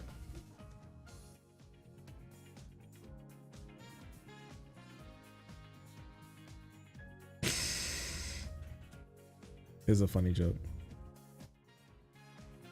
For trans people celebrating Christmas, don't forget to give unaccepting parents the best gift. Pleasant View nursing home rehabilitation. Yo, they'll never get out.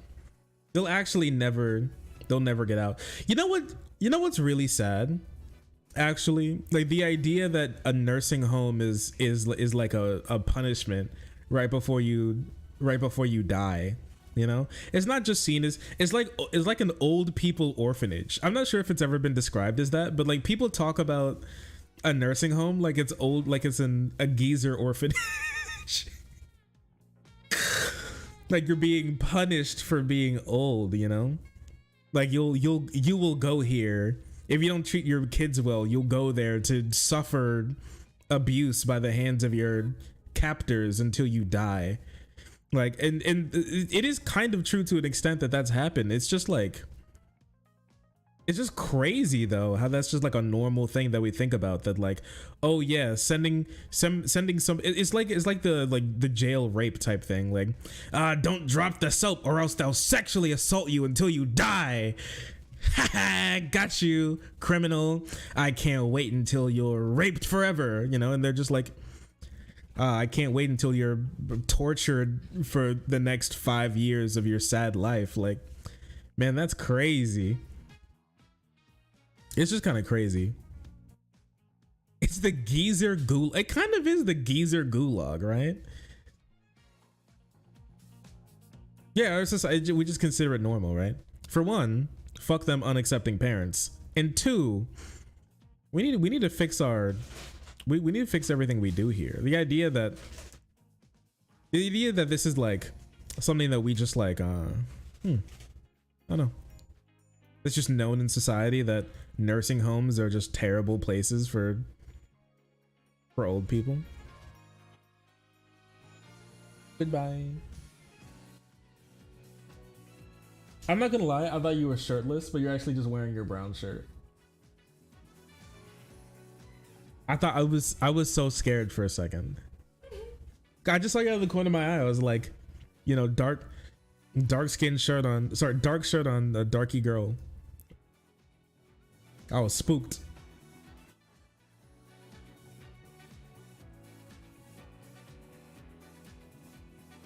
My grandma hated the nursing home more than the hospital. Geezer gulag is insane. Instead of like nursing homes being a geezer gulag, what if instead nursing homes were like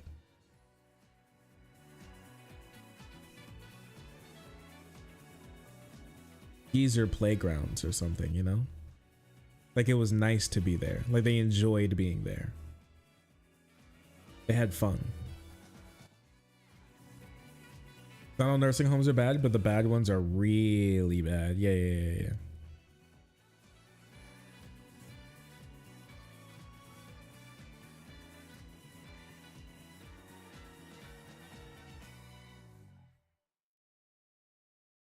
That's Florida.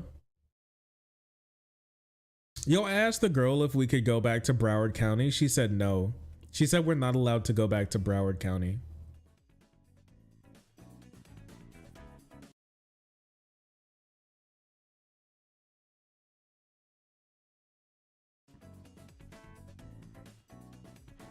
Never again.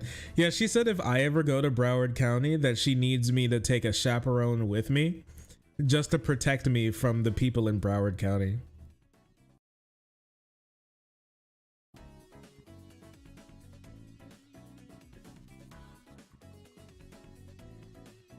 Stay out of Broward, I'm telling you. Protect yourself.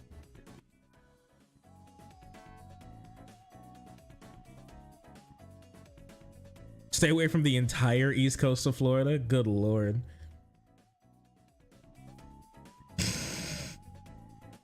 Oh my goodness. I didn't think it was all that bad. Apparently it's worse than I thought.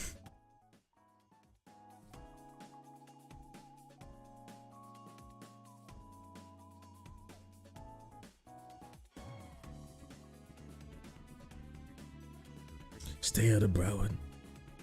Don't come back. You know you don't want to know what goes on here. Broward County. It's not for the faint of heart.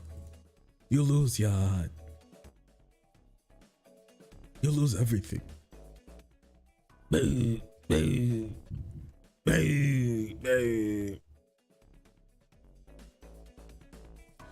Wait, someone sent me this and they said it was crazy. So wait, let's take a look really quick. Interviewing a ardent, crazy Donald Trump supporter. Now these never get old. Tell me about the shirt you're wearing. Pretty much speaks for itself. Is that something you would really like to see happen? Absolutely. Even with that crucifix dangling over it, what would Jesus think of that? Absolutely. He's not just a traitor now, he's been a traitor for decades. Everybody knows it. I don't think Jesus Christ would want you to hang politicians you don't like. I don't think he just thinks that you should be hanging people you don't like. That's not true. Jesus hang for Biden. Would Jesus be cool with it? What's the penalty for treason? Death. Tell me this then. Put him in prison for the rest of his life. Wait. She's reasonable, guys. She's coming up with compromises. If we don't want to hang him, at least put him in jail for life. Because he should be killed, right? So she's being nice. Come on. The left never makes compromises like this. So what is it about Donald Trump, forgetting Joe Biden for a moment, that you like so much? What did he do for this country? What did he do for the entire world? Nothing. World peace? World peace. What Donald? This is crazy. Donald Trump did the impossible. In 4 years of being in office, he made world peace. Maybe world piss. You're right. He is Diaper Don. World peace is crazy. Is she supposed to look like that? Bro, she's a QAnoner. Of course she looks like that. Q sucked her life force right out of her bones. Yeah, Myanmar, Mexico, Donbass, the Donbass, Syria, Iraq. Iran. Forgot about the whole, him completely dumping the Iran nuclear deal. Completely forgot about opening up hostilities in the Middle East again by moving Israel's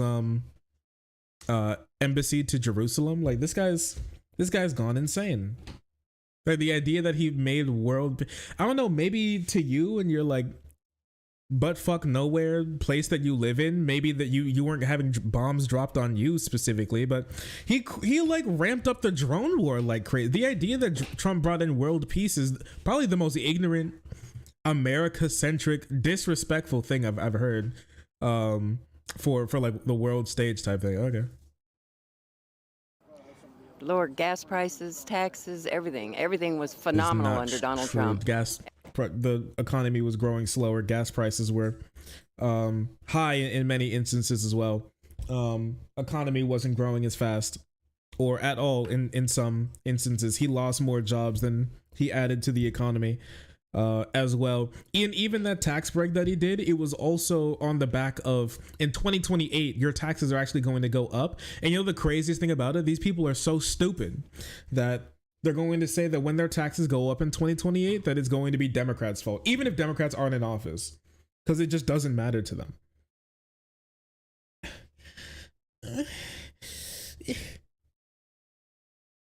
I'm not moaning, Beach. Can you be chill? I'm just getting some ice cream. I'm not moaning.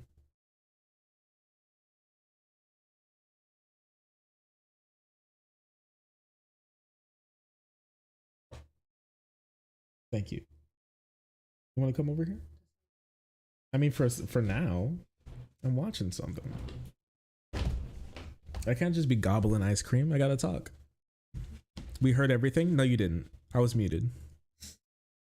Everything was. Everything was. Everything. Absolutely everything was. And now it's... What is bad right now, specifically to you? Everything's bad. Look at all the wars going on everywhere. Gas prices. But do you blame President Biden for the wars that are going on? Absolutely. And the Democrats and Obama.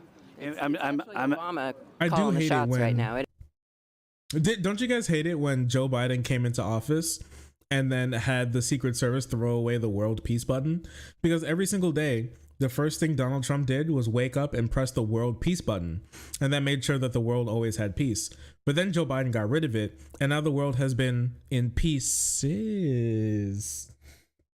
And it's led to a lot of problems. It ain't Biden. Biden's... So it's Obama calling the shots? I believe so.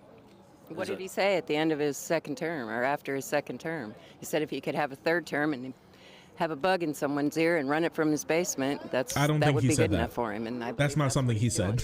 Because I hadn't heard that Obama's running the White House before. Is there sort of support for that you've heard?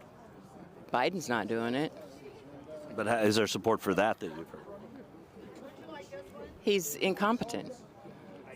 Biden is incompetent. I mean, he shits himself and when he goes to see the Pope and everywhere else. He shits himself. She's mixing him up with Trump. Where he's at most of the time or what he's doing. But he again, can't even find his way off a stage. You mean when he tripped over at the military thing? Many times. I mean, he's like, Don't you hate it when your president is None like, of this would be happening if they hadn't stolen the 2020 election from Trump and we the people. That's a fact. They stole the 2020 election, and none of these wars would be going on. There would still be world peace had they not stolen the election from us and Donald Trump in 2020. You know what's something that I've been thinking about recently? Is that Donald Trump gaggers were like really on Donald Trump and saying that I remember back in the day, it's so interesting that people really like Donald Trump, but they were like more reasonable with like how he's done some bad things, done some good things, right? Even a lot of conservatives were like, yeah, he has some real problems. Or instead of blaming him specifically, they'll be like, as like a person or his policies, they'll be like, oh, it's his first time in office, you can't think that he's going to be perfect about everything, or oh, well, I mean, like, he made some promises, but you can't always keep all of them. The Democrats really got in the way, or oh, you know, like the people who he had under him made all of those mistakes, it wasn't him, you know, they lied to him and they were all rhinos, and that's why everything was so bad. But the longer Donald Trump has been out of office, the more extreme the rhetoric has gotten based on what Donald Trump has done. I had never heard that Donald Trump has committed world peace until recently. And I feel like the whole reason for why that's the case is because Donald Trump has moved from a real human being and a president who actually exists and has a policy record to a literal myth. I think to these people, characters like Paul Bunyan and like George Washington and Jesus Christ and Santa Claus and Donald Trump are in the same category of like a mythical creature now, like a unicorn or like a jackrabbit. Just like he's like he's like the he's like a chupacabra, okay, where he's now like a mythical entity that you can ascribe many thoughts and beliefs and actions to be able to explain why something was here or not. So it was impossible to say that Donald Trump made world peace back in 2019 when he was still in office. But now, and even in 2019, 2018, 2020, nobody would say that Donald Trump made world peace. It'd be completely like incorrect, right?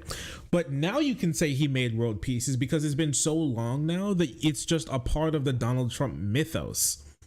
It's a part of his mythos. It's a part of his, like, you know, discography as like a divine being, one for which they all pray to day and night, right? That's what I really think's going on here. Yeah, he's a part of like he's like Black Panther. He's like their Black Panther.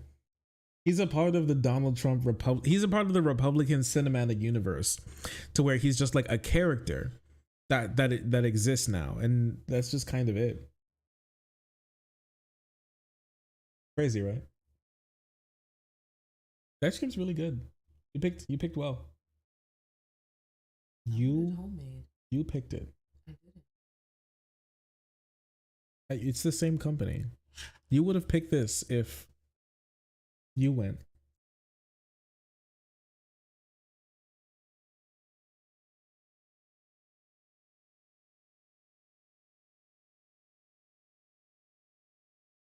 Do you like it?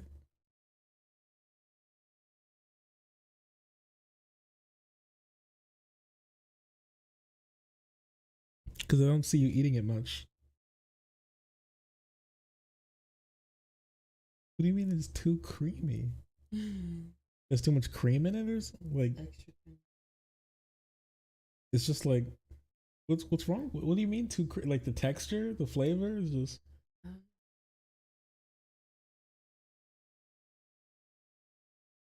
doesn't give you homemade vibes. It's like it's factory ice cream. You're kind of done with it.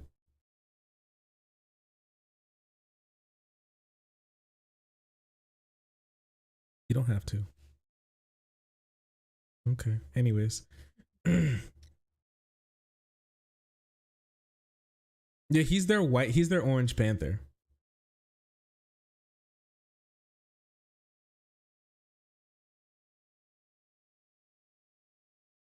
Yeah, I think the longer Donald Trump is out of office, the closer he becomes elevated in their mind to the status of a god.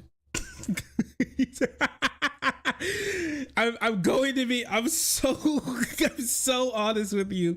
I think like the longer he's out of office, I think the longer he becomes like in the Republican god of the gaps, you know?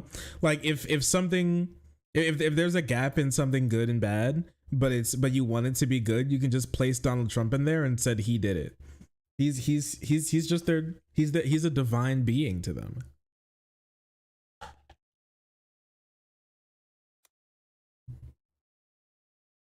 Isn't there an actual Donald Trump religion? Yeah, isn't that r/the Donald?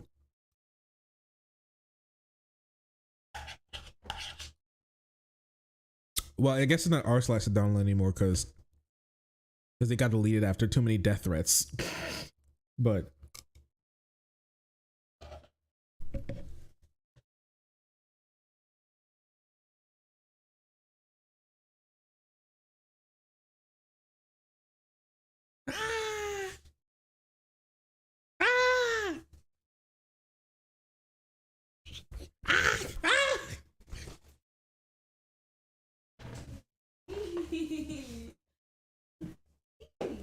anyways, I had to stand my ground there for a second. Sorry, guys. Do you blame the Biden administration for both of the wars that are going on in the Middle East and in Ukraine? Biden administration, the Democrats, the rhinos, yeah. Even though it was Putin who went into Ukraine and it was Hamas that went into He would have never done that if Trump was in That's office. so like true. He should Donald be. Trump would have showed up in Putin's office, just appeared there right behind him, unzipped his pants, dropped his pants, dropped his diaper, dropped his underwear. He wears them in that order. It's pretty weird. And then takes his dick out, slams it down on Putin's desk, make it do a little dance, all right, and show him what for. He unwraps he unrolls it like a goddamn roll of Hubba Bubba gum, and it lands right in Putin's lap, and then a little one of him pops out the tip, and he looks at Putin dead in the eyes and goes, "You won't invade anyone, bitch." And then Putin goes, gulp, and goes, "I'm sorry. I am very sorry, Mr. Trump. I will never invade anyone." And then he disappears just like that. And that's honestly how it would have went if Donald Trump was still in office. If you think about it.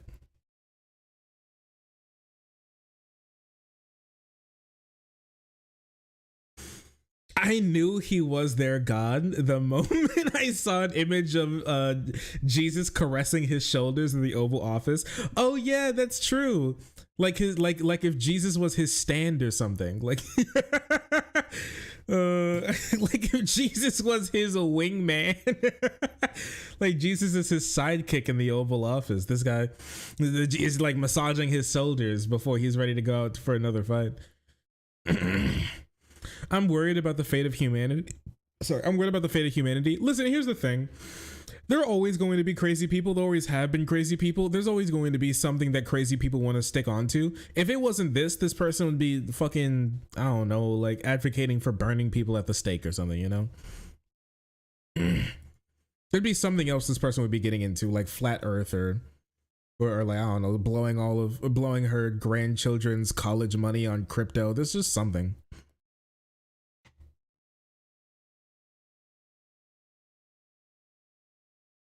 Yeah, maybe she would be collecting crystals, charging them in the moonlight, and shoving them up her ass before she goes to work. You know, something. She'd be onto something.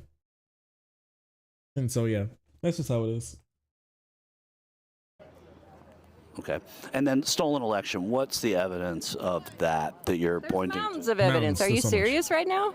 That's everywhere. Mountains of evidence. In some states, Biden or Trump was way ahead. And then he lost. And then it went down, right? Within seconds in front of your eyes, all of a sudden, Biden's ahead. And I'm like, Donald what? Trump is behind by How is that possible? 30,000 votes. I mean, it's like 30,000 votes were taken away from Trump and given how could just 30,000, how could Trump just be losing by votes? He was just winning by votes, but now he's losing by votes? How does that happen? They counted more votes. Would that not just be counting votes, mail-in ballots? Remember, that was the pandemic election. Right. Yeah. The pandemic, you mean? Hey, the pandemic. Yeah, and you tried to give us the Joe juice, the jokey pokey. No, you know what I'm talking about? Know what I mean? Hey, come on, you gotta use your brain here, buddy. Yeah, Biden just ratioed Trump. You ever think about how winning an election is just the ultimate form of a ratio? Yeah, it's the pandemic. the Joe Juice, the Jokey Pokey, the Clot Shot, the Fauci Ouchie. I mean, come on. This is the stuff that anybody should know. Some reporter. What do you mean? It was released intentionally. That's what I mean. They did it on purpose so they could use ballot stuffing and. Oh, so COVID, they released COVID so they could stuff the ballots? Yes, absolutely. It was a pandemic. Everyone knows that. It wasn't just a fluke, a bat got out of. Don't say it. Oh. It was planned. It was planned. All right. Sure. Yeah. Bat right out of hell. Bat straight out of Trump's pussy. You ever think about how like the pandemic happened under Trump and he had every possibility of doing something about it and then he just simply didn't? You ever think about that? Why do you need a pandemic to change ballots? Don't stop asking questions. You're so weird. Everybody knows why. Everybody knows why, you know? Maybe you don't know why, but everybody does. Of course. Everyone responsible for it should be at the end of a noose or in prison the rest of their life, right along with Fauci and everyone else that was involved. If you could have an option of 4 years of Donald Trump as a dictator or 4 years of Joe Biden as a president, what would you choose? Donald Trump. Even as a dictator? He wouldn't be a dictator. No, but I'm in this silly hypothesis. Donald Trump. I'd still say Donald Trump. Absolutely. No, you know who the dictator is right now? Biden. So true. Biden. And look at the shit that they're doing to Trump in court. They're going to hang him. They're going to kill him. If you think about it, they're like Joe Biden has been looking to kill Donald Trump for a long time. Kill. Yeah. Donald Trump's judge appears before Joe Biden in a dimly lit, large, cavernous room with only a large throne-like chair swiveled back to a fire slowly flickering as the only light source in the room. The judge walks up sheepishly and kneels on one knee, looking up slowly at the back of the chair where he believes Biden's eyes may be, and he says, "My lord." "What is it?" Joe Biden raspily howls without turning the chair or moving an inch. "My lord, we have finally captured the ruffian known as Donald J. Trump, and we will soon start his trial. What are your orders for my ruling on his life? Your wokeness?" Good. Biden says under his breath, before breaking out into a tittering, almost screaming like laughter. His hands, like claws, as they appear from behind the chair, swivels around faster than you may imagine in the blink of an eye. Almost falling out of his seat forward, Joe Biden looks at the judge and says, "Kill him." And in that moment, the fire rages. It plumes from the fireplace, almost as an aura of evil around Joseph Biden. The judge, resigned to his fate, says, "And trans the children as well?" Biden nods slowly, not even needing to use his words to make his point known. The judge disappears. As you wish, your wokeness. Scene ends.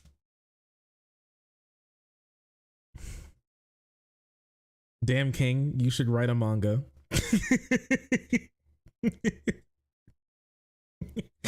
I love this fan fiction. That's true.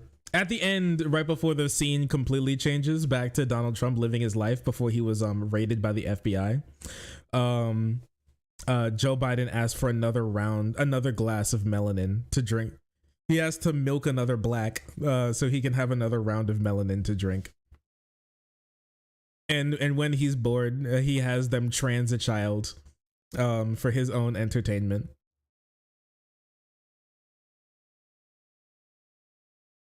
I thought you were reading an actual fan fiction that people wrote. Nah, I just made that shit up. Don't stop, keep going. I'm invested. This one, she's fat. Another glass of adrenochrome, Kamala.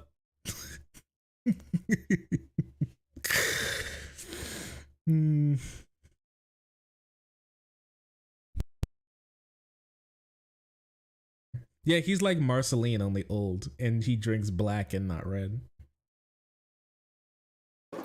They have no grounds for any of the stuff that they're taking him to court for. It's all bullshit to keep him from being able to run in 2024 for president. They're trying to give Donald Trump the death penalty for some bullshit charges. Oh my gosh. I promise you I haven't watched this before. She's actually like they're trying to kill him. I didn't know that. I didn't know that she was actually thinking that they were trying to kill him. She genuinely believes that they're going to be killing him. They're gonna kill him. Can you imagine? Oh my gosh. They should listen. I disagree with Biden on a lot of things. And some people may think that I'd be all for Biden killing Donald Trump. But I'm going to be honest with you. I don't think that he should kill Donald Trump. I don't think he should do it. Many people have many reasons for why they think this, but in my personal opinion, the reason for why I don't think they should kill Donald Trump is because maybe if you kill him, the possibility of him opening up like a new front could be really in the war against anti-wokeness could be like a real problem. Okay. So like basically like what if you like you give him his final words right before he's executed, and somebody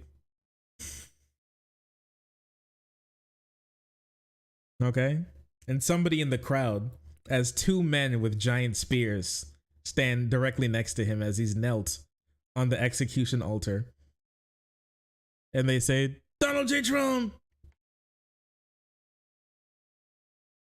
what is the cure for wokeness?" And he says, "My cure for wokeness? If you want it, it's all yours. I left everything that can defeat the woke in one piece." And then they stab him. And in that moment, a new era of anti-wokeness will start at that very moment. And I feel like he could just cause a lot more trouble than it's worth. Honestly. So I think they should let him live. In my diaper. I left it in my shitty diaper, all in one piece.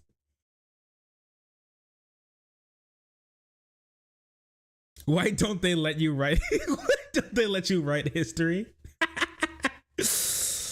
Ooh, they should. They should. I think I should be given the keys. Can you imagine what I'd be able to get up to if they let me cook? Can you even imagine what I could do if they allowed me to cook? Honestly, it'd be remarkable. I'd actually change the course of humanity in an instant. I am the chosen. Somebody's got to do it.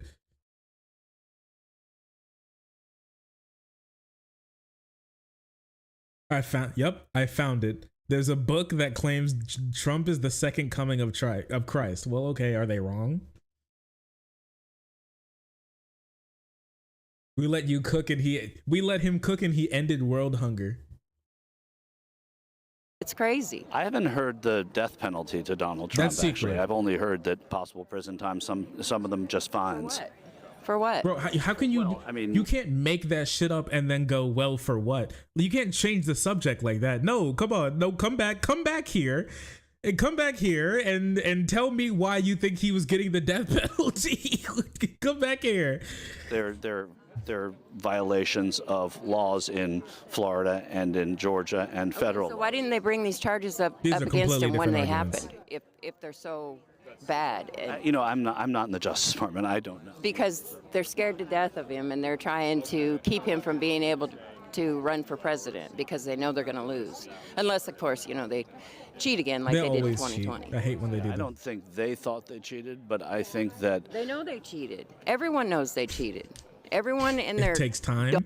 Listen, we don't think about that. It doesn't take time. And a lot of the crimes that he's being committed of, like he's being like, it'd be really it's really hard to like put a president in court. It's actually super hard to put a president in court. So why not just wait until he's not president anymore, and then you can charge him, because it's way easier to charge a private citizen and not the president of the United States.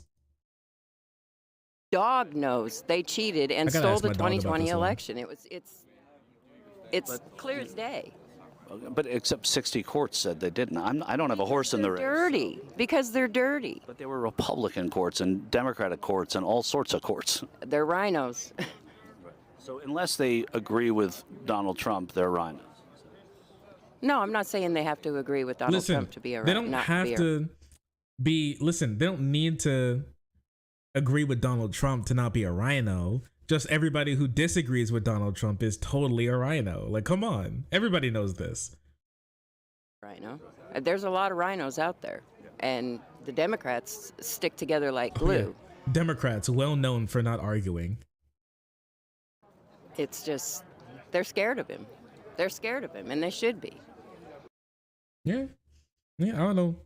She also seems like she's scared of, like, monsters under her bed, but yeah.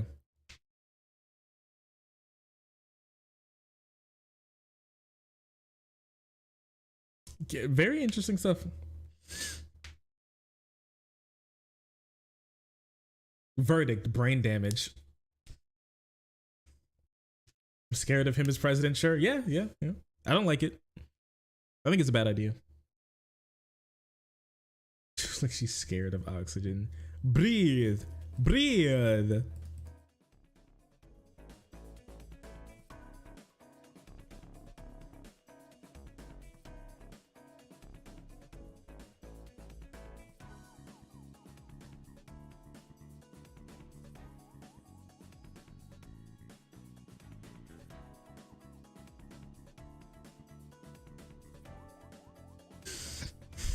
All right. We've done so much stuff. We've only gone for 4 hours. It's already 12. I want to do more. But I think it'd be best for me to go to bed now and for us to pick this up tomorrow. Hey, yo, babe.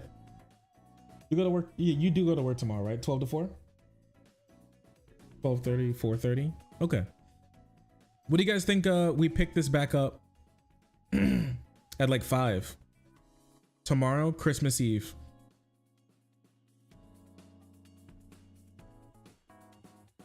Did we talk about World War Swift? I'm so sorry, but I actually didn't get to it. I didn't get to it. Basically, it's going over how conservatives have now started a entire war against Taylor Swift. Also, Alex Jones was tricked into giving an interview by a guy who doesn't like him. Crazy stuff. You know that Glinner guy, the what the fuck is his name? Graham Linehan.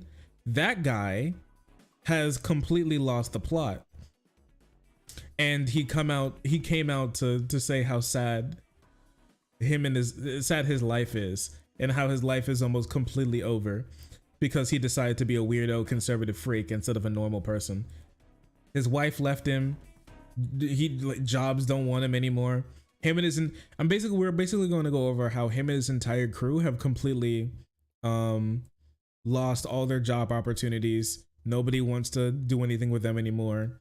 Nobody likes them. It's a bunch of really bad stuff for them, which is super funny and great for us. So it's some pretty hard hitting material.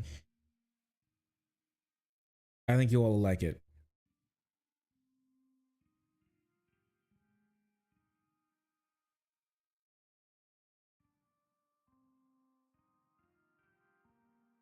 He doesn't blink. So yeah, really cool stuff going on there. Also,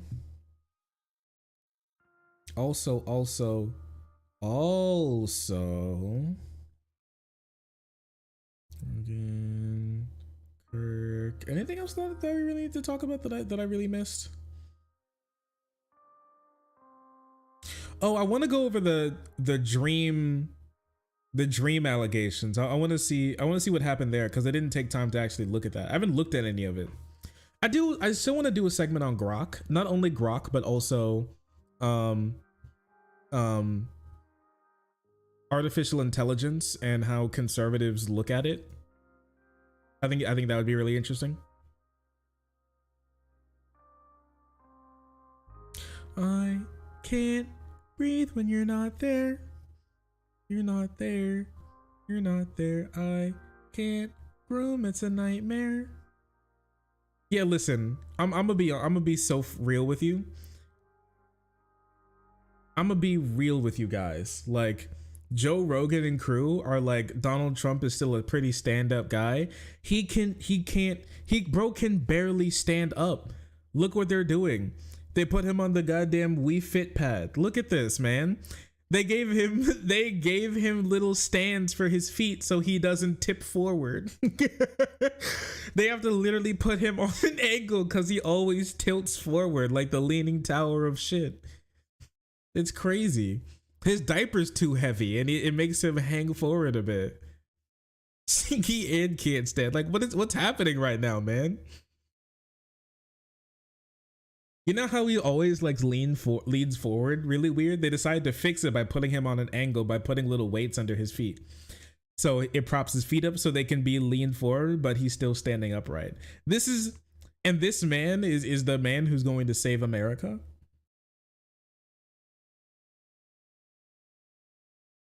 Like, come on, let's be real. Let's be real for a second here, bros.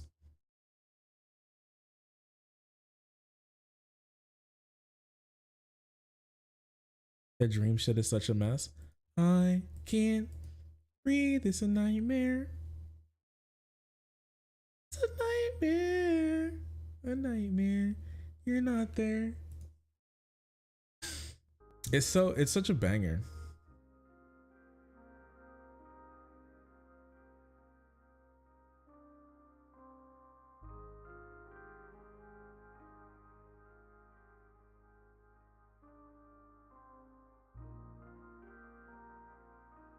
Somebody said Taylor Swift is Elon Musk for white women. That's crazy. Because Elon Musk is Elon Musk for white men. So I guess Taylor Swift is Elon Musk for white women. That's remarkable, I can't lie. No?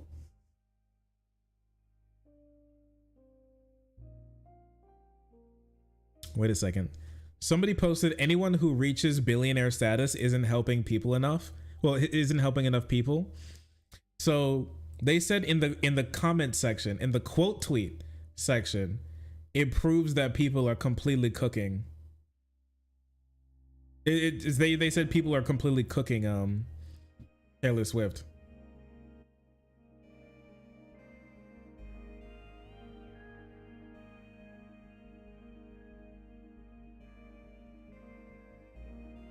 That's unbelievably harsh on Swift. She's talented for a start.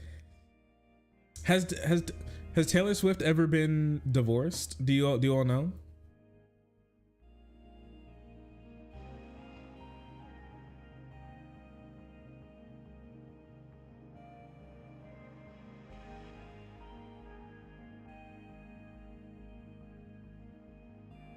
I don't think she's divorced, so that's something she also hasn't done too.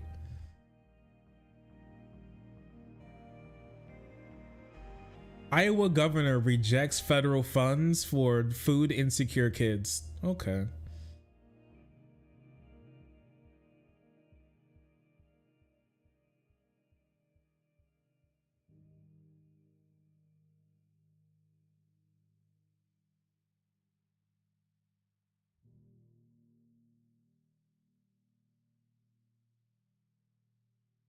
Okay. We need to do a segment on how conservatives are killing us. We gotta do that at some point. Jasperino didn't eat tonight. I will feed him. I'll feed him. You've been taking too many feedings. Don't you suck your teeth at me. What do you mean no? You fed him like the last like 4, 5, 6 times in a row or something.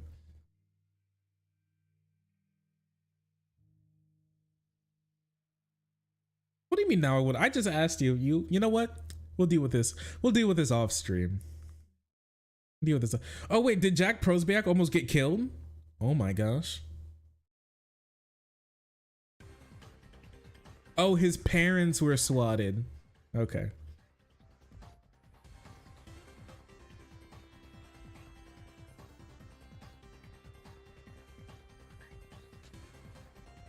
Okay, that makes sense. Never mind. Oof, that's not good. It's remarkable, isn't it? Anyways, thank you all for watching. It's been a fun stream. I gotta get out of here. And I'll see you all tomorrow. And I hope to have you back for another incredible meme stream. Have a good night, everyone.